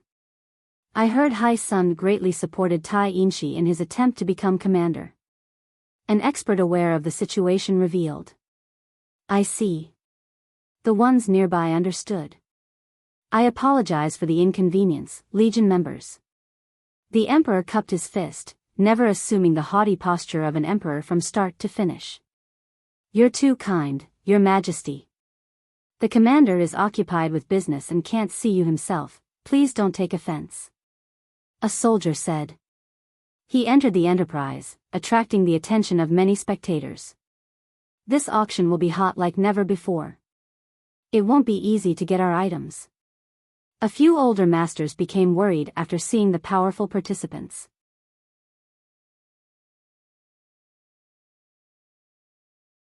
Chapter 2944, Arrogance Auction House. Arrogance Enterprise was impressive indeed.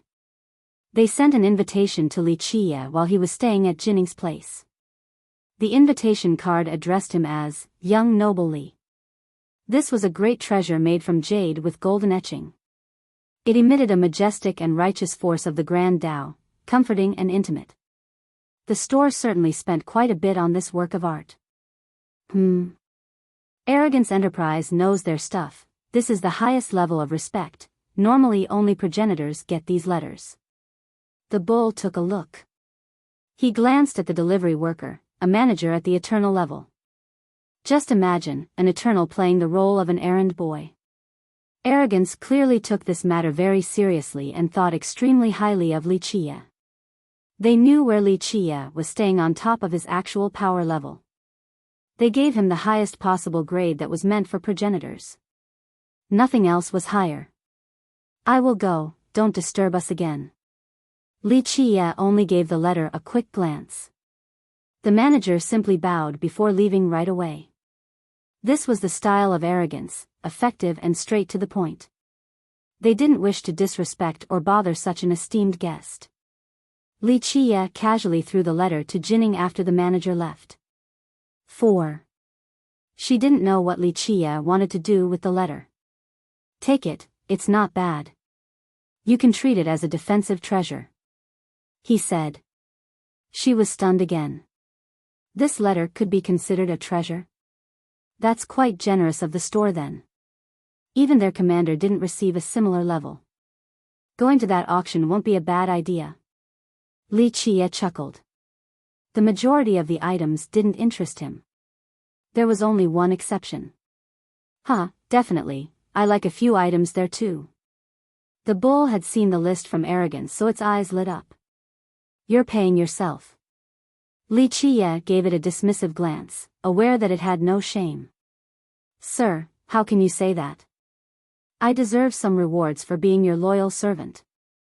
The bull immediately cried. You haven't gotten enough back in Sacred Mountain? Li Chia said. No, absolutely not.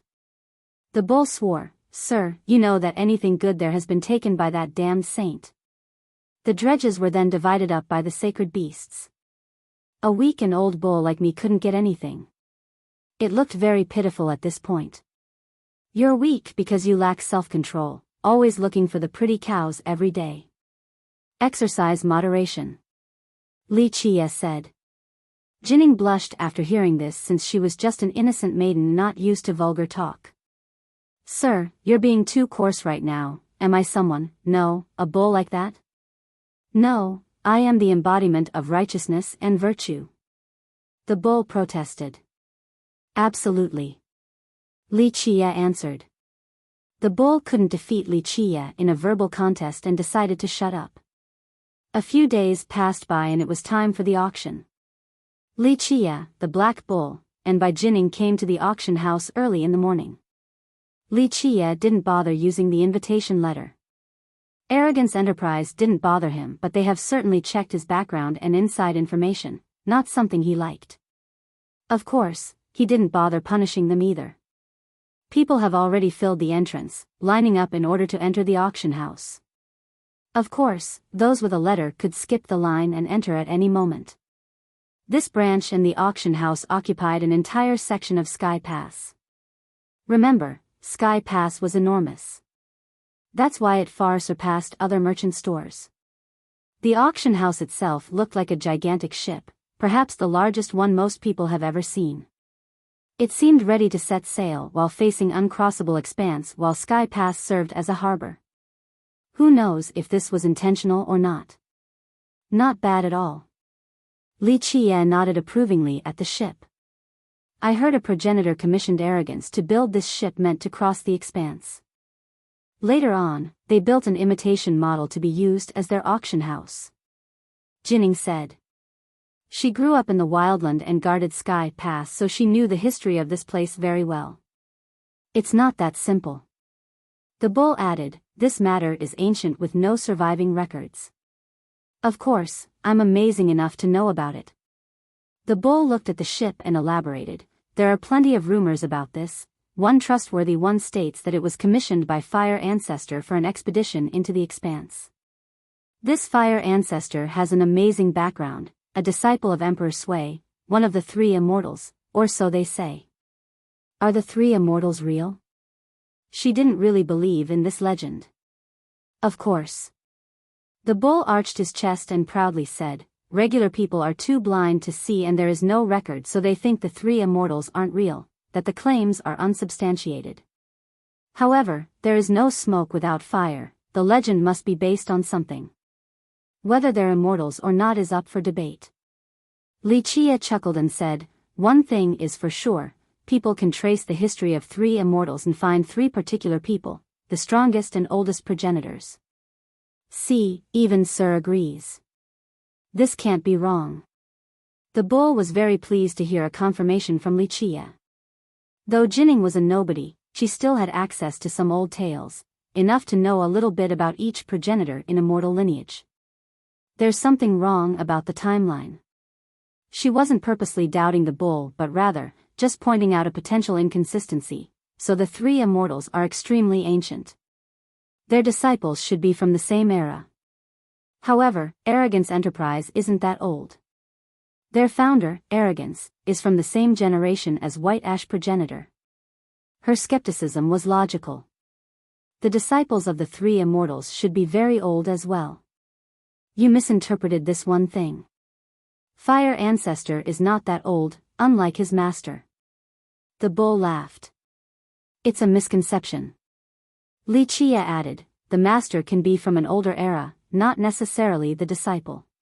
People would have this fallacy and eventually question the existence of the three immortals. Do you know the era of Fire Ancestor? The bull said, happy to be the knowledgeable one. I'm not too sure. She carefully pondered, it can't be that old, definitely not from the same era as the three immortals.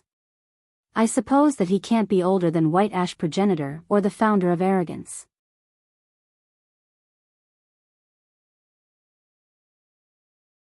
Chapter 2945, Mysterious Legend. Fire Ancestor was a progenitor lacking records including their active aura, a particularly cryptic one. Strangely enough, despite lacking concrete details and evidence, he was listed among the Decemvirate. Some even said that he was comparable to Gao Yang. All in all, no one could actually say why he was so highly regarded. One theory stated that it was just because of the rumor that his master was Emperor Sui. Many didn't accept this argument because the existence of the three emperors itself was up for debate. Moreover, some shared the same skepticism about the timeline just like Jinning did earlier. How could Fire Ancestor be Emperor Sui's disciple when they were so separated in history? Therefore, another explanation became popular. Fire Ancestor wasn't a disciple of the emperor, but he just found a scripture left behind by him. It contained merit laws, so he inherited the emperor's legacy. In a sense, he became the emperor's disciple. Some still refused to support or accept this theory about why he was in the top 10. The supporters of this claim often cited the peerless worship back in Arrogance, that the ambitious progenitor was ready to cross the expanse in order to reach the other shore. In a particularly vague record of this event belonging to Arrogance Enterprise, other masters also followed him. This group consisted of more than 10 emperors. Some were in the same era as Fire Ancestor, others have been living reclusively from older generations. Moreover, 100 or so everlastings also joined along with many divine beasts. The weaker part included numerous powerful true gods, ready to die for Fire Ancestor. This level of force was rare in history. Progenitors have entered uncrossable expanse previously, but none formed this large of an alliance, nothing short of a miracle. Moreover, because of this ultimate force, Arrogance Enterprise decided to go all out as well and created a matchless warship. The ship was essentially a mobile fortress. Even an immortal-level progenitor wouldn't be able to take down its defensive lines. Thus, it could go anywhere in immortal lineage. According to Arrogance Enterprise, this was the ultimate ship of three immortals, fastest, toughest, and mightest. The Enterprise took great pride in creating this work of art. In fact, they didn't even ask Fire Ancestor for the payment. They were the only ones capable of creating this ship on top of having enough resources. Other stores, no, even other systems couldn't do so. This impressive feat and story were the reason why people believed Fire Ancestor was a part of the Decemvirate. Later on, other brilliant progenitors have emerged. However, none of them ever questioned Fire Ancestor's spot and greatness. Perhaps they knew more about him than regular cultivators and skeptics. Jinning was the same as the rest, not knowing enough about Fire Ancestor due to his mysterious nature. The timeline isn't as you imagine. Li Chia smiled. The three immortals might have been from an ancient era, but think about it from a different perspective. They didn't need to recruit disciples from their same era, right? The recruitment process was up to their whim and could be many eras and generations later. Makes sense, Jinning pondered and thought that he was right. So if they're called immortals, they might actually live forever. That's why Fire Ancestor can actually be Emperor Sui's disciple. She figured it out. Immortality is another topic altogether. However, they have lived for a very, very long time. Li Chia smiled. Hee, I've heard about this too. The bull showed off its knowledge. There is a reason why Emperor Sui took Fire Ancestor in. What is it? Jinning became interested. But I can't tell you. The bull laughed and tried to look mysterious. It doesn't know the reason. Li Chia shook his head in response. There were several reasons, but the most direct one was that a calamity was coming. A calamity? What was it? Has it passed? She asked. She wouldn't dare to claim to be a historian, but she still knew about the major events in immortal lineage. It's not something you can see or read, it might not be in your world either. Li Qia looked at her, then glanced over at uncrossable expanse. So the legend is true? The bull became startled and shouted, also shifting its gaze towards the expanse. What legend? Jinning curiously asked. The bull had a strange expression and ignored Jinning's question. It said, I heard that damned saint say something about a calamity and those who have tried to stop it, so I thought he was trying to boast about his greatness, thinking that he's a savior. So maybe he wasn't talking about himself but rather Fire Ancestors group? The bull realized a few things now after finally understanding some conversations in the past. That's why Fire Ancestor marched towards the expanse. Moreover, numerous masters came with him to stop the calamity of unknown origin. In a world unreachable by regular people was an incredibly destructive battle. Everything turned to ashes, the fabrics of existence were torn asunder. And there, they managed to stop the calamity in uncrossable expanse, allowing 3 immortals to have peace and prosperity. Li Qia knew more than the bull and especially the girl about this matter. Shit, I get it now, so all the legends were true. The bull took a deep breath, that's why that damned saint escaped, so he knew about it. You got it wrong this time. Li Qia chuckled, he didn't come to 3 immortals over this matter. In his opinion, it had nothing to do with him. He came searching for an answer to a question in his heart, that's why he didn't feel the need to participate in this mess. Humph, still a scum like always. The bull certainly didn't like Desolate Saint. Li Qia only smiled and didn't comment. After all, the saint had done plenty of wrong things in his life, worthy of criticism. No wonder why Arrogance Enterprise built the ship for free despite being a bunch of ruthless merchants. It makes sense now. The bull turned back towards the auction house. They actually built 2 ships, not 1. They're identical. Li Qia revealed. 2 of them? Jinning became confused. This wasn't the story she heard from living in Sky Pass. 2. Li Qia nodded and turned back towards the auction house. Damn, so this is the other ship, not just a model? The bull reacted faster than Jinning. What, we're looking at it right now? Jinning became startled and took another look at the auction house. No matter how hard she looked, the place still only resembled a ship model without the other intricacies. Don't bother trying to detect anything. Since Fire Ancestor was Emperor Sui's disciple, the blueprint of this ship should be left by the Great Emperor. How can the 2 of you see through his concealing method? Li Qia said. The bull and Jinning stopped looking. They agreed that this was above their level. 1. The same issue with Insane Ancestor in the past. From the title alone, it should be Ancestor. With this context, it should be Fire Progenitor. There is a vagueness in the Chinese text that can't be reproduced in English because Ancestor is different than Progenitor.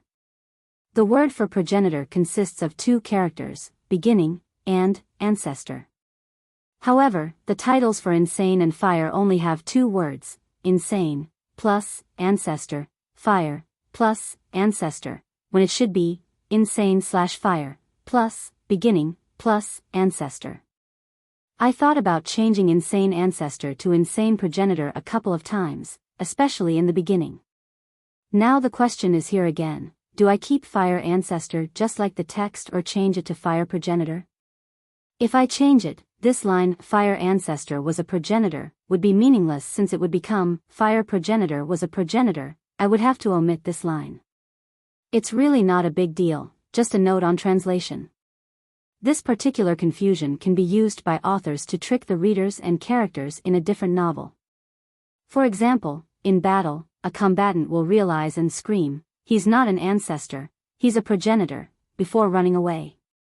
I'm keeping it as ancestor, the same logic as to why some queens will have king kept as their title or why Hong Tian is empress instead of emperor. This is to stay as close to the text as possible, when possible.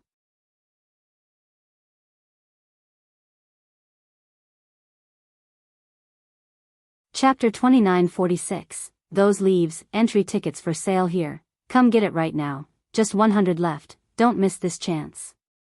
A familiar peddler could be heard once the trio got close to the entrance. Over here. Li Chia waved at the peddler. Sir, you want to buy some tickets? Lu Sanxiang immediately ran over after seeing a waving hand. Ugh, he immediately stopped after seeing that it was Li Chia, realizing what Li Chia wanted to do after seeing the black bull next to him. Not happy to see me? Li Chia smiled. Of course I'm happy, sir. Welcome to our auction house. Sanxiang put on a forced smile that was uglier than if he was crying. Why aren't you coming closer to welcome me? Li Chia smirked. Sanxiang had no choice but to close his eyes and jump into the fire. He got over and bowed. Sir, I am ready to offer my assistance. It's nothing, I'm just missing one entry ticket. Li Chia took another ticket from Sanxiang's stack. Sir, I've just started this morning and haven't eaten a single grain of rice, but now, you're taking 50 coins from me. How can you be so cruel? Sanxiang put on a pained expression after being robbed again. Oh. I don't think that's the price you said last time. Li Chia stared at him. Sir, it's a misunderstanding. Sanxiang put on a smile this time around. I have to take care of my family, right? It's so hard trying to survive nowadays, especially when I haven't sold a single ticket. My wife is waiting for me to buy and bring back rice. My aging mother hasn't eaten for several days now, good. He couldn't finish the sentence before a hoof smashed down on his head. He got a big lump on his forehead now. Sir, why did you hit me? I never offended you before. Sanxiang protested. I'm quite merciful for not killing your entire clan. The bull posed arrogantly and looked down at Sanxiang. Sir, I don't think my clan has offended you before. You're a divine bull, the greatest in history, bam. A second lump emerged after another kick. Your ass-kissing won't work on me. The bull looked at him with disdain and shouted, Don't you remember who I am? Your grandfather snuck into Sacred Mountain and that's forgivable, but then your father did it, and a brat like you repeated the same thing. Don't make me end your lineage. The bull definitely wins in terms of ass-kissing. Li Chia told Jining. She almost burst out laughing but managed to restrain herself. No, sir, definitely not. I have never been to Sacred Mountain before, but I have indeed heard of you, the great bull, and have nothing but respect for you. My seniors said that you are the current #1 existence, so much stronger than the tree, Sanxiang swore. He remained unaffected by the 2 stomps outside of the 2 big lumps on his forehead. Now that's more like it. The bull didn't like the flattery in the beginning until Sanxiang brought up that it was stronger than its neighbor, the tree demon. It might be a one-sided enmity, but the bull couldn't do anything to the demon. Sanxiang's flattery struck the perfect chord. Don't you know that the old demon tree's grand Tao is finished and can leave Sacred Mountain whenever? What do you think he would do if he were to find out that you have put him down in order to flatter this piece of charcoal? Li Chia jumped in. Sanxiang turned pale, his eyes widened in astonishment. I'll definitely let him know what you have said today. Li Chia added. Huh, brat, it's fine. I am impressed by your wise words today, so you are under my protection now. That tree demon is strong at the academy, but this might not always be the case. If he dares to come here, I'll take him down. The bull placed his hoof on Sanxiang's shoulder and patted him while smiling. Thank you, sir. Sanxiang had no choice but to pretend to be happy. Don't thank him. Li Chia decided to dagger the bull again. From what I know about this charcoal, it'll be the first person to run away in dangerous moments. It won't protect you. Hey, stop it now, don't rain on my parade please. I'm still a divine bull, special across the ages. I'm not afraid of heaven nor earth, so what's one tree demon? I'll really take him down, humph. The bull retorted. Really now? Li Chia replied, he told me that you ate several leaves, so he was thinking about how to punish you. That's just a misunderstanding. The bull smiled wryly, looking a bit embarrassed before murmuring, "Humph, what a stingy man, just a few leaves, nothing special. I'll go pluck some now and give them back to him. He's a supreme Bodhi tree. Those leaves were probably there at its conception. You can't find them anywhere else." Li Qie chuckled. The bull didn't know what to say. The leaves were indeed special. It coveted them for a long time and eventually took advantage of a rare opportunity to eat several before fleeing. The tree demon nearly killed it at that time, not a good feeling to have. Nevertheless, the demon couldn't extract that leaves from its stomach and decided to spare it. "Sir, you really ate those immortal leaves?" Sanxiang's eyes lit up. "You're showing your true colors right now," Li Qie commented after seeing Sanxiang's restless appearance, ready to stir trouble. "What, you want some too?" The bull glanced at him. Sanxiang swallowed his saliva repeatedly and revealed, "Our ancestors wrote that those leaves are incredible, hee, even progenitors can't get them. Huh, that's why I'm the coolest bull in the world, a few leaves are nothing to me. Humph, I'll eventually eat that demon down to the roots, we'll see if he can act haughty afterward." The bull proudly declared. "Yes, you're matchless. There's no one else in history on the same level as you." Sanxiang immediately nodded several times. "Sir, when you eat that tree later, how about giving me some leftover leaves, the bad golden ones? Looks like you want to steal his young leaves." Li Qie gave him the side eye. "Absolutely not, I only want to collect a few." Sanxiang wiped the saliva from the corner of his lips. "Collect my ass." The bull kicked him flying and scolded, "Your 3 generations have entered my mountain and stole stuff. Go away. If I ever meet someone from the Lu clan again, I will make mincemeat out of them." "Sir, don't be angry, remember to give me some leaves next time." Sanxiang wasn't angry at all and shouted among the crowd, "I'm going to sell some tickets now to make ends meet." Li Qie shook his head in amusement while watching the guy escape. "Damned brat." The bull said with disdain, but it clearly liked the style of the brat since they were similar. "What did the leaves taste like?" Li Qie asked. I didn't have time to appreciate them, just chewed a couple of times then swallowed." The bull salivated again then answered.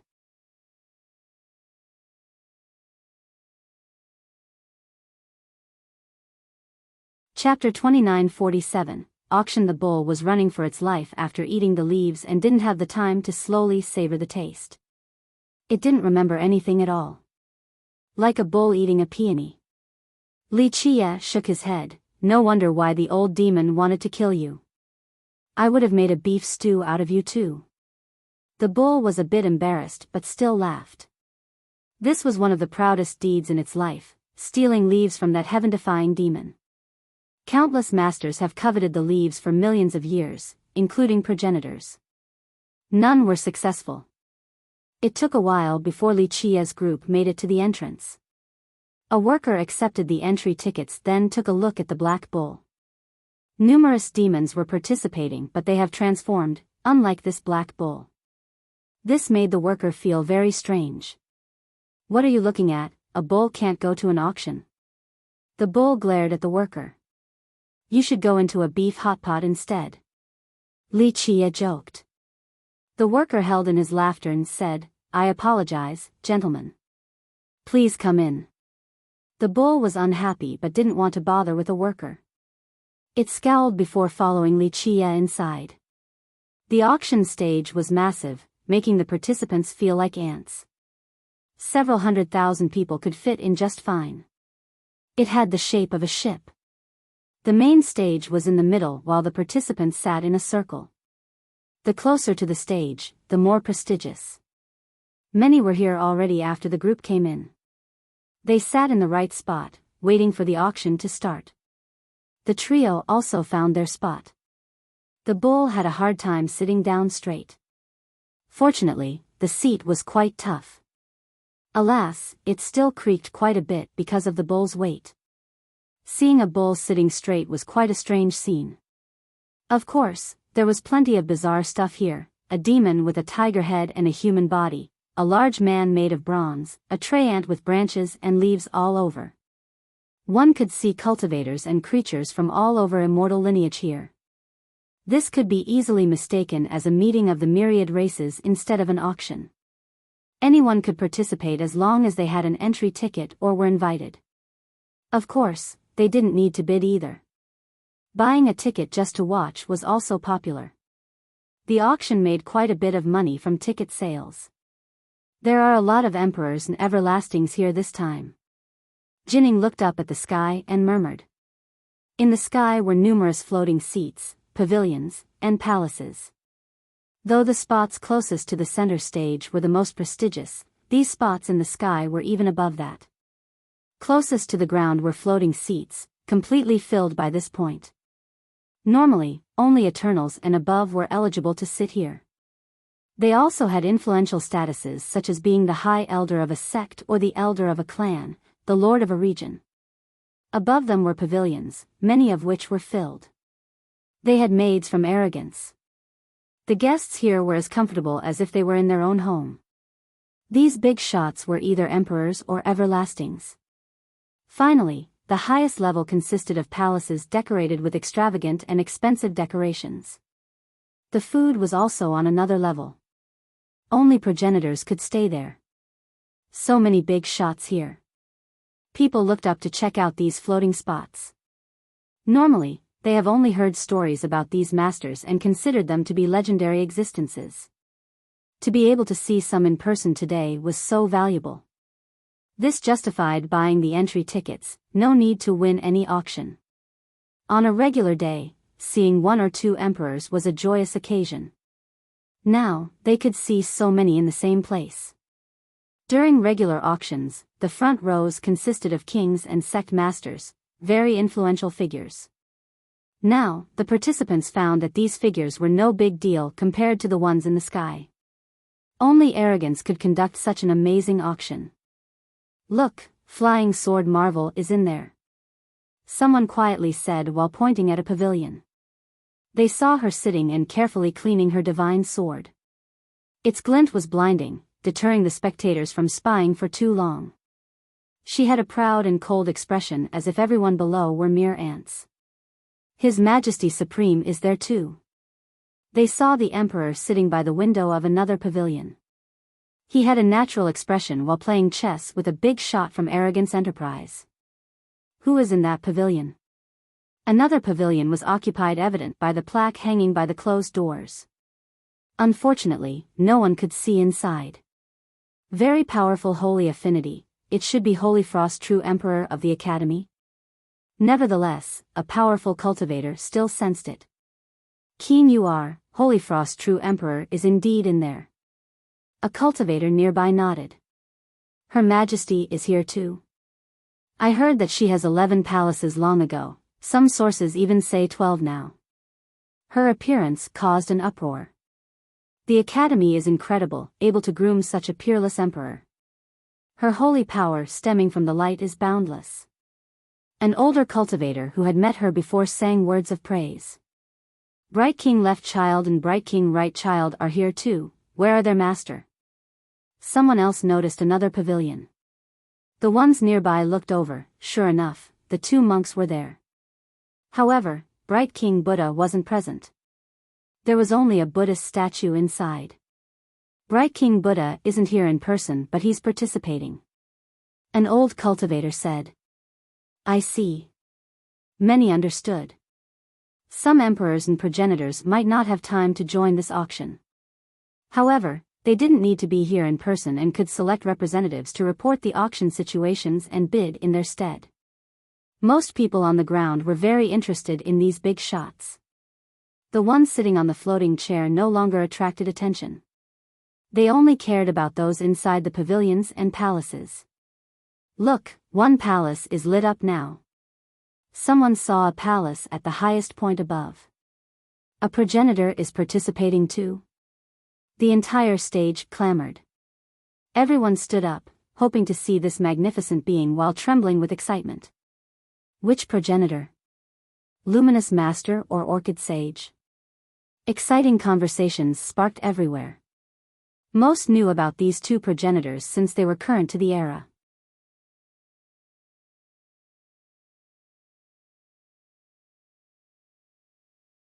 Chapter 2948, Creek King. The appearance of a progenitor stole everyone's attention. They clamored in excitement and looked up at the bright palace. The gate was still closed, but one thing was certain, a progenitor was inside. Which progenitor? Most felt that it was either Luminous Master or Orchid Sage. It is probably Luminous Master. One cultivator predicted, he came to Uncrossable Expanse a while ago and is probably here now. Not necessarily. An older cultivator disagreed, I got news from a reliable source that Orchid Sage is on a journey right now around the world. His whereabouts remained unknown, but there is a big chance that this grand auction might tempt him to come. Everyone became curious and speculated the identity of this progenitor. However, Arrogance Enterprise didn't leak anything on their side. Creak. The gates suddenly opened and out came two maids. Their appearance brightened the area because of their kingdom-toppling beauty despite only being maids, far prettier compared to some saintesses and princesses. It's Luminous Master. A hawk-eyed cultivator from the last generation shouted after seeing the two insignia to the left of their chest. Is he here right now? The crowd exploded. Seeing Luminous Master in person would make this trip totally worth it even if they didn't get a single item. The entry ticket was definitely justified. Next came the lifting of the white curtains on top of the gate. The curtains was embroidered with an elegant-looking spring. Its aura actually manifested into reality. Is it you, sister? Flying Sword Marvel stood up and bowed after seeing this. It's Creek King, not Luminous Master. People exchanged glances. Rise, sister. A very pleasant yet imposing voice came from inside the palace. There seemed to be a peerless empress sitting inside. I am not here in person, occupied with other businesses, so no need for formalities. One could imagine her noble characteristics just from listening to her stately voice. Just a mirror image, not even an avatar. Some became disappointed. In the beginning, they thought that Luminous Master was here. Now, not even Creek King was present. It makes sense though. Creek King is busy ruling over her domain, she doesn't have time for this. A few big shots understood. It was common knowledge that Luminous Master was searching for the Tao and didn't care about mundane matters. His wife had to be in charge of administrative duties in his stead. Nevertheless, Flying Sword Marvel still bowed and showed ample respect even though it was only a mirror image and in spite of her proud personality. Though they weren't actual sisters and were only clan members, Creek King assisted her numerous times before with regard to cultivation. This was especially true when the Marvel attempted to become an everlasting. Creek King personally got involved, allowing her to become a half-step without any difficulties. Other big shots including sect masters, lords, and even a few everlastings stood up to greet her. I apologize for not being here in person and show everyone their due respect. Creek King apologized to the crowd with her soothing voice. Her current achievements weren't only because she was Luminous Master's wife. She herself was a powerful cultivator, already the ruler of Purification Creek before marrying him. The stage became quiet after her appearance. No one wanted to make a scene in the presence of so many masters. Other big shots began showing up, a few low-level emperors and everlastings. The famous Metalkin war god also participated in this auction, just not in person, choosing to use a mirror image like his peers. The pavilions shining up in the sky made the auction even more magnificent. After Creek King, the crowd calmed down and no longer became as excited when great characters showed up. Of course, some cultivators became dejected after seeing so many masters present. It would make the bidding very competitive. These masters clearly wanted some items from the list or they wouldn't have made the effort to come here. Thus, the regular cultivator lost confidence in outbidding these men. Creek King alone had enough resources to compete against anyone, not to mention the wealth of her husband. Who could outbid this powerful duo? She could get whatever she wanted and no one else would even bother. This will be a silent war. One spectator quietly said, "We'll only try in the first half, forget about the second half." The atmosphere became quite tense for the potential bidders. As for the spectators, they didn't have much money in the first place and only wanted to watch. Some actually only had enough for the entry tickets. The more big shots participating, the more excited they would be for the show. Clank. Clank. Clank. A gong rang on the main stage and came a woman with a gorgeous figure. Her smiles and frowns were attractive and could steal the soul of young men, inciting an uncontrollable feeling. "Gentlemen, Arrogance Enterprises' quinquennial auction commences now." Her voice had a magnetic property causing everyone to feel weak and ticklish. A few youths actually got the urge to push her down on stage and do the deed right there. This auctioneer was indeed seductive to a dangerous level. "The first half is starting. Please bring out the first item." She kept on making the spectators' heart beat faster. An ancient cauldron was brought on stage at this moment. This cauldron originated from the Anyang clan and was created by an amaranthan eternal. 8 refined gold for the body, white chill jade for the legs, then fused together with the flame of peace. The clan wishes to auction it starting at 300,000 true stones, only at the amaranthan level and up. Each increasing increment must be at least 10,000. The woman said. This highlighted another amazing aspect of Arrogance Enterprise. Each auction item has been appropriately appraised and priced, its authenticity guaranteed. No imitations or fake items would be used. This has been true for millions and millions of years. The store was a firm believer in "one gets what they paid for."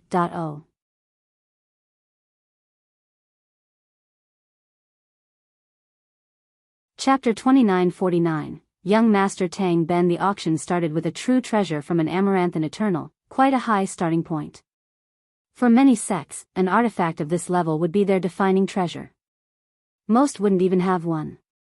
Only first-rate sects had access to something like this. The starting price was already 300,000 stones, effectively eliminating many members of the audience from bidding. Nevertheless, there were still more than 1,000 members who were at least at the eternal level. 310,000, someone bid. 350,000, another immediately followed up. 380,000, it didn't take long before the bid went up to 1 million, more than 3 times the starting price. This was only the beginning as well. Many were left speechless after seeing this, especially those from a humble background. These cultivators from a second-rate or third-rate sects found 300,000 stones to be a monstrous sum already, let alone 1 million. These big shots treated money as if it was nothing. So many rich people here. The first-timers sighed in admiration, having broadened their horizon. This is nothing yet. The powerful emperors and everlastings haven't joined. Just wait, you'll be amazed in no time. Someone next to him said. The first-timers agreed with this statement. Sure enough, the ones in the pavilion didn't bother looking at this treasure, clearly not impressed by it. Finally, it was sold for 1,230,000 stones. This final price was above the pocket of some sect and clan masters. They initially thought that the items they wanted would only go for 1 to 2 million stones at best. Now, just the first has already reached this mark. Those later should demand a much higher price. The second item was a young bird with a golden, fiery beak. It had scaly-looking feathers on top of a serpent-like tail. Golden beak crimson crow. A sect master immediately recognized the bird and shouted. This attracted the attention of the crowd. You have good eyes, sect master Yun. The auctioneer gave him a flirtatious glance. This is a 3-month-old golden break crimson crow, pure in bloodline since we incubated it ourselves. It is still wild with a very thin strand of the phoenix bloodline. Once matured, there is a chance that it might become a golden break divine crow. It starts at 500,000 coins. Same 10,000 increase. A few emperors and everlasting finally glanced down, seemingly interested in this young bird. 600,000. One everlasting from the last generation bid 100,000 over the starting price. 1 million, another did a huge jump. This massive price increase excited the crowd. What? A regular spot? People were surprised to see that the bidder was sitting in a normal chair on the ground. They saw a youth wearing expensive clothes, trying his best to ostentatiously display his wealth. He didn't care that it was an everlasting bidding earlier. "Worker, I want to be a VIP right now," he shouted. Some older experts slightly frowned with disapproval in response. Everyone knew that money alone wasn't enough to receive a VIP letter from arrogance. One needed enough power to back it up. However, if one spent enough at the auction, they could gain VIP status at the discretion of the auctioneer. Honored guest, reaching the next status requires spending 2 million and up on a winning auction. A worker answered the arrogant youth. 10,000, another sect master bid. 2 million, anyone else wants to play? The youth shouted. 2,100,000, one unhappy eternal grimaced and said. 3 million, the youth acted as if he had too much money to spend. The crowd became astonished. No one else joined because this price exceeded the value of this particular bird. After all, it wasn't easy to improve the bloodline of this bird. "Worker, get me up there now," the youth impatiently said. Crack. Crack. Crack. The youth was teleported to an empty seat in the front row. This seat then started morphing into a more extravagant chair, the same type enjoyed by the sect masters. As long as one paid enough money at the auction, they could show off and sit down on the same level as other masters or even emperors.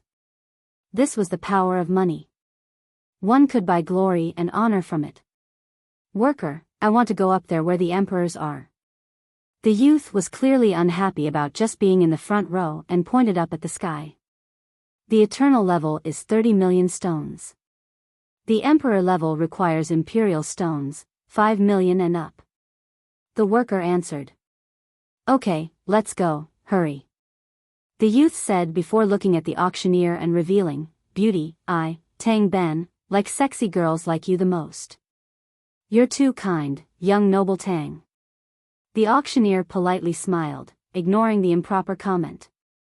The third auction item was finally brought onto the stage, a pill bottle. These are energy consolidation pills refined by Blazing Master, suitable for older Eternals.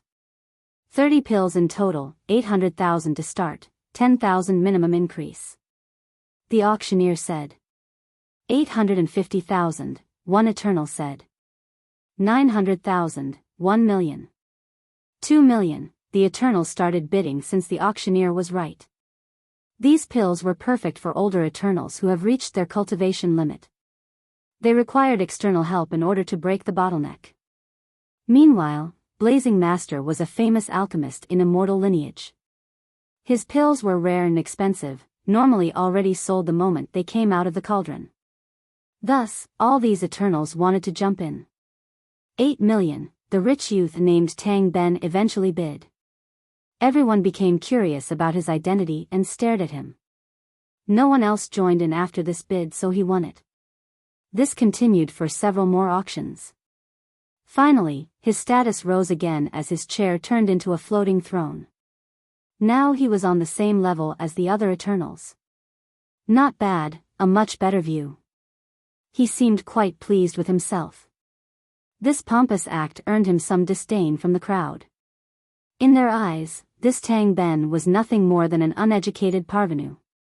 However, it was quite strange for him and his family to have this much money. He didn't receive an invitation letter, so his clan shouldn't be prestigious. A few Eternals activated their heavenly gaze in order to look at him. They found that his cultivation was nothing unexpected. How did he get so much money then? His background and cultivation were both mediocre. There's something strange about this brat, the bull said. Li Chia only chuckled and didn't respond. This general confusion permeated the crowd, but no one said anything.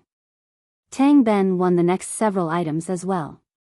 This infuriated some of the cultivators who really came specifically for the auction.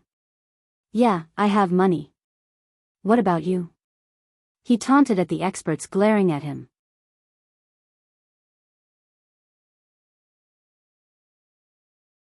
Chapter 2950, Girl from Stonecarver Tribe. A few experts, especially the Eternals, became very dissatisfied at his tone and scowled in response.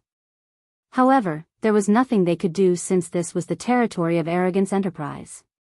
Feuds would need to wait until after the auction. Moreover, this couldn't really be considered a feud, just a minor annoyance. It wasn't a crime to bid higher than someone else. The first half of the auction felt ordinary without anything special happening. Of course, this was in the eyes of the big shots such as Supreme True Emperor. This was only a warm-up at best. They had no lack of items at this level. Just one or two were interesting at best. On the other hand, the regular cultivators were shocked at the sight of any treasure. Each was extremely precious and could be considered their sex ultimate treasures. They would never be able to get one in their lifetime. That's why their anticipation for the next auction item was at an all-time high. At the same time, they also realized the height of this world and the gap between them and the top existences. For ordinary cultivators, some of these treasures in the first half were insane. However, for people like Supreme and Bright King Buddha, they weren't worth a single glance. How could anyone ever hope to bridge this gap? Nevertheless, this eye-opening experience was another reason why this auction was so popular. All participants felt that they have gotten their money's worth. Li Chia didn't make a move in this first half until the next auction. He finally became interested. Gentlemen, this is the 36th auction. An iron cage was pushed up on stage. Inside was a girl that instantly won everyone's attention. Even some emperors and everlastings took a look. The majority took note of her beauty. She was indeed gorgeous, bright golden hair, blue eyes, and a straight-edged nose, a very exotic look. She looked cold and aloof right now, but this didn't diminish her attractiveness at all. Any expression from her could move the heart. She was a natural-born treasure, blessed with perfect features. What a breathtaking beauty. Numerous young men found her to be even sexier than the female auctioneer. However, the emperors and everlastings were focused on the chains around her wrists along with the cage. Her hands were forcefully sealed by a mighty method. The chains and cage were made from celestial steel, famous for its toughness. Another customer is auctioning this girl.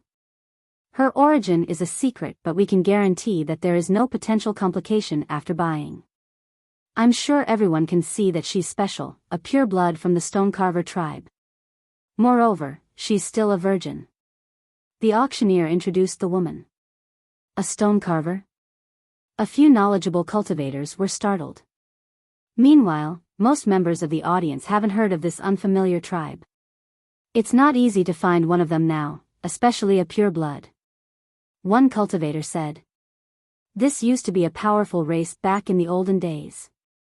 However, they slowly disappeared due to some unknown reasons. Later on, some people still considered themselves stone carvers, but their blood has been tainted and mixed with other races.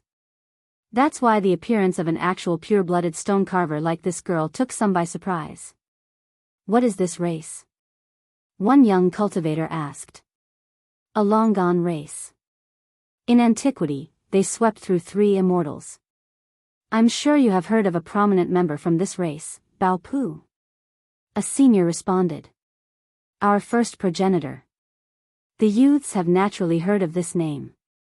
In fact, Bao Pu was the reason why the current generation still had a vague idea about the stone carvers.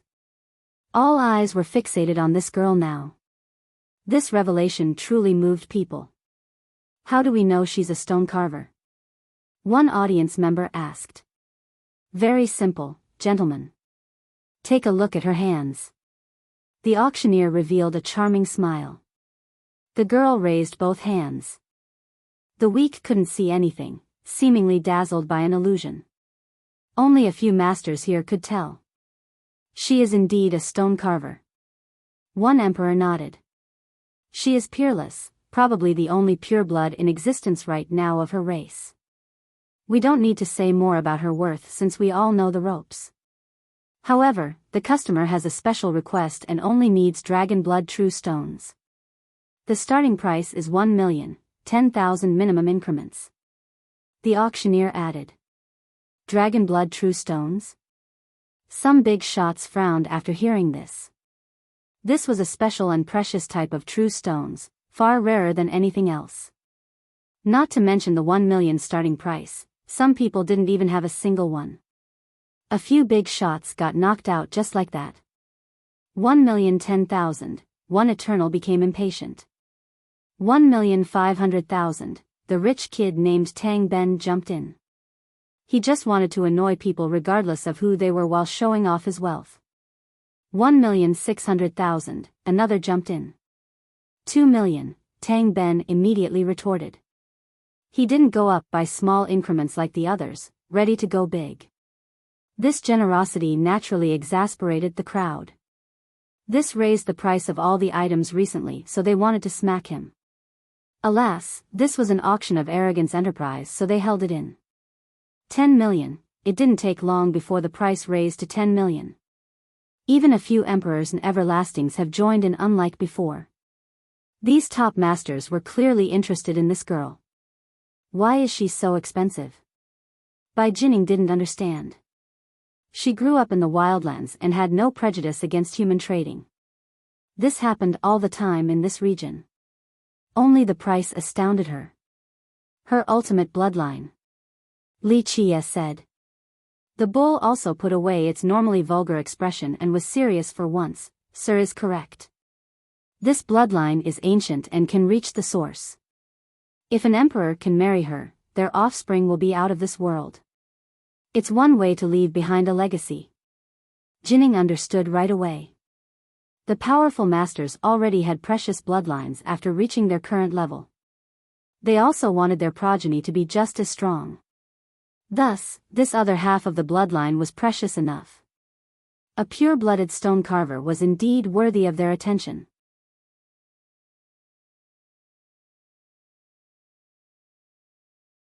Chapter 2951, 300 millions for a beauty. The bidding remained competitive among emperors and everlastings.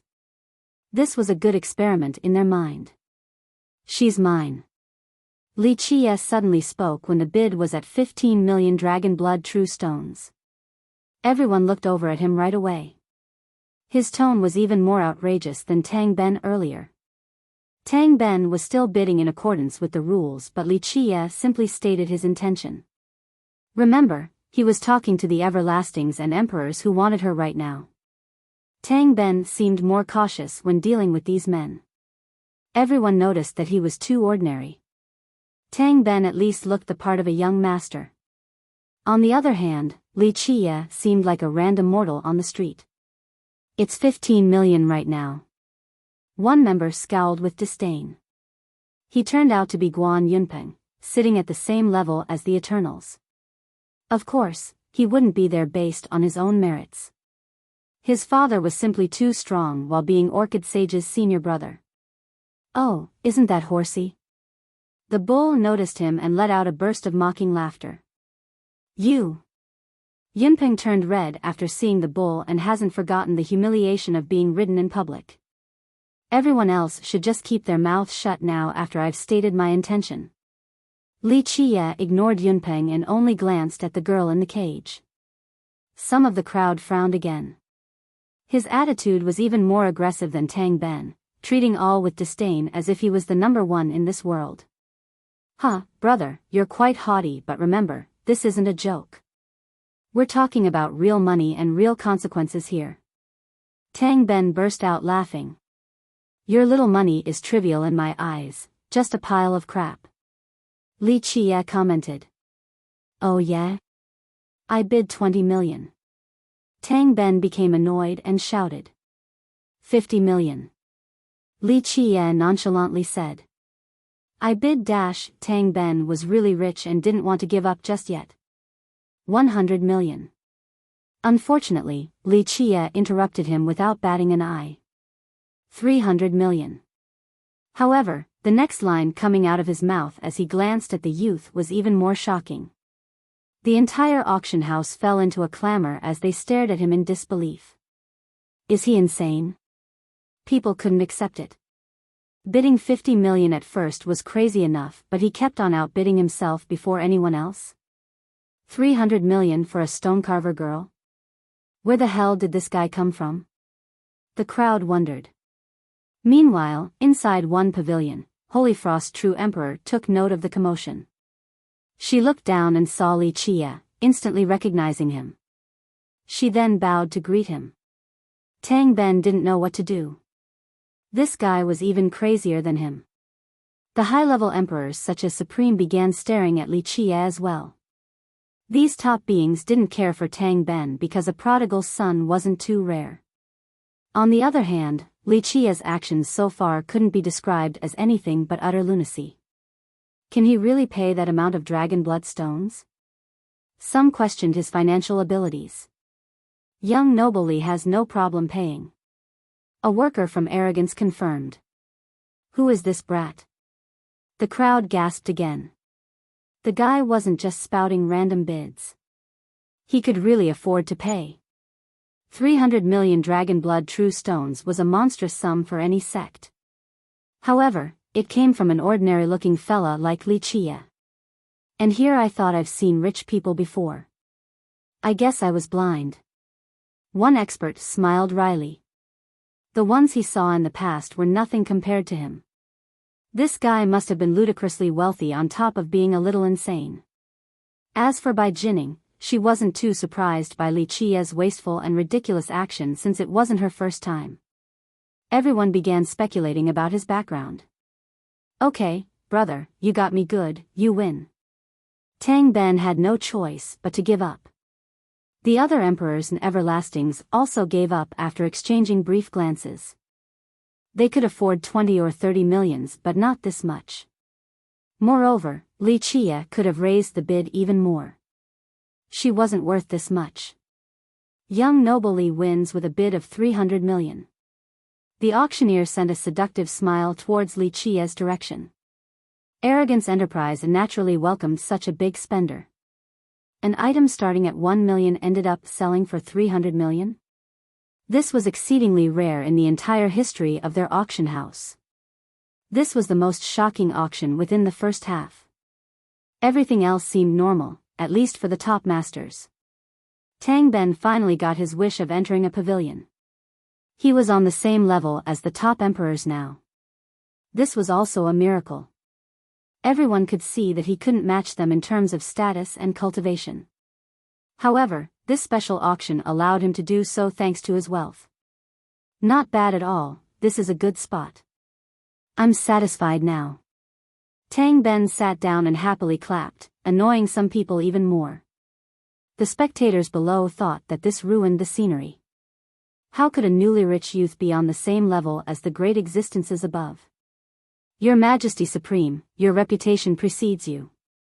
Tang Ben greeted his new friends, looking very pleased with himself. The Emperor actually nodded back with a smile.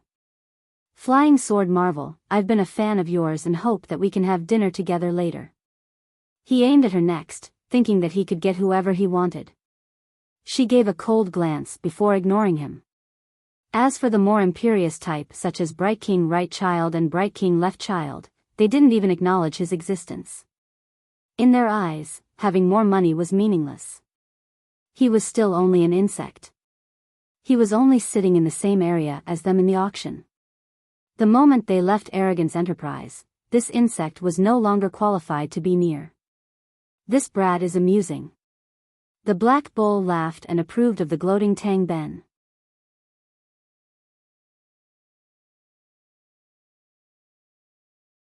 Chapter 2952, 10 million for clothes. The first half of the auction merely served as the appetizer. The second half commenced with its first item. A treasure robe inside a pushable cupboard spewing out auspicious energy as if it belonged to an immortal. This robe has a heaven-defying origin. Xian Xiao, that's all I need to say. The auctioneer introduced the item. Who's that? Not all have heard of this name before. True Emperor Xian Xiao. A true god versed in history replied. Yes.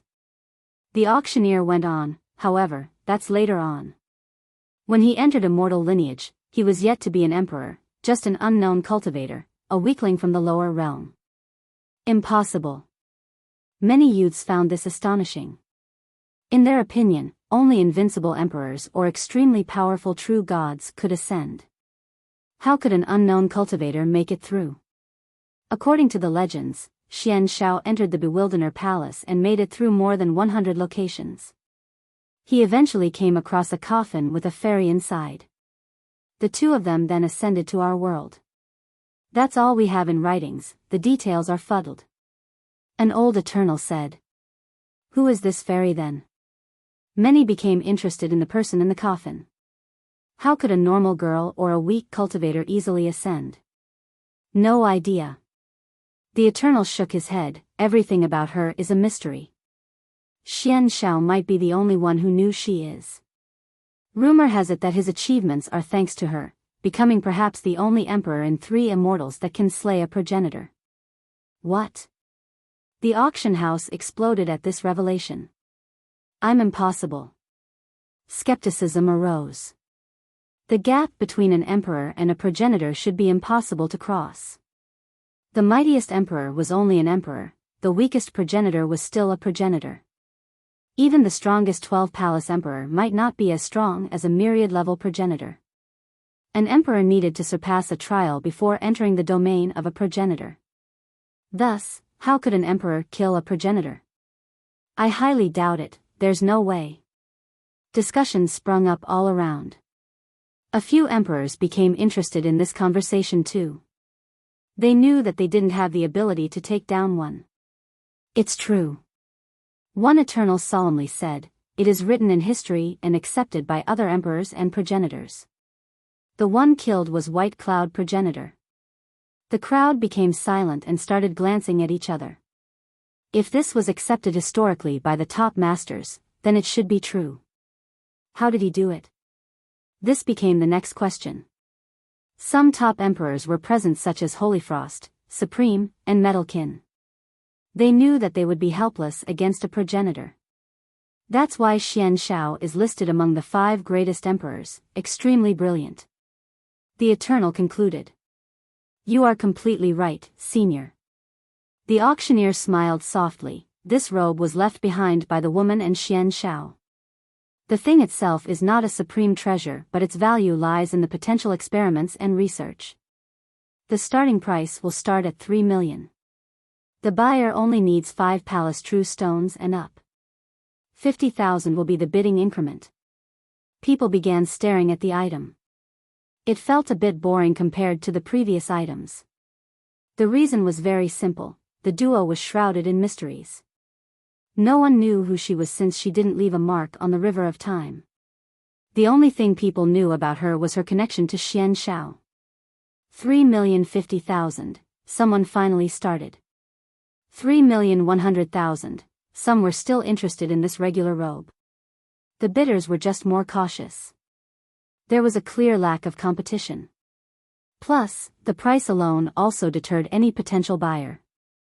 Those strong enough to afford this amount felt that it wasn't worth it. 3,200,000, more and more people gave up. That girl is mysterious indeed.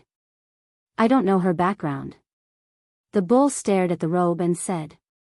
You don't know plenty of people. Li Chia said. So you know who she is then? The bull's eyes lit up. 4 million, finally, Tang Ben broke the slow increase. 10 million, Li Chia casually jumped in. Brother, you got something against me? Tang Ben asked. No, I simply have too much money. Of course, feel free to continue. Bet 100 million. Li Chia replied. No one had a thing to say. Everyone knew that Tang Ben and this ordinary-looking fella were wealthy. The latter was on another level. Boss, you win. All yours then. Tang Ben was interesting in that he could accept defeat despite his pompous and arrogant act. 10 million going once, going twice, the auctioneer said. 3 times and no one else interjected, so Li Chia won the robe. Everyone was used to his insane style by now and didn't bother competing with him. Moreover, this robe just wasn't worth it in their mind. 5 palace true stones were extremely precious. Most sects would consider this an exorbitant amount. Why would one spend so much to buy a robe of unknown effect?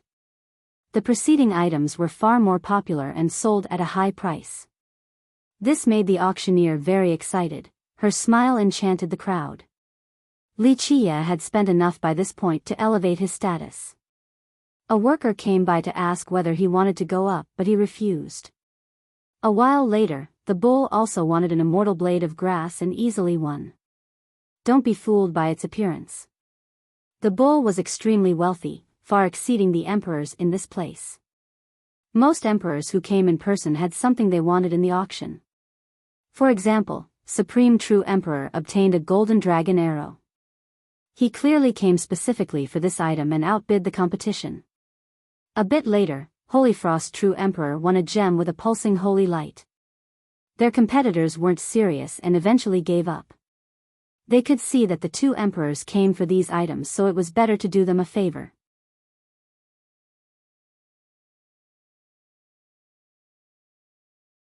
Chapter 2953, Stone Orchid Scripture. In the second half, Tang Ben was still involved. He won a few items, but more importantly, he increased the prices of other auctions. He would suddenly give up after raising the price to an unreasonable level. This infuriated the eventual winners. Some big shots also came for specific items. They prepared enough money to win regardless of the cost. However, Tang Ben increased the price far beyond their expectation. In one case, it was 10 times more than expected. That's why some buyers gritted their teeth in anger. Alas, once again, they couldn't do anything to him in this auction house. In any other place, this prodigal son would have been torn to 8 pieces. Tang Ben was fearless indeed in his quest to show off his wealth. That's why he wasn't afraid at all. In fact, he even bid against Supreme and Holy Frost True Emperor for a bit before giving up. Do note that the kid was smart enough to only raise the price by a little against these 2. I'm suspicious of this brat being invited by Arrogance Enterprise. The bull wondered. Li Qia only smiled in response. The incoming auction is a very rare scripture. Another item was introduced as the bull was speaking. On an old plate was an ancient scripture with a yellow hue from the passing of time. It shouldered a boundless amount of Buddhist energy as if there was a Buddha within, ready to break out at any moment. The scripture didn't activate its true power. Nevertheless, people felt that they could see a Buddha meditating on the plate. Its name is Stone Orchid, one of the 3 great ancient Buddhist scriptures. The auctioneer revealed. What? The real thing? One great character of Buddhism shouted in astonishment. Absolutely. The auctioneer went on, a finding scripture of Buddhism of peerless value, even older than Lankavatara Buddha. According to the legend, this Buddha found an incomplete version of this scripture and eventually became a progenitor, starting a land of Buddhism. Need I say more about its value? The crowd started pondering after the introduction. The Buddhists present stared at the scripture with a fiery gaze. This was clearly their target of the auction. Buddhism had 3 major branches.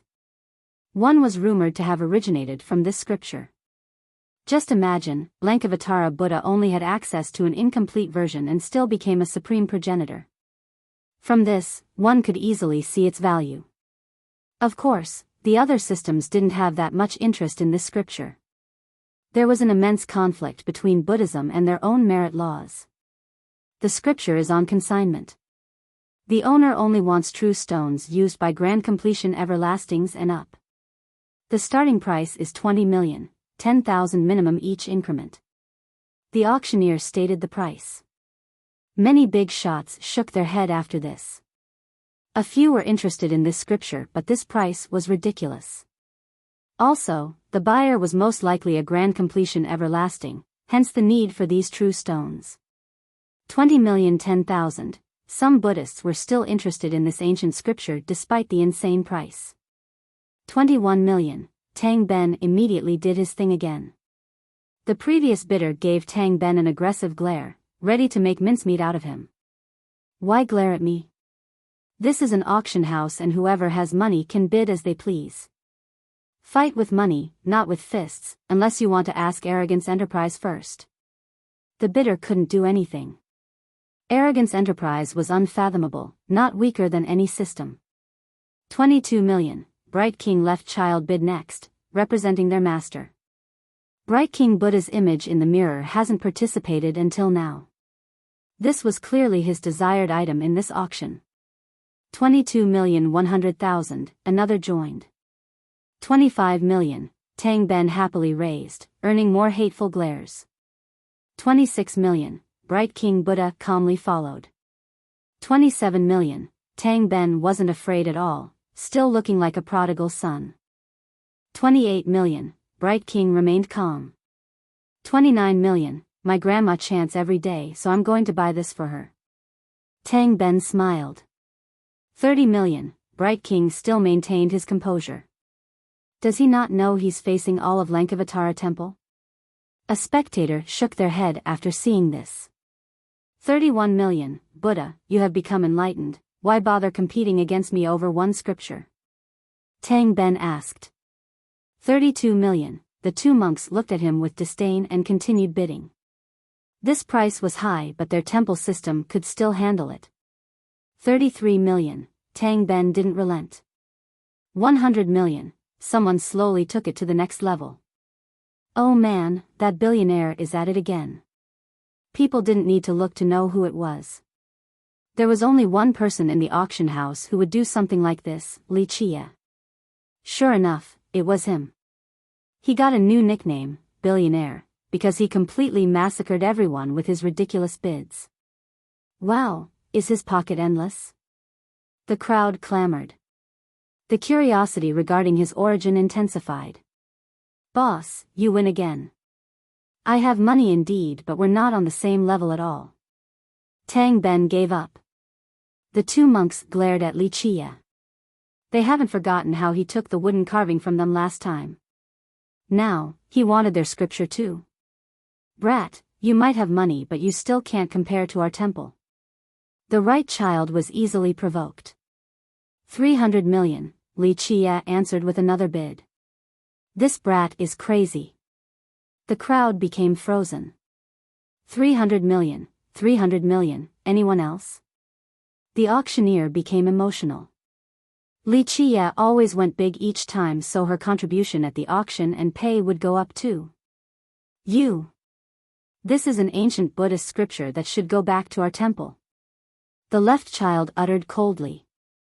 Both of them were red with rage. 500 million, Li Chia replied.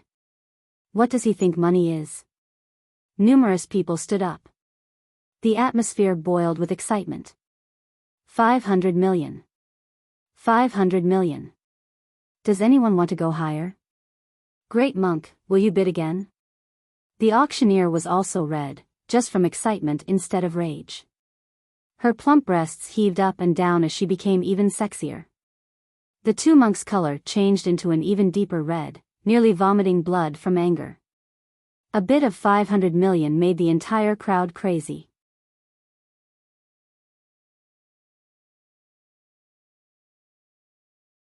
Chapter 2954, 1 billion for a scripture. The crowd fell into a stupor while the auctioneer was ecstatic out of her mind. A scripture selling for 500 million, grand completion, everlasting true stones. This was enough to frighten everyone. The female auctioneer never had such a high amount in profit before in a single auction. All eyes were on Li Chia at this point due to the insanity. Some really wanted to touch Li Chia's head in order to check and see if he had a fever or not. The fever might have destroyed his brain. The monks were speechless, almost suffering internal injuries from anger, still astounded all the same despite their high status. These weren't ordinary true stones. A stone of this level was extremely precious and rare, just not to Li Chia. Anyone higher than 500,000,000. The auctioneer herself smashed her gavel repeatedly. Fellow Taoist, will you tie a Buddhist fate? The faint image of Bright King Buddha in the mirror spoke. The rhythm of Buddhism filled his calm voice, akin to a million monks chanting in one's ears. Listeners would get lost in a sea of Buddhist affinities before they knew it. This supreme decree silenced the crowd. Many lowered their head, a few couldn't resist the conversion property of his voice and actually got on their knees. The auction house turned into a land of Buddhism. Many cultivators saw Buddha in their mind, resulting in mental ripples. Just his voice alone was enough to make people prostrate. This was a frightening level of conversion. Even masters such as Supreme and Holyfrost True Emperor shuddered a bit, realizing the Buddha's incredible power. 1 billion, Li Qiye said flatly before Bright King could finish. He was completely unaffected by the Buddha. Moreover, his comment broke the Buddhist rhythm permeating in the area.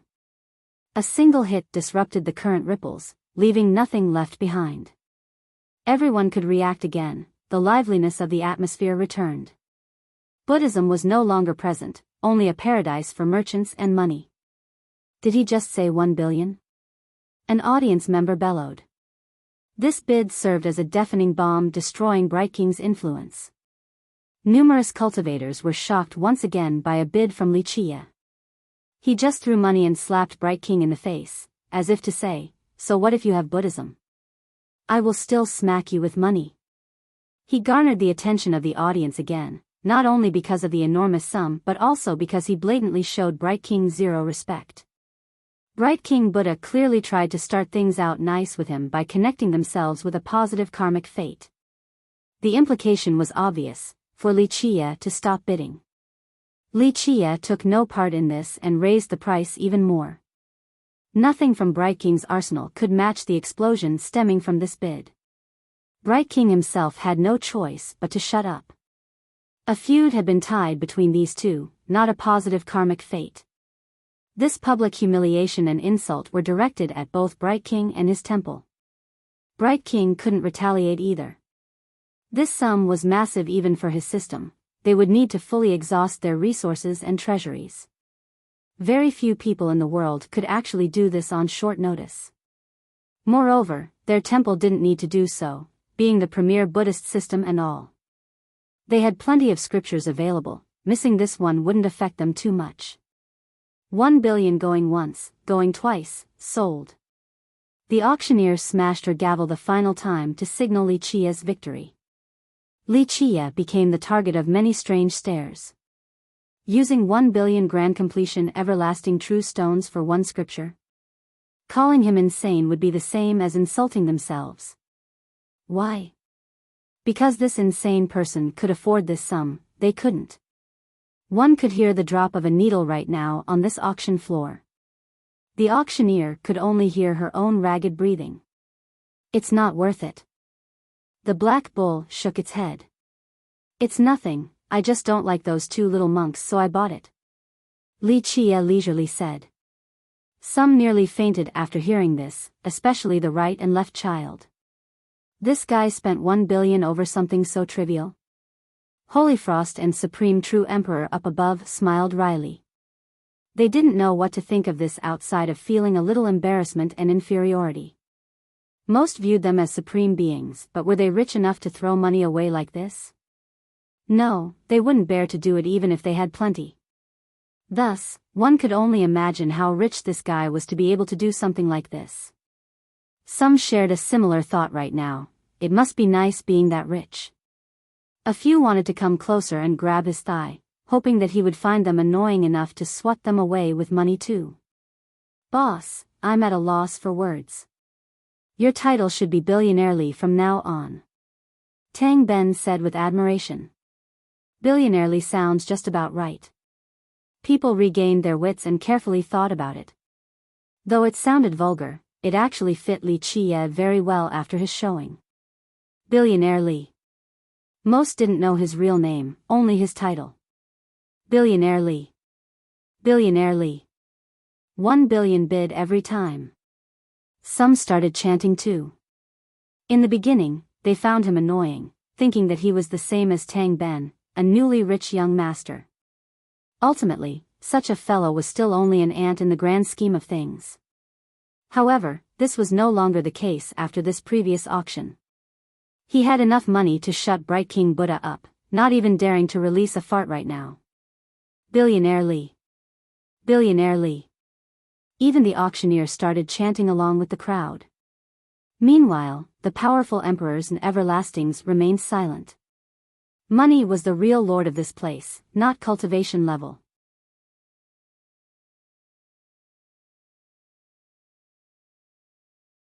Chapter 2955, Sword of a Progenitor. The furor eventually subsided. Some were still very emotional. Money ruled all at the auction. Status no longer mattered. Normally, Bright King Buddha was an untouchable existence with peerless Buddhist powers. He soared in the high heavens, freed from the mortal coil. Alas, he still lost today to a bid of 1 billion. This bid and the circumstances truly stirred the audience. Ahem, next item on the list. The auctioneer forgot about her role as well despite being very experienced at her job. This level of profit was unprecedented for her or any other auctioneer for that matter. Her contribution to the auction house would soar to the very top of the ladder after this. This remained the climax for a bit. Several other items later also got sold for a high price but not close to 1 billion. After all, the other buyers still had some reason left in them. No one would continue to outbid themselves by doubling the price.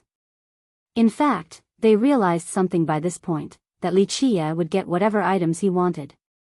There was no point in competing against this rich man.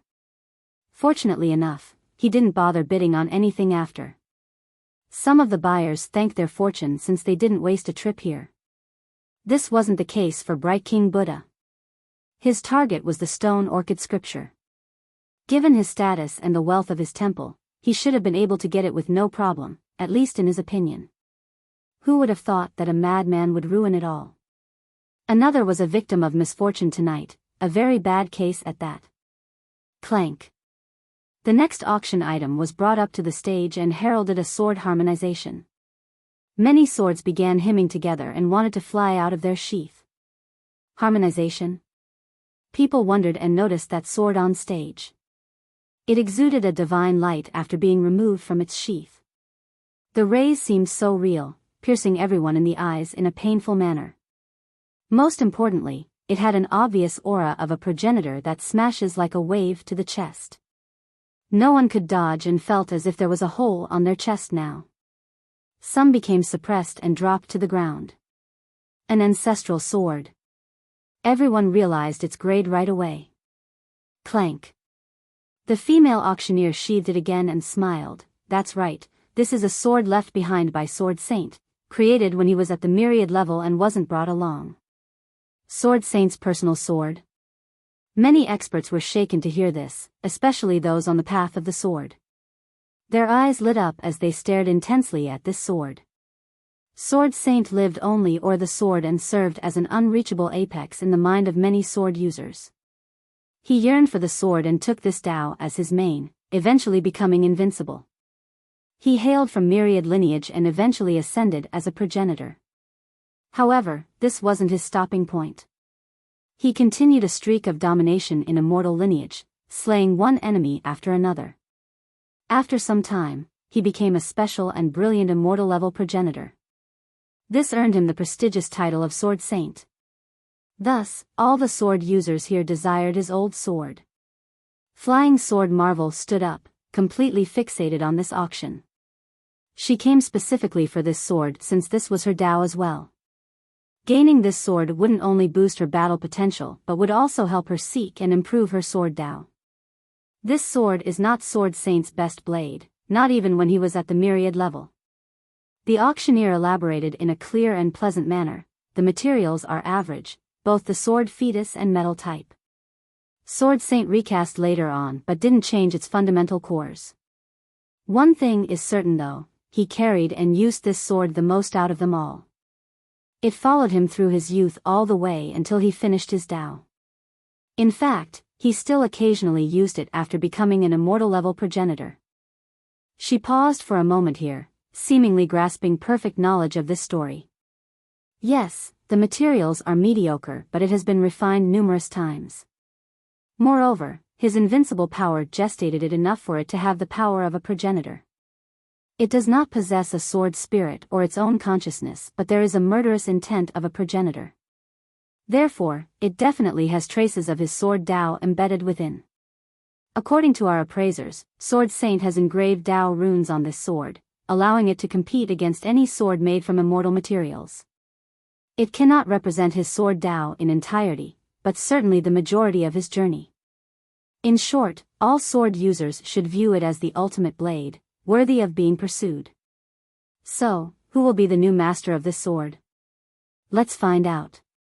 Sexiness wasn't her only forte. She herself was a mighty eternal with incredible knowledge. That's why her introduction of this sword was profound yet easy to understand. Other experts loved the sword even more. As for the sword users, they wanted nothing more than to jump on stage and grab the sword right now. As she said previously, the sword was made from mediocre materials, but it contained the progenitor's power. That's already strong enough. More importantly, it also included parts of his sword Dao.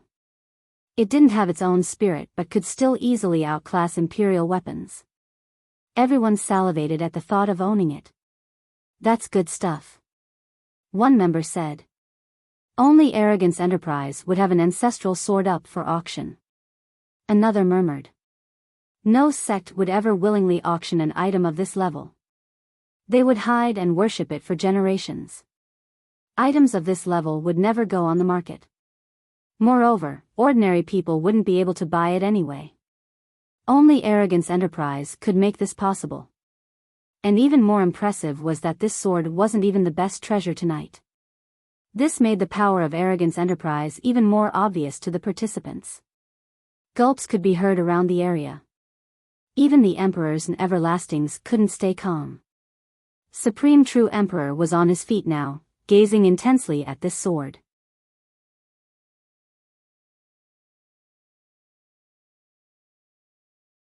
Chapter 2956. The Marvel's Pride. All eyes were on this sword, especially Flying Sword Marvel.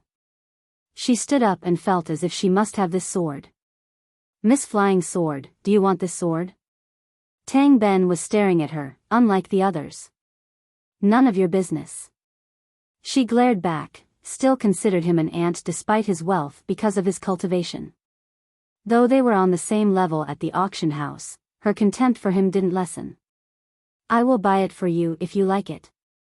He smiled. I have nothing but money and will not hesitate to spend it on you regardless of the price. I'll buy it myself. She uttered coldly, though her expression softened a bit. She didn't want Tang Ben to buy it for her due to her pride, not liking suitors like him. The only thing she worried about was if he felt the urge to buy the sword or made the price too high. Both would surely damage her plan since she must have it. It would be my pleasure to buy it for you. Tang Ben said, as long as you want it, I will even pluck the stars down for you. Money isn't a problem. 300 to 500 million are still acceptable. The listeners smiled wryly after hearing this, even the powerful emperors. Spending so much to please a beauty? Only a young master like Tang Ben would do such a thing. She became even more worried. What if Tang Ben really bought it? At that point, she would be riding a tiger and couldn't get down. She truly needed this sword, hence her appearance in person. If he were to win it, would she accept his gift or not? After all, no one knew just how rich he was. He might really outbid everyone here and win it. I appreciate your kind intent. I do need this sword but rather buy it myself. The Marvel nodded at him. Her attitude became better because she didn't want him to buy it himself. Very well, as you wish then, Mississippi. Tang Ben smiled, just let me know if you need anything, money-wise. She nodded again to show her gratitude. Many emperors and everlastings heaved a sigh of relief to see Tang Ben agreeing to not participate. They looked down on him but still felt greatly pressured by his wealth and unpredictability. Who knows when the guy would start bidding? The powerful masters at this point really felt the might of money. As the saying goes, a coin can kill a hero. Normally, people like them could summon wind and cloud whenever they wanted, doing everything on a whim. Alas, this level of money from an insignificant cultivator left them breathless.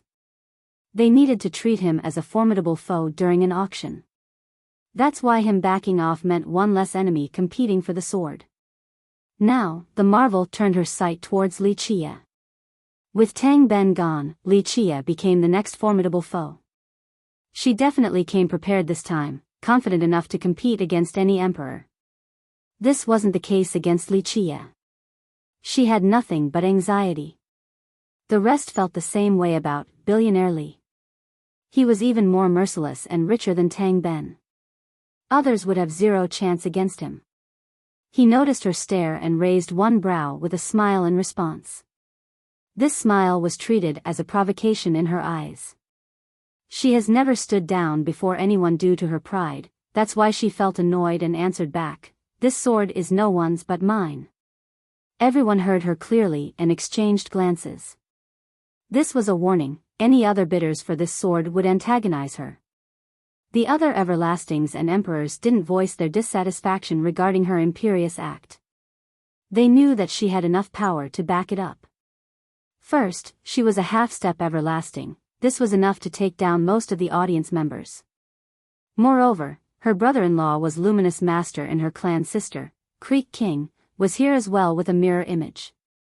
Nevertheless, some were still very interested in this ancestral sword. No need to claim ownership before the start of the auction. The one with the most money will win.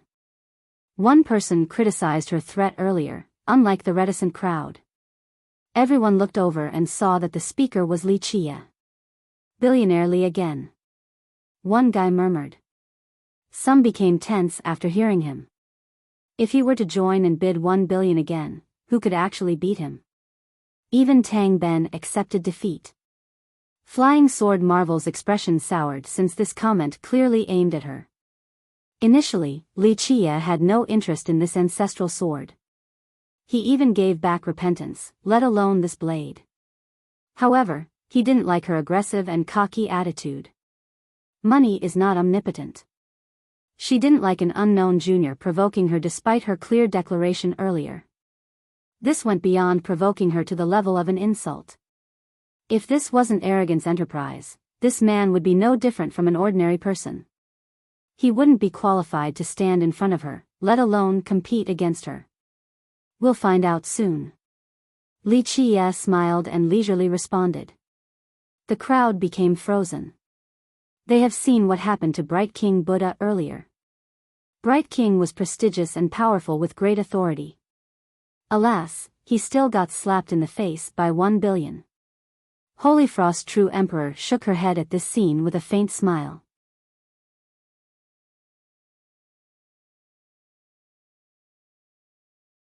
Chapter 2957. Fierce Auction. Flying Sword Marvel had a fit of fiery anger churning in her stomach. She didn't let it out just yet. Ahem, gentlemen, the auction is moving on.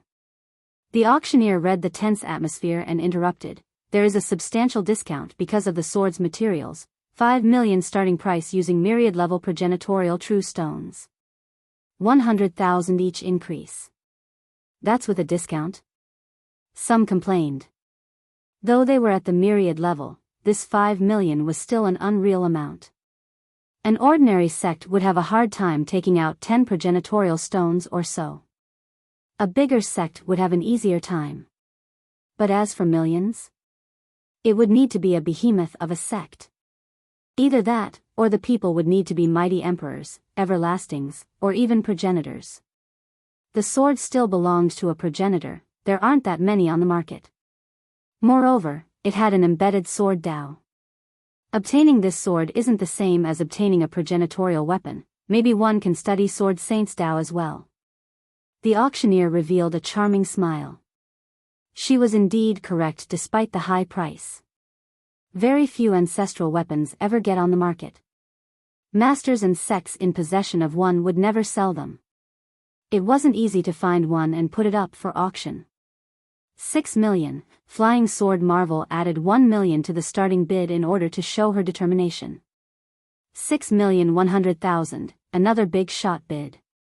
6,500,000, a third jumped in. 7 million, she swiftly retaliated. 8 million, a fourth didn't relent. 10 million, she had a cold expression. 11 million, her capable competitor didn't let up either. Just like that, the price went up to 20 million in no time at all. Though people didn't talk back to her declaration earlier, it didn't mean that they were afraid of her. Among the big shots were high-level emperors and peerless everlastings that had been famous for a long time. The temptation of an ancestral sword far exceeded the negatives of offending her. Plus, money talks in this auction house. There was no need to be afraid of anyone. Billionaire Li was the best example. The price didn't increase as much anymore after reaching 20 million. Everyone wanted a discount and only raised it up by 100,000 each time. They weren't as crazy as Tang Ben or Billionaire Li. Eventually, Flying Sword Marvel bid 25 million. She has been bidding aggressively all along, so people knew that she wasn't messing around. The emperors and everlastings knew that she wouldn't give up. Thus, it was better to quit now while they were ahead and sell her some face. 25 million, anyone else? The auctioneer noticed a lull and shouted. 25 million, going once. 25 million, going twice. She began raising her wooden gavel. Flying Sword Marvel heaved a sigh of relief after seeing people backing up. Just one more call and the sword would be hers. 100 million, a voice came from below. Damn, Billionaire Li is at it again. Everyone knew who it was right away without looking. The guy is insane, these are progenitorial stones we're talking about here. Another said. No one outside of progenitors themselves should be able to produce this sum by this point. Is it worth it? This question popped up around the stage. The lower-level stones weren't as bad. Some of the rich here could actually afford it. Unfortunately, this was no longer the case. 100 million, Sir Li Chia has bid 100 million. Any other bidder? The blushing auctioneer nearly lost her mind again since this beat out her previous record. She shot so many seductive glances towards Li Chia. You. On the other hand, Flying Sword Marvel's expression became extremely unsightly. This sword was seconds away from being hers, but now, Li Chia had severed her path. She could have handled anything around 50 million but not 100 million. Moreover, this price was illogical too. People have already backed off to do her a favor. Everyone could see that she nearly had it until Li Chia took this ready-to-eat feast away from her. Not convinced? Just outbid me then, I'm sure you can afford it. Li Chia calmly met her piercing gaze. Everyone stared at these two. They could tell that his bid wasn't a regular bid but more of a slap to her face. It was too extreme, clearly aimed at antagonizing and humiliating her. Don't think you're all that because you have money. She lashed out while feeling a murderous urge. As I said, just outbid me. Li Chia responded. Normally, Flying Sword Marvel was prideful but still maintained a good temper. This was no longer the case. How could a heaven's favorite adored by all like her be defeated by an unknown brat and his money? Nevertheless, she needed to calm down because this was arrogance enterprise. 110 million, a pleasant and commanding voice came from the sky. Creek King. Everyone looked up, shocked. Her Majesty is bidding now. Someone said. Shoo, don't talk right now. The friend nearby reminded him. Her involvement silenced the scene. After all, her status seemed supreme and a step above everyone else present. Just being Luminous Master's wife alone was enough for people to respect her. Flying Sword Marvel became happy since this gave her a glimmer of hope. Who would dare to try and bid against her? Would Billionaire Li do it?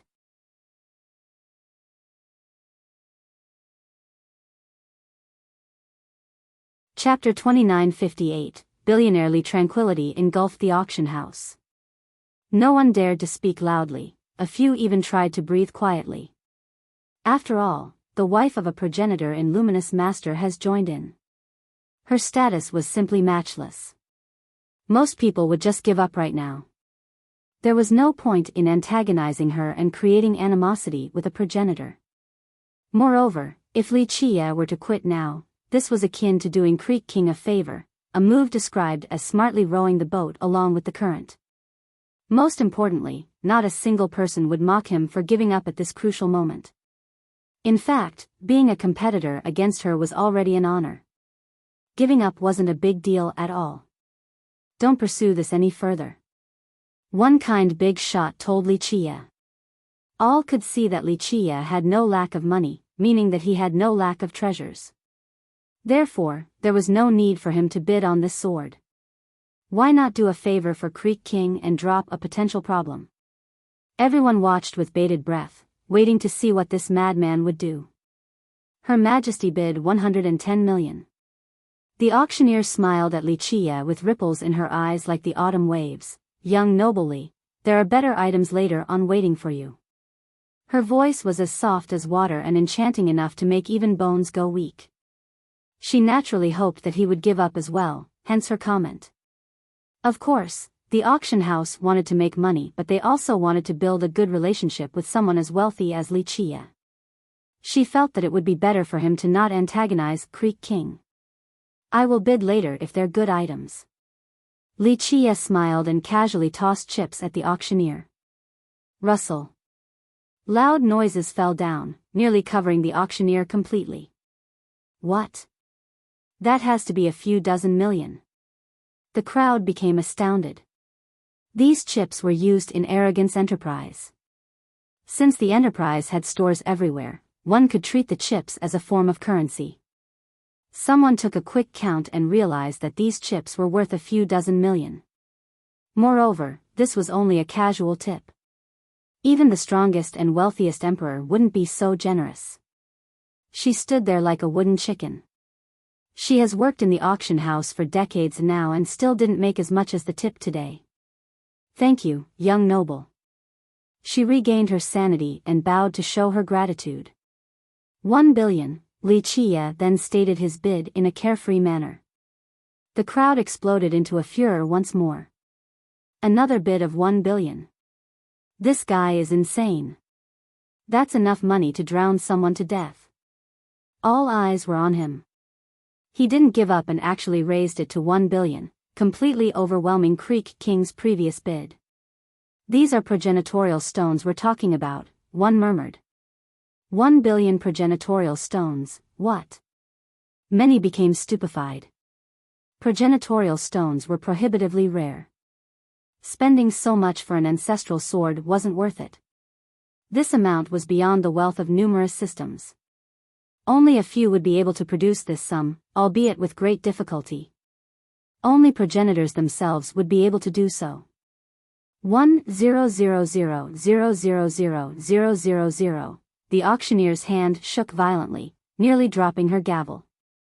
Going once, she needed to hold it with both hands now, feeling extremely nervous. Her legs were trembling as well. Sold for 1 billion. She finally smashed the gavel, ending this auction. When this experienced auctioneer let go of her gavel, her hands were still trembling. Emotion still got the best of her. Flying Sword Marvel watched the sword being delivered to Wuxia while shaking, not because of Wuxia's huge bid but just from pure indignation. Her supreme self has never been subjected to such humiliation before, not to mention that she was completely powerless before the power of money. This was even more humiliating than if she were to lose a fight to him. People took a deep breath, fully aware that Wuxia had slapped 3 people in one go, Flying Sword Marvel, Creek King, and Luminous Master. Sir, I feel inadequate before your bold showing. Creek King's voice came from above, full of sentiments. It's just pocket change, can't reach the apex. Wuxia casually replied. Creek King could only sigh and stop talking. She wasn't angry at all. Her self-control was superior compared to Flying Sword Marvel. Meanwhile, the audience had a weak smile on their face. 1 billion progenitorial stones were considered pocket change. This might be the most domineering statement they have ever heard. Only progenitors could say this without being laughed at. Strangely enough, they didn't think he was boasting after his repeated display of wealth. In fact, he was probably holding back, not being as ostentatious as can be. They were completely convinced by his financial prowess at this point. Sigh, boss, you must be rich beyond imagination. Tang Ben became a fan. I am a country bumpkin in comparison while you're the richest in the city. I bow before you. He lowered his head after saying this. People didn't know how to feel about Tang Ben. They were certainly annoyed at his bravado, but he was being quite cute right now, easily accepting defeat. Billionaire Li lives up to his title. Someone else said, liking this title even more. Only Flying Sword Marvel remained furious. She glared at Li Chia, her cold eyes containing a faint hint of murderous intention. It was impossible for her to let this go. Next, the auction house sent out more items of the progenitorial level, a scripture, holy items, and rare artifacts. The crowd certainly broadened their horizon. The competition was fierce. The buyers who were aiming for these items were on edge the entire time, afraid that Billionaire Li would suddenly join the fray. They knew better than to compete against him at this point. Fortunately, he didn't bother looking at these items, clearly not interested.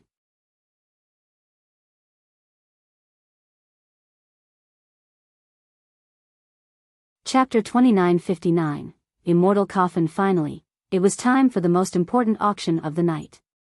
Gentlemen, our Arrogance Enterprise appreciates everyone's enthusiastic support. Next is the best and final treasure of the night.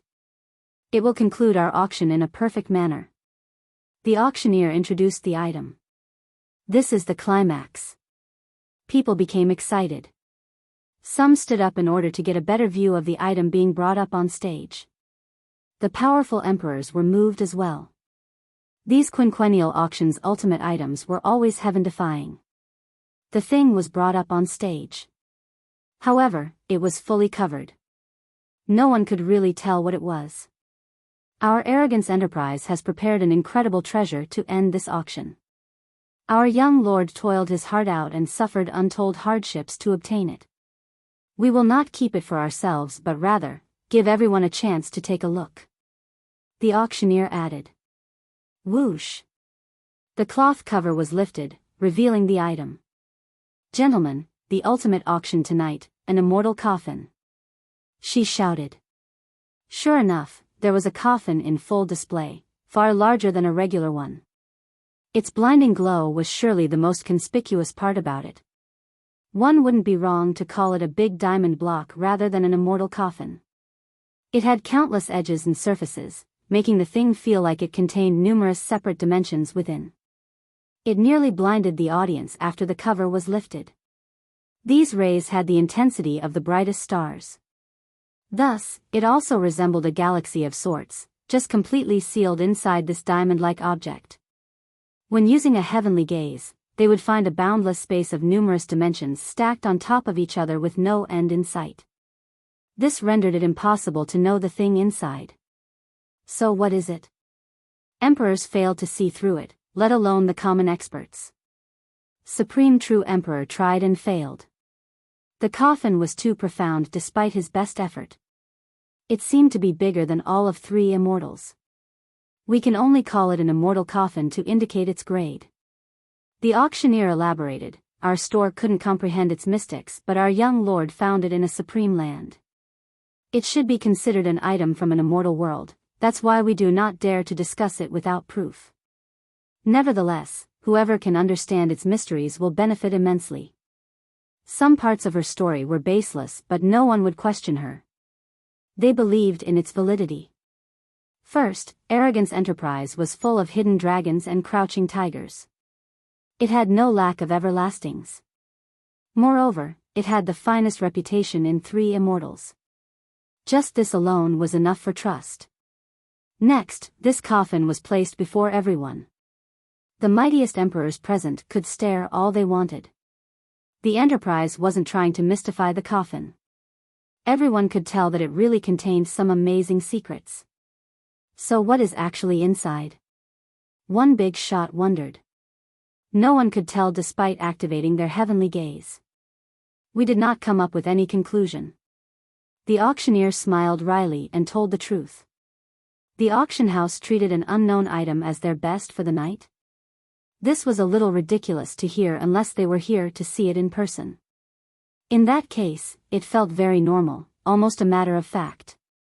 Is it really from above, a world of immortals? Someone speculated. So where is this world? No one actually knows. Another shook their head in disagreement. Immortal lineage was the highest in 3 immortals, nothing else was above. Though people always talked about an immortal world, no one has ever seen or heard of anyone going there and returning. Maybe the other side of uncrossable expanse is the immortal world. One expert laughed. You actually might be onto something. Why else would the progenitors try to cross it? A few nodded, agreeing with this logic. Of course, no one could prove it anyway. Hey, could this be the coffin that Xian Shao found back then in the lower realm? A big shot from the last generation recalled this story. Everyone turned towards him and also remembered the same thing. A robe from this tale was actually sold tonight as well. Our Arrogance Enterprise is actually sure that this is not the same coffin. The auctioneer gave a definite answer this time. They must have had solid evidence. Gentlemen, feel free to come closer on stage to feel it. Let's line up. The auctioneer suggested.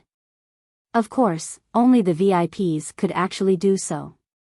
Your Majesty Creek King and young Noble Li, please come on stage first. She invited the two. The crowd naturally turned towards Li Chia. What the auctioneer did was place Li Chia on the same level as Creek King, intentional or otherwise. Remember, Creek King sat in a palace meant for progenitors. She represented her husband for this auction. No one else had a higher status than her here and now. However, Arrogance Enterprise has listed Li Chia together with her. This actually took the crowd by surprise. This is inappropriate. Both Creek King and Luminous Master are unmatched in terms of status in our world. Only Orchid Sage can compare if we must bring up someone. A dissatisfied member commented. They viewed Luminous Master almost like a god and didn't approve of an unknown junior like Li Chia being viewed with equal importance. Are you forgetting that this is Arrogance Enterprise? It's a place of business and profit. Whoever has more money is the boss here. Spend a few billion and you can be on the same level as Creek King too, just like billionaire Li. He spent the most here, so why can't he be the first to take a look? Why would he go to Arrogance auctions again after being treated unfairly? A different audience member sympathized. He's right, they're not really at fault. The highest paying customer deserves the highest treatment. Another big shot jumped in. These important characters have participated in multiple auctions and knew how the enterprise worked. Some were unhappy, but this was how it should be. If one wanted the same level of treatment, then just throw money away here. Arrogance Enterprise would also treat them like VIPs since profit was the main focus. Billionaire Li was clearly a once-in-a-lifetime customer, to say the least. To not treat him the best would deter future customers from dealing with them.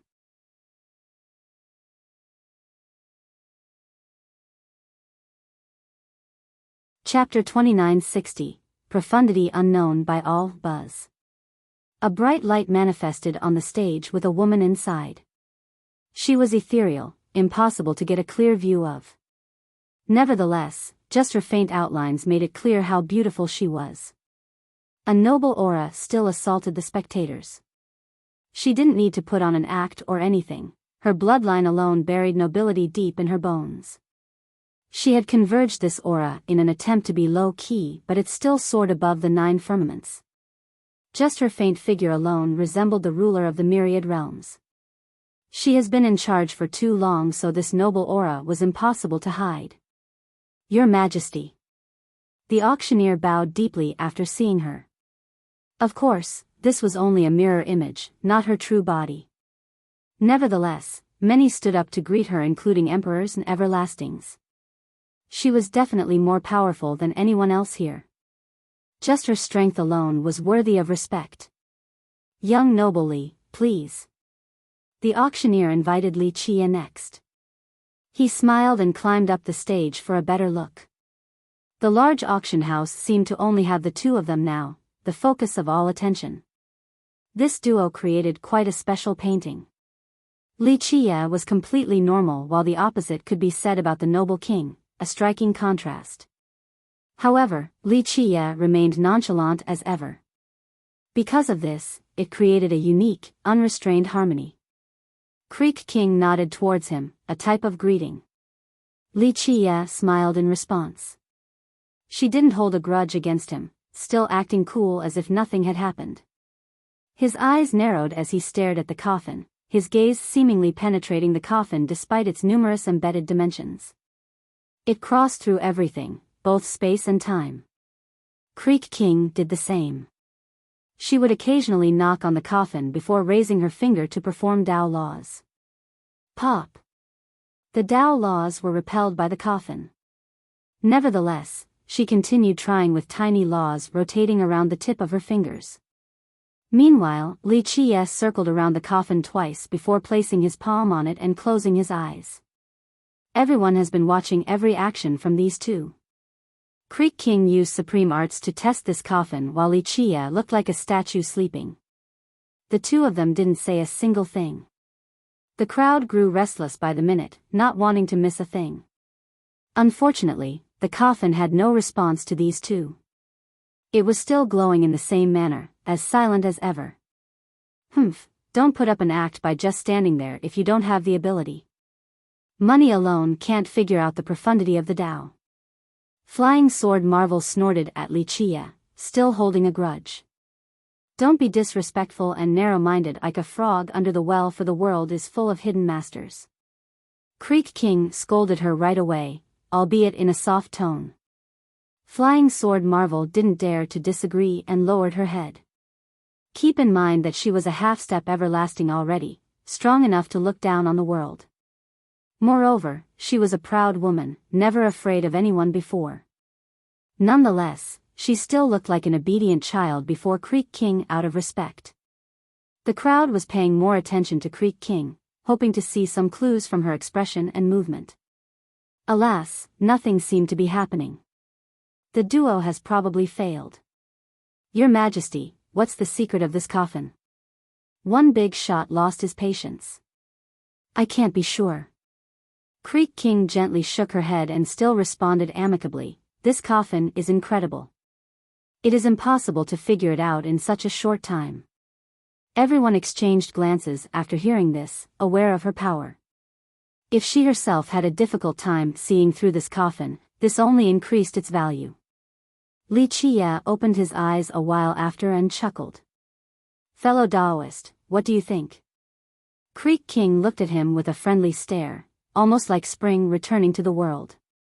It's a nice item. Li Qiye smiled and returned to his seat. She tilted her head a bit, pondering after hearing his response. Buzz. She then disappeared from the stage.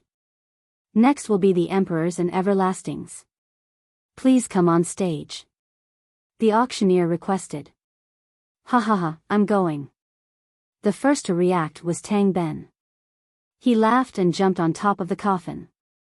This vulgar and impolite act of his didn't earn him any grace from Flying Sword Marvel. The Emperors and Everlastings came after for a closer look.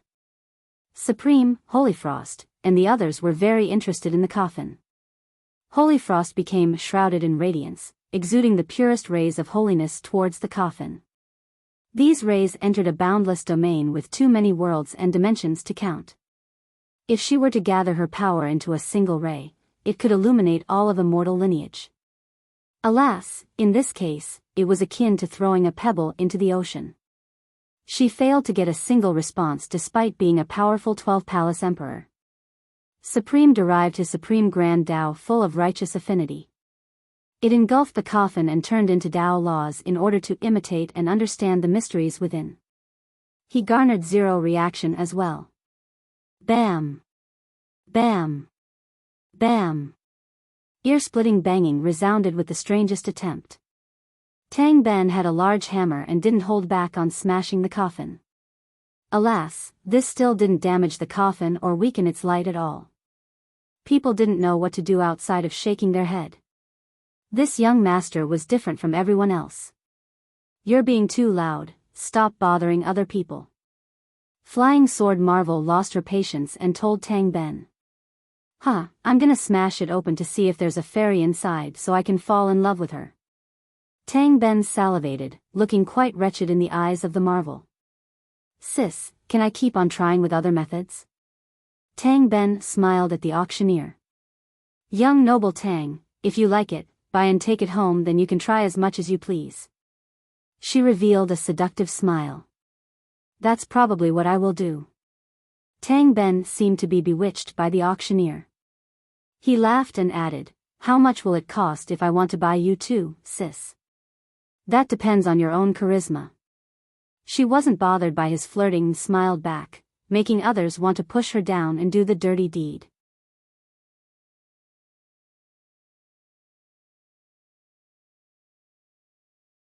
Chapter 2961, Flirting, Depends on My Charisma? Tang Ben's eyes lit up after hearing this. He fixed his long hair and assumed a pose he thought was the most handsome, a beaming smile. It didn't turn out too well since he looked too perverted. Sis, my charisma is off the chart. Tang Ben shot a flirting glance back at the auctioneer. Do you want to come to my room tonight? I bought a few cool treasures and would like your appraisal. I'm sorry to say that my ability is weak and won't be able to help you, young noble Tang. The auctioneer shook her head. No way. Tang Ben smiled. You are the main auctioneer of arrogance with peerless insight. You have seen more treasures than I have seen rice, able to tell the quality at a single glance. You know how I am, I just love treasures and buy everything. They pile up at my house now, so that's why I need your discerning opinion. With your help, I won't be tricked by others. What do you think, sis? While everyone else was contemplating about the immortal coffin, Tang Ben tried to flirt with her instead with wanton regards for the public setting. The emperors and everlastings on stage didn't know what to do. This young master was something else. They wondered about his background. Just what kind of clan could be so rich yet educate a child like this? People could only sigh. Flirting with the auctioneer was quite impressive, requiring courage and mental fortitude. Of course, let's not forget about the most important factor, shamelessness. Young noble Tang, if you are afraid of cheap copies and imitations, you can come to an arrogance branch. They are all over 3 immortals and can accommodate you with anything. The auctioneer cleverly rejected him. So what if I want sis, will your store accommodate me too? Tang Ben continued his shameless attempt. I can't make a decision on that request, you will have to ask our managers. She didn't become angry and politely answered. That's okay, I'll go ask them when I have time. Tang Ben smiled, but are you busy tonight or not, sis? You can teach me a private lesson on recognizing treasures. I recently bought a horn from a tri-runed water dragon. I think the age of this horn is just right, the problem is the bloodline. Will you come to check it out? Young noble Tang, please feel free to bring it to our store. We will give you a sure answer then. She smiled. Absolutely, I'll ask for you then. Tang Ben immediately answered. One could read the words clearly written on his face, want to sleep with her. Everyone was at a loss for words. So vulgar. Flying Sword Marvel commented. Tang Ben pretended not to hear her and moved closer to the auctioneer to resume his flirting attempt. Meanwhile, the Black Bull was also staring at the coffin. It eventually concluded, this thing is amazing, simply heaven-defying. True, 1 treasure, 2 items. Not bad at all. Li Qie smiled. What's inside, a corpse or a fairy? The bull's eyes lit up and asked right away. No rush. Li Qie said implicatively with a profound gaze. Sir, we absolutely can't miss something this good. We gotta get it. The bull persuaded. Li Qie smiled, seemingly amused by what's to come. At this point, the emperors and everlastings on stage were exchanging their opinions. They naturally hid some of the key points but still wanted to listen to the general points. Fellow Daoist Holyfrost, what do you think? Supreme asked Holyfrost. Holyfrost pondered for a moment before answering, This thing is above spatiotemporal constraints. It must have something to do with the flow of the river of time. I don't know if it is from an immortal world. Your incredible light must have seen something. Bright King Buddha's mirror image said, we cannot open it by force, only by understanding its profundities. We don't know if it's a living or dead thing inside either. Yes, the content is very elusive. A different everlasting added. In my opinion, we shouldn't open it. Another emperor said gravely, sure, it will be auspicious if it's an immortal item. However, if it turns out to be evil, it's not something you or me can stop. Something sealed inside of an item of this level should be powerful beyond imagination. I agree, fellow Taoist. One big shot said, and from what I've seen, only a progenitor at the immortal level can open this. Everyone exchanged glances. Immortal lineage didn't have an immortal level progenitor, at least not right now, or maybe they didn't know about them. In the present, 2 people have reached the Tao. However, they were yet to be at the immortal level. This might happen in the future, it just wasn't the case right now. Therefore, no one in immortal lineage could open this coffin. The listeners below were amazed to hear this. Needing an immortal level progenitor? This coffin must be insane. Of course, these commenters all had their own thoughts and goals while discussing various ideas. In the end, none could figure it out. They then returned to their floating pavilions. The big shots on the thrones were next in line to take a look. In the entire process, Tang Ben still didn't return to his palace and continued chatting with the auctioneer. Of course, there was nothing she could do. He was a VIP right now who had spent a big sum for arrogance. Moreover, he was certainly annoying but hasn't done anything wrong outside of flirting. This didn't matter in the grand scheme of things. Some viewed his action as vulgar and shameless. Tang Ben himself didn't care at all. So what if he acted like a rich young master? He was really one anyway. Eventually, the observation finally ended. The auctioneer returned to her podium and told the crowd, everyone has gotten a chance to take a closer look now. Even though we can't say what's inside, I'm sure we all have a better idea of its value now. The powerful masters here didn't find anything special, but one thing was certain, the coffin was a supreme treasure. It wasn't incorrect to list it as the defining treasure of this auction. Our young lord found this item and we don't have a listed price for it since it is priceless. The auctioneer said. This confused the crowd. If it's priceless, what's the point of having an auction? Thus, we're doing something special. Everyone will write their bid down. As long as someone put down an acceptable price for us, this coffin will be theirs. She elaborated. Like that? The crowd was surprised. Such a casual way of doing it for a key treasure? Quite unprecedented.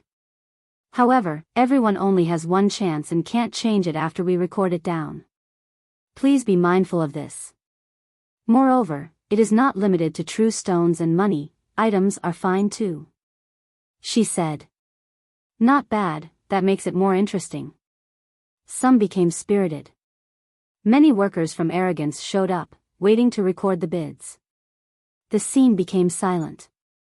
People weren't in a rush to bid and would rather be the last ones. After all, they only had one chance. Ordinary cultivators didn't even bother. They weren't qualified and weren't capable enough to win. An attempt would only earn jeers. Alright, the auction is starting, feel free to bid everyone. The auctioneer announced. I have an ancient bell from Sky Ruins, would that be alright? A white-haired old man took out a box containing an old and golden bell inside.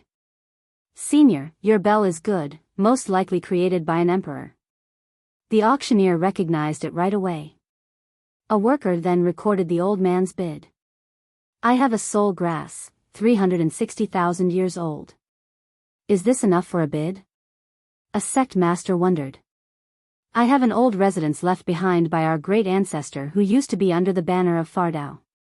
This residence is rumored to be blessed by Fardao himself, so I will offer it as my bid. I am an eternal, I offer myself. Yeah, as if you're worth that much. The ones nearly laughed at this bidder. Many knew that they couldn't afford the coffin, but Arrogance Enterprise didn't state a minimum. Thus, they wanted to join the fun.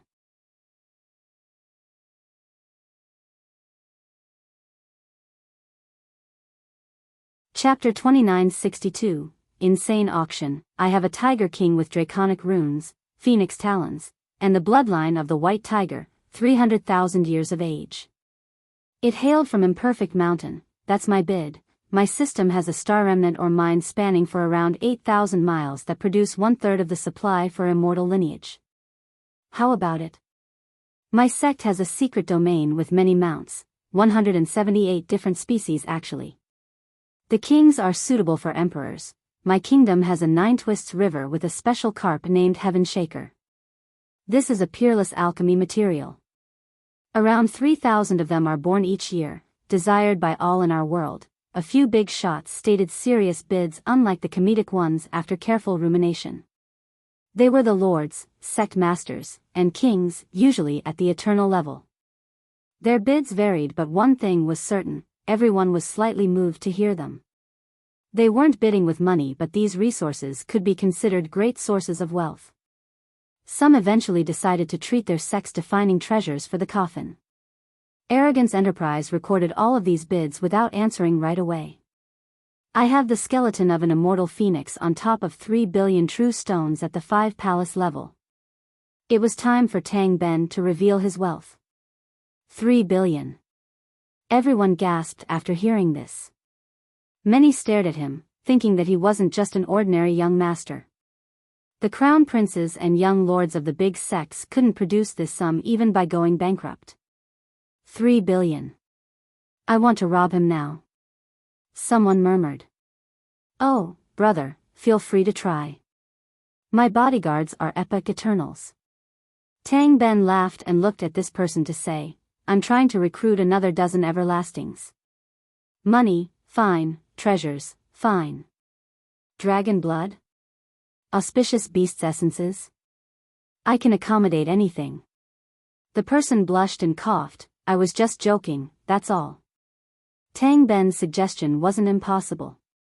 Everlastings were usually proud, but as long as he could pay the price, a few items could still tempt them into working for him. Sis, what do you think about my bid? Tang Ben didn't forget to flirt with the auctioneer. Your bid is excellent, we will prioritize considering it. She didn't want to offend him, so she smiled back. I actually don't care for this coffin at all, just having a bit of fun. I rather get closer to a beauty like you, sis. Tang Ben said. She smiled without responding. The listeners nearby wondered if this guy was here for the auction or to just find some girls. The true stones at the 5 palace level were certainly impressive. But the skeleton of a phoenix? Everyone became more curious. Just who was this youth? Could he be the son of an emperor? That couldn't be right. Even if this emperor was rich, he still wouldn't let his son be this wasteful. Most were very strict with their children's education and discipline. They wouldn't let their children become young masters or useless princesses that only know how to spend like Tang Ben. How could a youth from such a rich family be so unknown? No one knew a thing about him. We, Metalkin Divine Court, are willing to bid 500 million progenitorial stones at the myriad level. An influential old man from this power bid. 500 million myriad level stones. Many gasped in response. Once they calmed down and thought about it, this price still didn't seem enough. That's a high bid. One Eternal whispered. But earlier, Billionaire Lee paid 1 billion. His friend answered back. Forget about that madman. The Eternal said, that ancestral sword is only worth around 50 million at best, that's already high. It should be 30 million. This immortal coffin is the key treasure tonight, but 500 million is a reasonable price already. Just think about it, how many other systems can produce this sum right away? The crowd exchanged glances. The sect masters and lords calculated what they had in their system's main treasuries and realized that they wouldn't be able to produce this much, not even stones at only the myriad level. That just shows how insane Billionaire Lee is. Another said. Metalkin Divine Court could only do half of what Li Chia did. Comparison was a source of pain. Even a system as mighty as Metalkin Divine Court could only muster 500 million. In the case of 1 billion as a possibility, they would need to meticulously deliberate this. My father has agreed. Our strong grass system will also offer 500 million and one manual containing the experiences and findings of a progenitor. Guan Yunpeng jumped in. He looked quite pleased with himself after revealing the bid. He didn't do anything special tonight despite winning 1 or 2 treasures. The winning prices weren't impressive either. This annoyed him a little bit. After all, he was Orchid Sage's junior brother, a very prestigious role. He considered himself to be on the same level as the emperors, but unfortunately, he didn't have that much money himself and required his father's approval. This immortal coffin finally got his father's interest. The mirror image told him to outbid the divine court. The old man from Metalkin glared over at Yunpeng. This bid was a challenge between the two systems. Yunpeng wasn't afraid at all and arched his chest to meet the glare. Metalkin Divine Court was certainly powerful and feared by many. However, Strong Grass was not a weakling in the contemporary. Metalkin War God only had 12 palaces, not even close to being on the same level as Orchid Sage. Therefore, Yunpeng could stand proudly against this top master from the court. His cultivation was only average at best. On the other hand, the old man was very close to his father in both status and power. The latter became vexed after seeing this pompous youth. Alas, there was nothing he could do outside of scowling. The kid had a good father and an amazing senior brother. Miss, how is our bid? Yunpeng thought he looked quite cool right now and raised his voice. It is excellent. We'll let you know once we make a decision, young noble. She nodded and smiled. Yunpeng was satisfied with this answer from the auctioneer and sat back down on his seat. Lankavatara Temple is offering 2 scriptures personally written by Lankavatara Buddha. What do you think? The left child made a bid in his master's stead. Scriptures from the progenitor? People were shocked because the scriptures from this temple have never been passed to outsiders, let alone scrolls written by the progenitor himself. The content was one thing, but the fact that they came from the progenitor meant that they were priceless. They should be able to suppress evil by themselves. The peerless teachings within were simply extra. Remember, Lankavatara Buddha wasn't only an immortal-level progenitor. He was famous alongside Desolate Saint.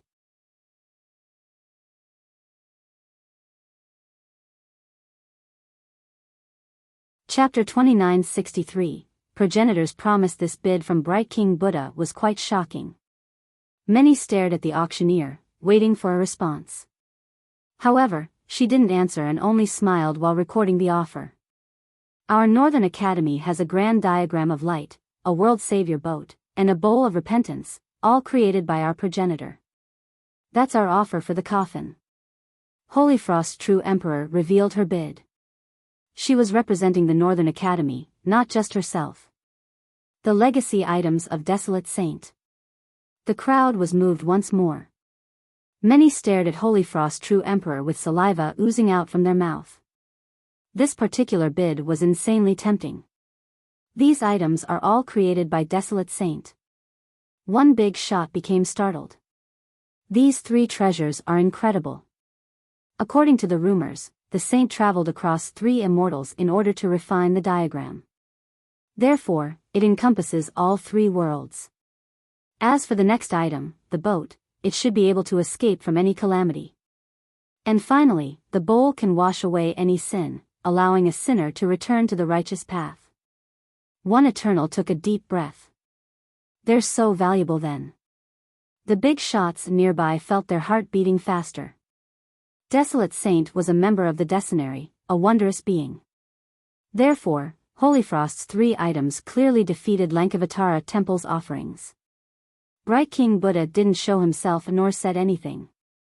However, his 2 servants' expression changed, aware that they had been bested this time around.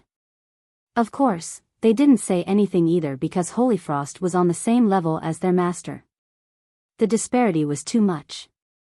High Sun Pavilion will give your arrogance enterprise one position lasting for perpetuity. Supreme True Emperor spoke. A spot for High Sun? All eyes fell on Supreme. This organization was mysterious and unfathomable. No one knew its true strength. For millions of years now, only a selected few have been able to join it. Some progenitors weren't eligible, let alone emperors. The benefits of being a member remained unknown, but virtually all masters wanted a spot. The best recent example was the commander of Sky Pass, Tai Inshi. He obtained his position with the help of High Sunday. From this, one could see its power. A few emperors and everlastings knew that this was a great opportunity. Joining High Sun would allow them to reach a greater height. Thus, the focus shifted onto the female auctioneer. She bowed toward Supreme and said, "Thank you, Your Majesty. We will carefully consider your proposal." It didn't take long before those qualified have made their bid. The scene became quiet. Some started looking up instinctively towards the palace of Creek King. Though she wasn't here in person, her mirror image still represented Luminous Master. In the auction tonight, Creek King didn't try to bid on any treasure outside of the ancestral sword. People also understood that she merely tried to help Flying Sword Marvel. Her real goal was this immortal coffin. They patiently waited, thinking that Luminous Master would most likely outbid everyone present. Power, wealth, and resources. He was superior to anyone here. One promise to be carried out by Luminous Master. She finally spoke. Her words turned into an eternal mantra. Golden springs emanated from the ground, an incredible visual phenomenon. The moment Arrogance Enterprise accepted, her words would become a promise that would last forever. The shocked crowd began imagining the potential. A favor from a progenitor? This was another priceless bid. Perhaps he could teach someone to become a true emperor, or he could give you enough money to rival anyone. All in all, this was indeed a tempting offer with boundless potential. Not to mention regular people, the emperors here would love to have something like this. It can benefit generations to come. A sect master murmured, thinking about the future. We appreciate your generous offer. The auctioneer bowed respectfully. Everyone thought that they had zero chance. If they had the choice, they would definitely pick the promise of a progenitor. The other treasures and resources were incredible, of course, but not on the same level as Creek King's offer. One could get all of these things with the help of Luminous Master. Looks like Arrogance Enterprise will pick Luminous Master. Everyone concluded. Young Noble Li, will you place a bid? The auctioneer looked over at Li Chia and smiled. Everyone finally remembered about this particular fella and began paying attention to him.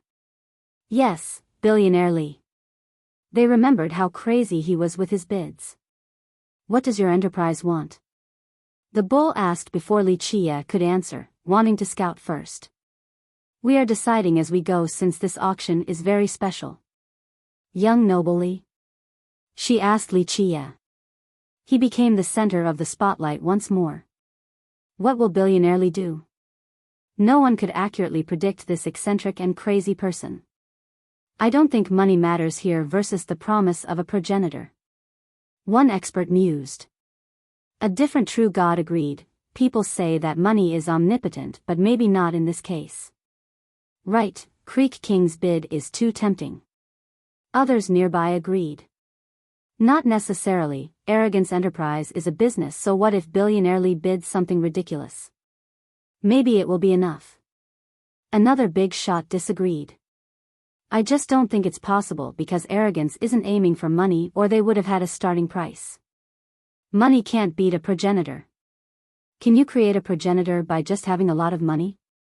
No. An Eternal said. Right, money is only an external thing even at the highest level.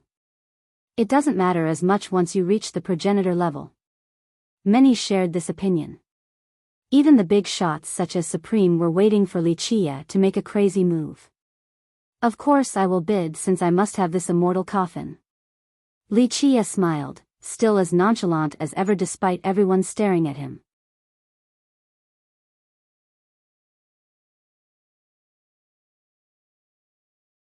Chapter 2964. Everyone stared at Wuxia, thinking that his tone was too much. Must have? With what? What do you have to beat the previous offer? You can bid 10 billion and it still isn't enough. Flying Sword Marvel was the first to criticize him due to their existing feud. Hate was perhaps the right word to describe her feelings after failing to win the ancestral sword. Moreover, the humiliating nature of that loss in public made it worse. How could a heaven's favorite like her lose to this wretch's vulgar method? Plus, she had great pride in her brother-in-law.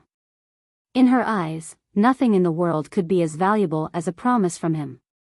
A man who stinks of money like Wuxia shouldn't have tried to outbid him. The crowd knew that Wuxia had enough money to burn his hands, easily bidding 1 billion without batting an eye. However, money seemed insufficient before the promise of a progenitor. How much will he bid? 10 billion? One expert saw Wuxia's leisurely expression. That's a frightening amount. Some progenitors might not be able to have so much in one go, but I still prefer the promise of a progenitor. Another said. True, money means a lot for the normal men, but as for the more ambitious ones, they would most likely pick the other choice. I'm sure Arrogance Enterprise will stick with Luminous Master. An Eternal chimed in. After reaching a certain power level, cultivators no longer needed resources but more room for growth. A progenitor could provide them with endless possibilities. May I ask for your bid, young noble? The auctioneer smiled.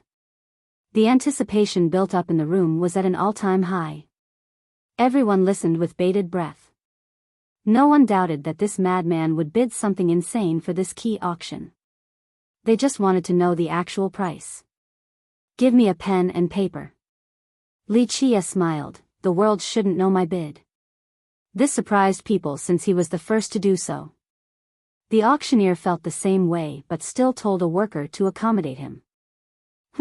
Trying to be mysterious, so what, it doesn't matter what insane price he gives, it still won't win. Flying Sword Marvel snorted. Many experts felt the same way as her. By this point, Wuxia had finished writing. He folded the paper and handed it back. The auctioneer took a look, her expression clearly changed. She then told a worker to bring the paper to the backstage. Though no one saw the content of the paper, the reaction of the auctioneer said it all. This made people even more curious about the actual bid. After a while, another worker came out and whispered to the auctioneer before handing her an official document. Gentlemen, we finally have a result. She smiled, still as seductive and enchanting as ever. Who is it? The scene became rowdy as many impatiently shouted. Isn't it obvious? Creek King won for sure. One big shot emotionally said. True, her bid is unbeatable. Others nodded. Is it Creek King? Someone loudly shouted towards the stage. Gentlemen, please quiet down. The auctioneer announced, thank you for your support in this auction. The esteemed guests included emperors, everlastings, and most of all, Her Majesty, Creek King, coming here despite being busy. We send our sincerest regards to Luminous Master. Yeah, Creek King won. A member of the audience said. Not surprising at all. Money and resources can't touch that offer. Many would have picked the same choice. See, money is useless. Even a sky-high bid is nothing more than a number. Flying Sword Marvel heaved a sigh of relief, feeling quite proud. Her big sis has finally defeated Wuxia and delivered a tough slap. This made her feel so good. Only a rich young master, not comparable to a progenitor in the slightest. Might is the true path, money is only external and ephemeral, can't reach the apex. She looked at him with disdain, thinking that he was nothing more than an ant. I think Arrogance made the right choice. Luminous Master will be unbeatable in this generation. A promise from him will make the store even more prosperous. Someone said. This seemed to be the consensus among the crowd. So money is not the end-all be-all, not even in an auction. Another cultivator reflected. Obviously. His friend laughed and said, "You think you can buy me a progenitor? Impossible." "True." The first nodded. "Gentlemen, I will be announcing the winner of the final auction now." The auctioneer finally finished her concluding statement and raised her voice to quiet down the chatter. "Didn't she announce it earlier?" Some were perplexed. "I formally announce that the top treasure of the night goes to young noble Li," she revealed while the crowd was still confused. Her voice could be heard across the entire auction hall. What? Confusion turned into astoundment. Mouths were agape for a long time. This answer felt like a hammer striking them in the chest, knocking the wind out of them. When the auctioneer specifically pointed out Luminous Master in her speech, everyone thought that the Enterprise had chosen him.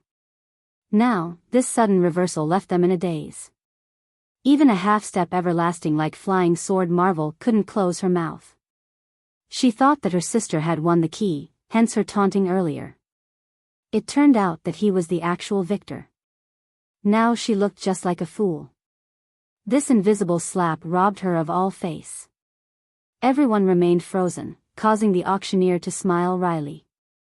She was only performing her closing statement earlier for the sake of civility and politeness, not expecting others to be misled.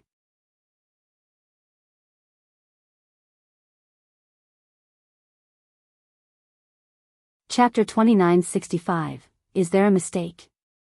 One crowd member regained his wits and wondered. The auctioneer put on a solemn expression before she responded, "Esteemed guest, do not worry. Our enterprise has maintained a golden reputation for millions of years. The elders of the branch have carefully deliberated before coming up with a winner for the final auction. There is no mistake here." People pondered quietly after hearing this. She was right. Arrogance Enterprise's reputation was immaculate, to say the least, leaving no room for doubts. Just think about it, people even left ancestral weapons here for auctions. Plus, countless emperors and progenitors have dealt with Arrogance Enterprise before. This trust and reputation have been solidly cemented with time. They wouldn't throw their legacy away over one treasure. It's not like they needed to do so. Then what did Billionaire Li bid? One person finally cracked, unable to contain their curiosity. The Enterprise certainly had reasons for picking him as the winner. Right, what is it? People began asking. Creek King's offer was emptying and virtually priceless.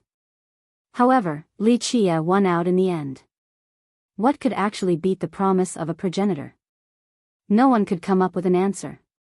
As young noble Li had said, the world shouldn't know, but it is definitely unmatched.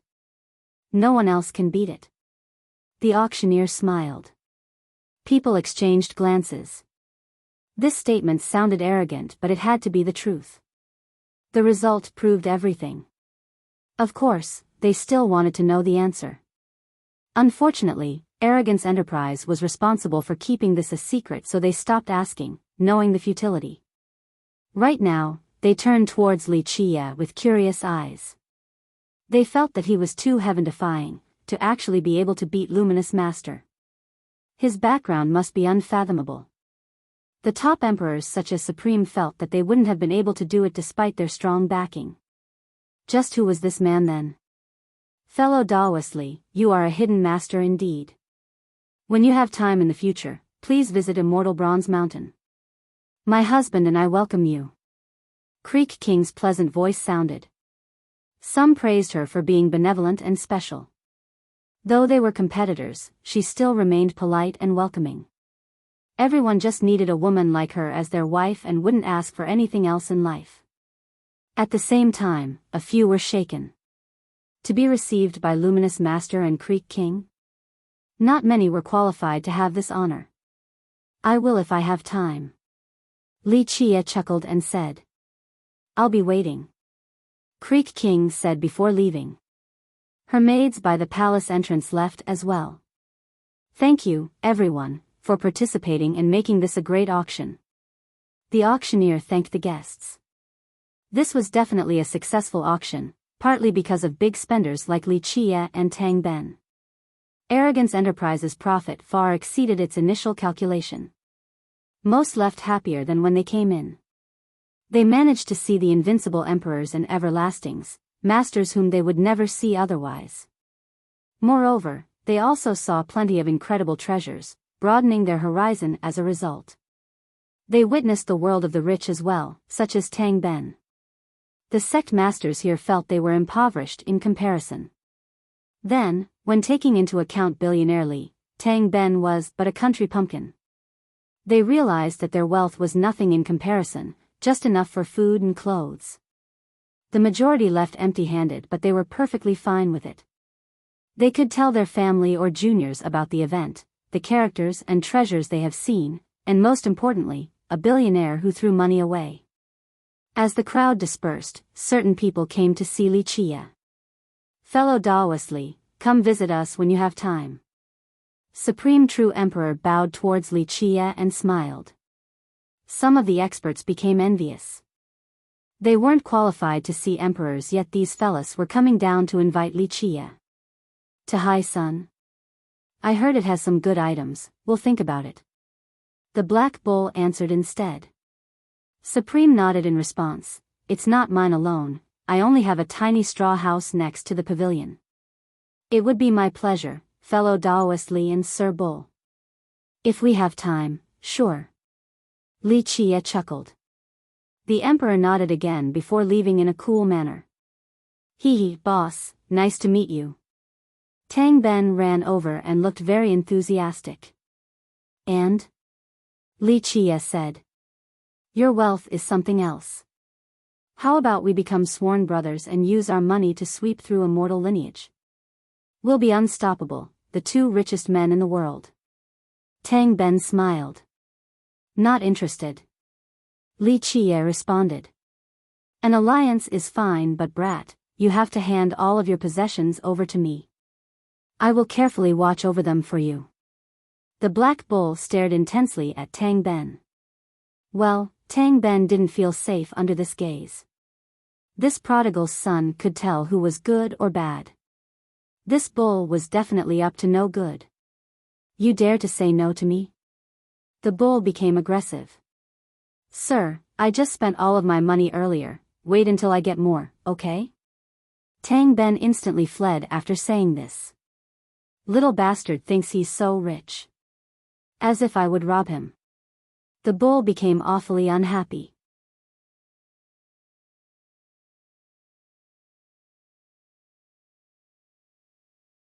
Chapter 2966. No, he's right to run away so fast or going broke is inevitable. Wuxia smiled and shook his head. Sir, you are unfairly accusing me. The bull protested, my sleeves flow freely in the breeze, as righteous as can be, always on the side of justice.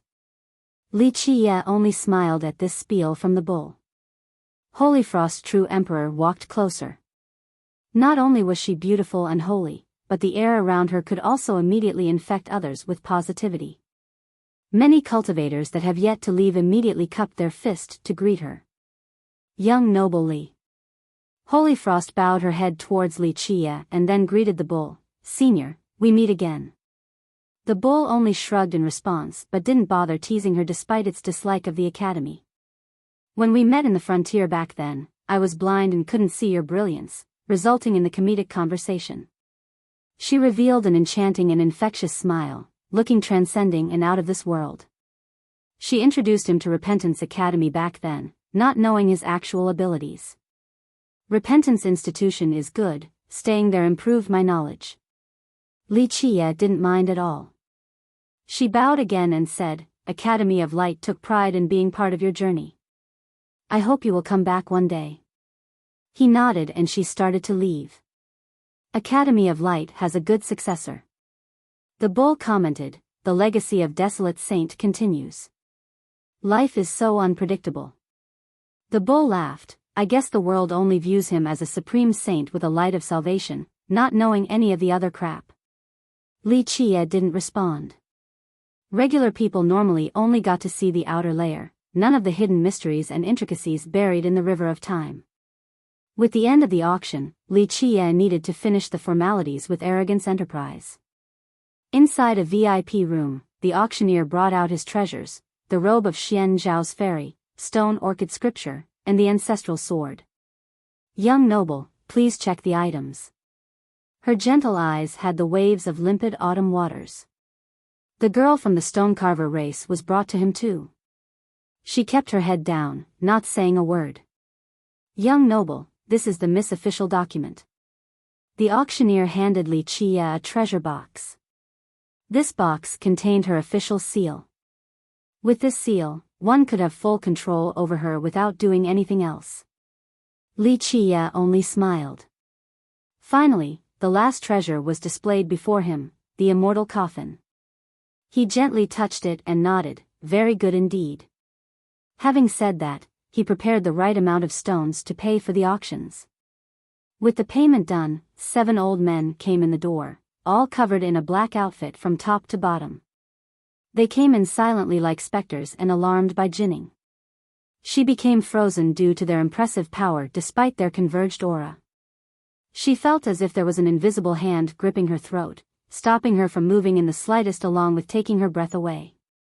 These 7 were clearly unbelievably strong and could easily crush her.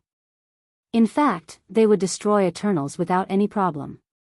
One was in the center with the other 6 standing around him.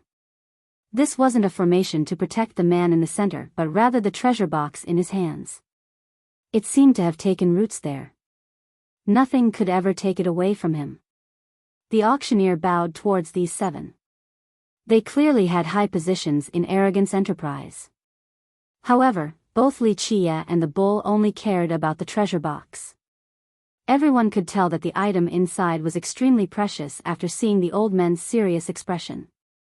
They didn't say a single word, only showing great respect towards Li Qia by bowing. The rumor is true, this is the foundation of your enterprise. The bull's eyes lit up. The auctioneer had a solemn expression, no longer as lively and talkative as before. Taking this box away is the same as ending your enterprise. It added, looking very evil as it rubbed its nose with its hoof. It was unaffected by the suppressive atmosphere emanating from the old men, unlike the frozen by Jinning. The 7 didn't bother responding. Creak.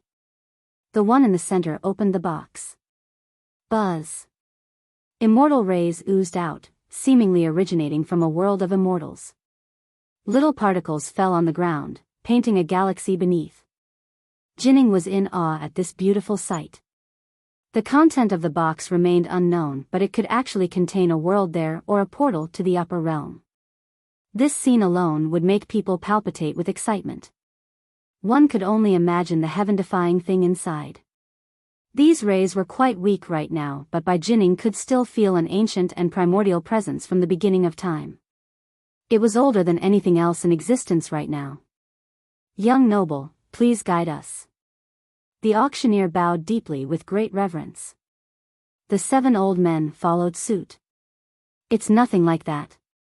This is just a transaction and I will carry out my part. Li Qia smiled and walked towards the box. This was the price he paid for the immortal coffin. Everyone wanted to know earlier since it managed to defeat the promise of Luminous Master. Arrogance Enterprise didn't reveal the bid, not only because of Li Qia's request but they also didn't want others to know too much. Jiao Heng is indeed brilliant. Being a merchant is a bit of a waste of his talents, but I suppose, only someone like him can create this long-lasting enterprise. No other geniuses can really compare. Li Qia stared at the box and said. Jiao Heng was naturally the progenitor of Arrogance Enterprise, known to be an unscrupulous businessman.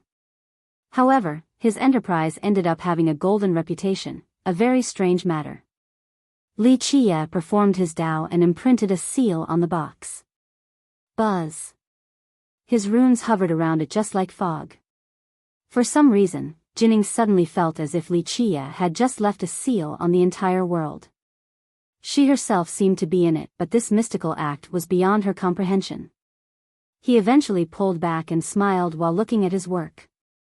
Everything is easy in a prosperous era, but when the calamity comes, who knows about those lucky enough to escape? I can only give you all a direction, the rest is up to yourselves. Li Qia said.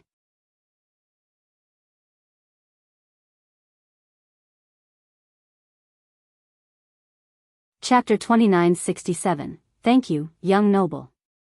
The auctioneer bowed again despite his comment. The 7 old men closed the box fully and bowed before quietly leaving. They didn't utter a single word from start to finish, as if they were mute.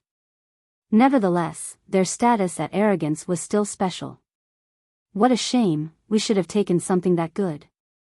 The bull shook its head and complained. The auctioneer ignored this comment completely. Okay, the transaction is complete, time to leave. Li Qie laughed and said. Young noble, the elders told me to inform you that Arrogance Enterprise is ready to support you. Just let us know if you ever need anything. The auctioneer said. Looks like you have a high position in the Enterprise. Li Qie looked at her and said. My name is Alon and my accomplishments are mediocre at best. She replied, I will jump into a boiling cauldron if you command me so. Sounds good, where is your young lord? Li Qie smiled. Well, he's not here right now. Her expression changed for a bit. Not here or not want to see me? Li Qie chuckled. The girl became slightly awkward, but he stopped pursuing. Let's go. Li Qie put away the treasures and left. She followed him all the way out to the door before stopping. The group returned to Bai Jinning's place. It wasn't small, but another person on top of the bull made it a little crowded. Li Qie took out stone orchid scripture and said, Charcoal says a lot of stupid things, but not all the time. Your ancestor is indeed fated to be with Buddhism, the same with your bloodline. There is no Tao system in the wildlands, so this scripture is suitable for someone connected to this doctrine like you. Maybe you can have great achievements with it one day. FO for me? Jinning became startled since this scripture was bought for an insane price. Even Bright King Buddha wanted it but eventually lost to Li Qie. I've already memorized it, it's nothing more than a book to me now. Li Qie tossed it in her direction. She held the scripture, frozen. Clank. Li Qie unsheathed the ancestral sword bought earlier. The energy and aura of Sword Saint remained, causing her to tremble with fear. Take it. He put it back into the sheath and tossed it towards her too. She was at a loss for words. The Saint Childs and royal lords weren't lucky enough to have something like this, let alone a little soldier like her. I can't accept it. Her hands trembled, not because of the weight of the sword but rather its value. She never dared to even dream about something like this. Take it, the sword is not bad but I can't use it since it'll break after a few swings. The materials aren't good enough. Li Qie said flatly. This nonchalant line might be the most stirring thing she has ever heard. She would never forget it her whole life. My life is yours, young noble. You may take it any time. She got on her knees and kowtowed hard. Li Qie just gave her a new life with these gifts. He accepted the grand gesture before turning over at the stonecarver girl who didn't dare to look at him. He sighed and took out her official document, the seal imprisoning her. Poof. He burned it to ashes. You can go now. He blew the ashes away and said. The girl finally looked up and stared at him in astonishment. She had already accepted her fate back at the auction, ready for the worst. Thus, she couldn't react in time. You're free. Jinning saw this and said, the young noble has released you from servitude. You can go wherever you want now. She saw slave trades everywhere in the wildlands. Those lucky enough to have a good master would be able to live on. As for the unfortunate ones? Potentially a fate worse than death, simply too sad to watch. In Jinning's opinion, this girl was lucky to meet a merciful master like Li Qie. He still released her despite paying so much earlier. This was a kindness on the same level as the birth given by her parents. The girl still didn't know what to do while staring at Li Qie, almost like a lost little bird. Thank the young noble, then go back home. Jinning kindly reminded her. I don't know where home is. The girl calmed down and shook her head. Her eyes became moist. Her soft voice could make people go weak. Moreover, her exotic look was extremely attractive as well. "Where is your family?" Jining asked. "I don't have any, my parents aren't around anymore," the girl said. The two of them chatted for a bit and Jining understood her current situation. It turned out that this girl lived deep in the mountains, completely separated from the outside world. This was understandable. Her race was on the verge of extinction. She would have been kidnapped the moment they found out about her bloodline. She lived with her parents until the two of them passed away, leaving her by herself. She then became curious about the outside world. Alas, she got captured right away the moment she made it out. Jining sympathized with her. Stories like hers happened all the time in the wildlands. Stone carvers, this race used to be mighty and reigned during their golden age. The bull became emotional too. "What's your name?" Li Chia asked. "Yanbai, Lu Yanbai." She seemed bashful when talking to Li Chia. Li Chia stared at her before turning his gaze towards the bull, his lips curled into a smirk. "Sir, your smile is weird," the bull felt a chill. "From now on, you are responsible for this girl. She is very talented." Li Chia chuckled.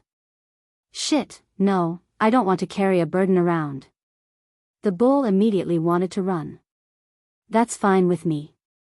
Bring her to Sacred Mountain and tell the old demon that I want him to teach her. I'm sure he'll be able to groom an ultimate disciple, he's a better teacher than you anyway." "Bah. That old demon's building Dao isn't bad, but as for teaching? Not necessarily, I'm the greatest bull in existence. My cultivation method is unmatched in history. His light art is not worth mentioning, humph." The bull retorted, "You can go ask him about our cultivation art. It has been passed down since the ancient era." The guy was so impressed after seeing it. "Well, you can teach her this unmatched method then." Li Chia interrupted it. That's not what I meant." It realized what Li Chia was trying to do. "Say no more, it is decided." Li Chia commanded. "God damn it, you're playing with me, right?" The bull nearly vomited blood from anger and protested.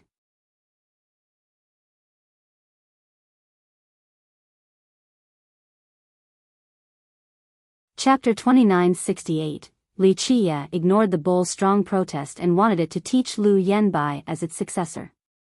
Despite its dissatisfaction, there was nothing it could do against Li Chia's wishes. "Perform the master-disciple ceremony," Li Chia said. Lu Yanbai was surprised, not knowing what to do while shifting her glance between the two due to her inexperience in life. "Young sis, this is a once-in-a-lifetime opportunity." Bai Jining saw her hesitation and told her to perform the ceremony. The bull accepted her worship since the matter was out of its control. It laughed afterward, "Hee hee, good girl. Be diligent and one day, you will become invincible. That old tree with his Academy of Light will be nothing against you, my disciple. You will completely dominate them in the future." Yanbai still didn't understand the significance of having a master like the bull. However, Jining became envious. Though she didn't know the bull's actual origin, a being capable of following Li Chia couldn't be simple at all. It was definitely capable of looking down on the world. "Huh, sir, I have accepted a disciple now and will do a good job at teaching her. Isn't it time for you to give her a greeting present?" The bull looked at Li Chia. Come, my good disciple, greet this peerless master now. Later on, you can just say his name whenever you're in trouble and that you have his blessing to do whatever you want." It wouldn't miss this chance of extorting Li Chia. The confused Yanbai listened and bowed towards Li Chia. The guy smiled and took out the robe he got from the auction, the one left behind from the legendary tale of Xian Shao. "There are mysteries and secrets within this robe. We'll see if you are lucky enough to learn them." Li Chia gave her the robe.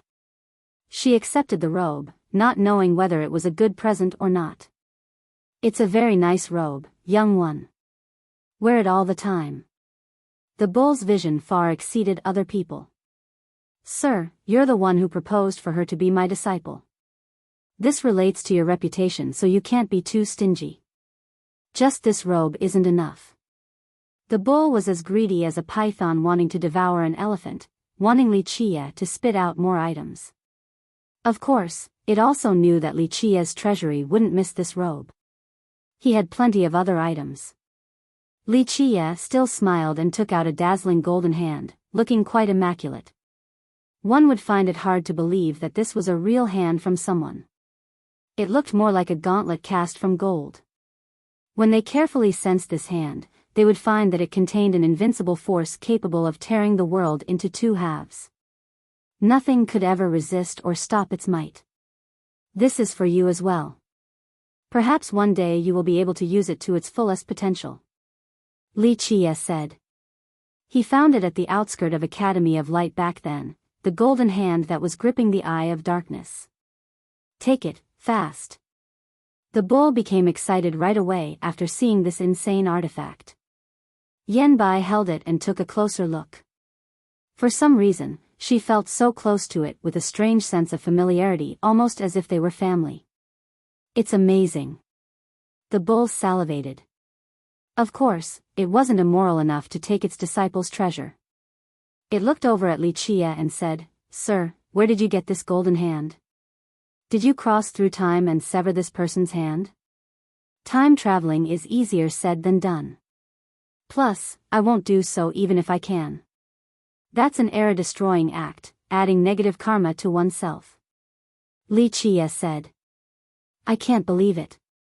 The bull said, "In this world, there are fewer than 5 people, no, fewer than 3 people who can refine a hand like this. Not even Desolate Saint can do it." "Ah!" Yanbai suddenly shouted because the hand started moving a little bit. She dropped it, but the bull was fast enough to catch it. "Don't be afraid, this is a great thing." The bull was excited and explained, "This is a touch of fate, an ultimate fortune, something others desire but will never get. Little girl, it's because of your pure blood, no one else except you have this perfect bloodline anymore." The bull gave it back to her, but she was still afraid. This was understandable, a hand suddenly moving again seemed creepy. "You are very lucky to have something like this, blessed by the heaven even." The bull comforted. Strangely enough, it didn't react while being grabbed by Li Qie or the bull at all. "So what's going on?" Jinning asked, thinking that it was just a golden gauntlet earlier. This no longer seemed to be the case. It was a real hand severed from another person. The hand stopped moving right now in Yanbai's hands. "Come here." Li Qie gestured for her to come over and she obeyed. He took the golden hand with one hand and her hand with the other. Buzz. Her hand became shrouded in a blinding radiance as if there were an entire galaxy around it. He began deriving the myriad Dao and let out a flashing golden Dao from the hand. Next, the hand itself suddenly became liquefied. He then pulled this flashing Dao into her forehead. Buzz. Runes began appearing around her arms. They were simple and ancient, seemingly coming from an old era. An ocean of hidden mysteries and peerless profundities was now hidden in her arms. Just one Dao alone was enough to start a world. Next, the golden liquid poured down and covered her arms. She was afraid at this sight, but there was not the slightest sensation of pain. In fact, she felt as if she had an immense force within her grasp now, like an innate power finally unlocked. The shackles had been lifted, she felt that these were her real arms. They have finally awakened. Can't get any better than this. The bull praised after witnessing this. You're tuning into the Biyao's Wuxia Chronicles YouTube channel. Don't forget to subscribe and join us on this journey to catch the most captivating stories.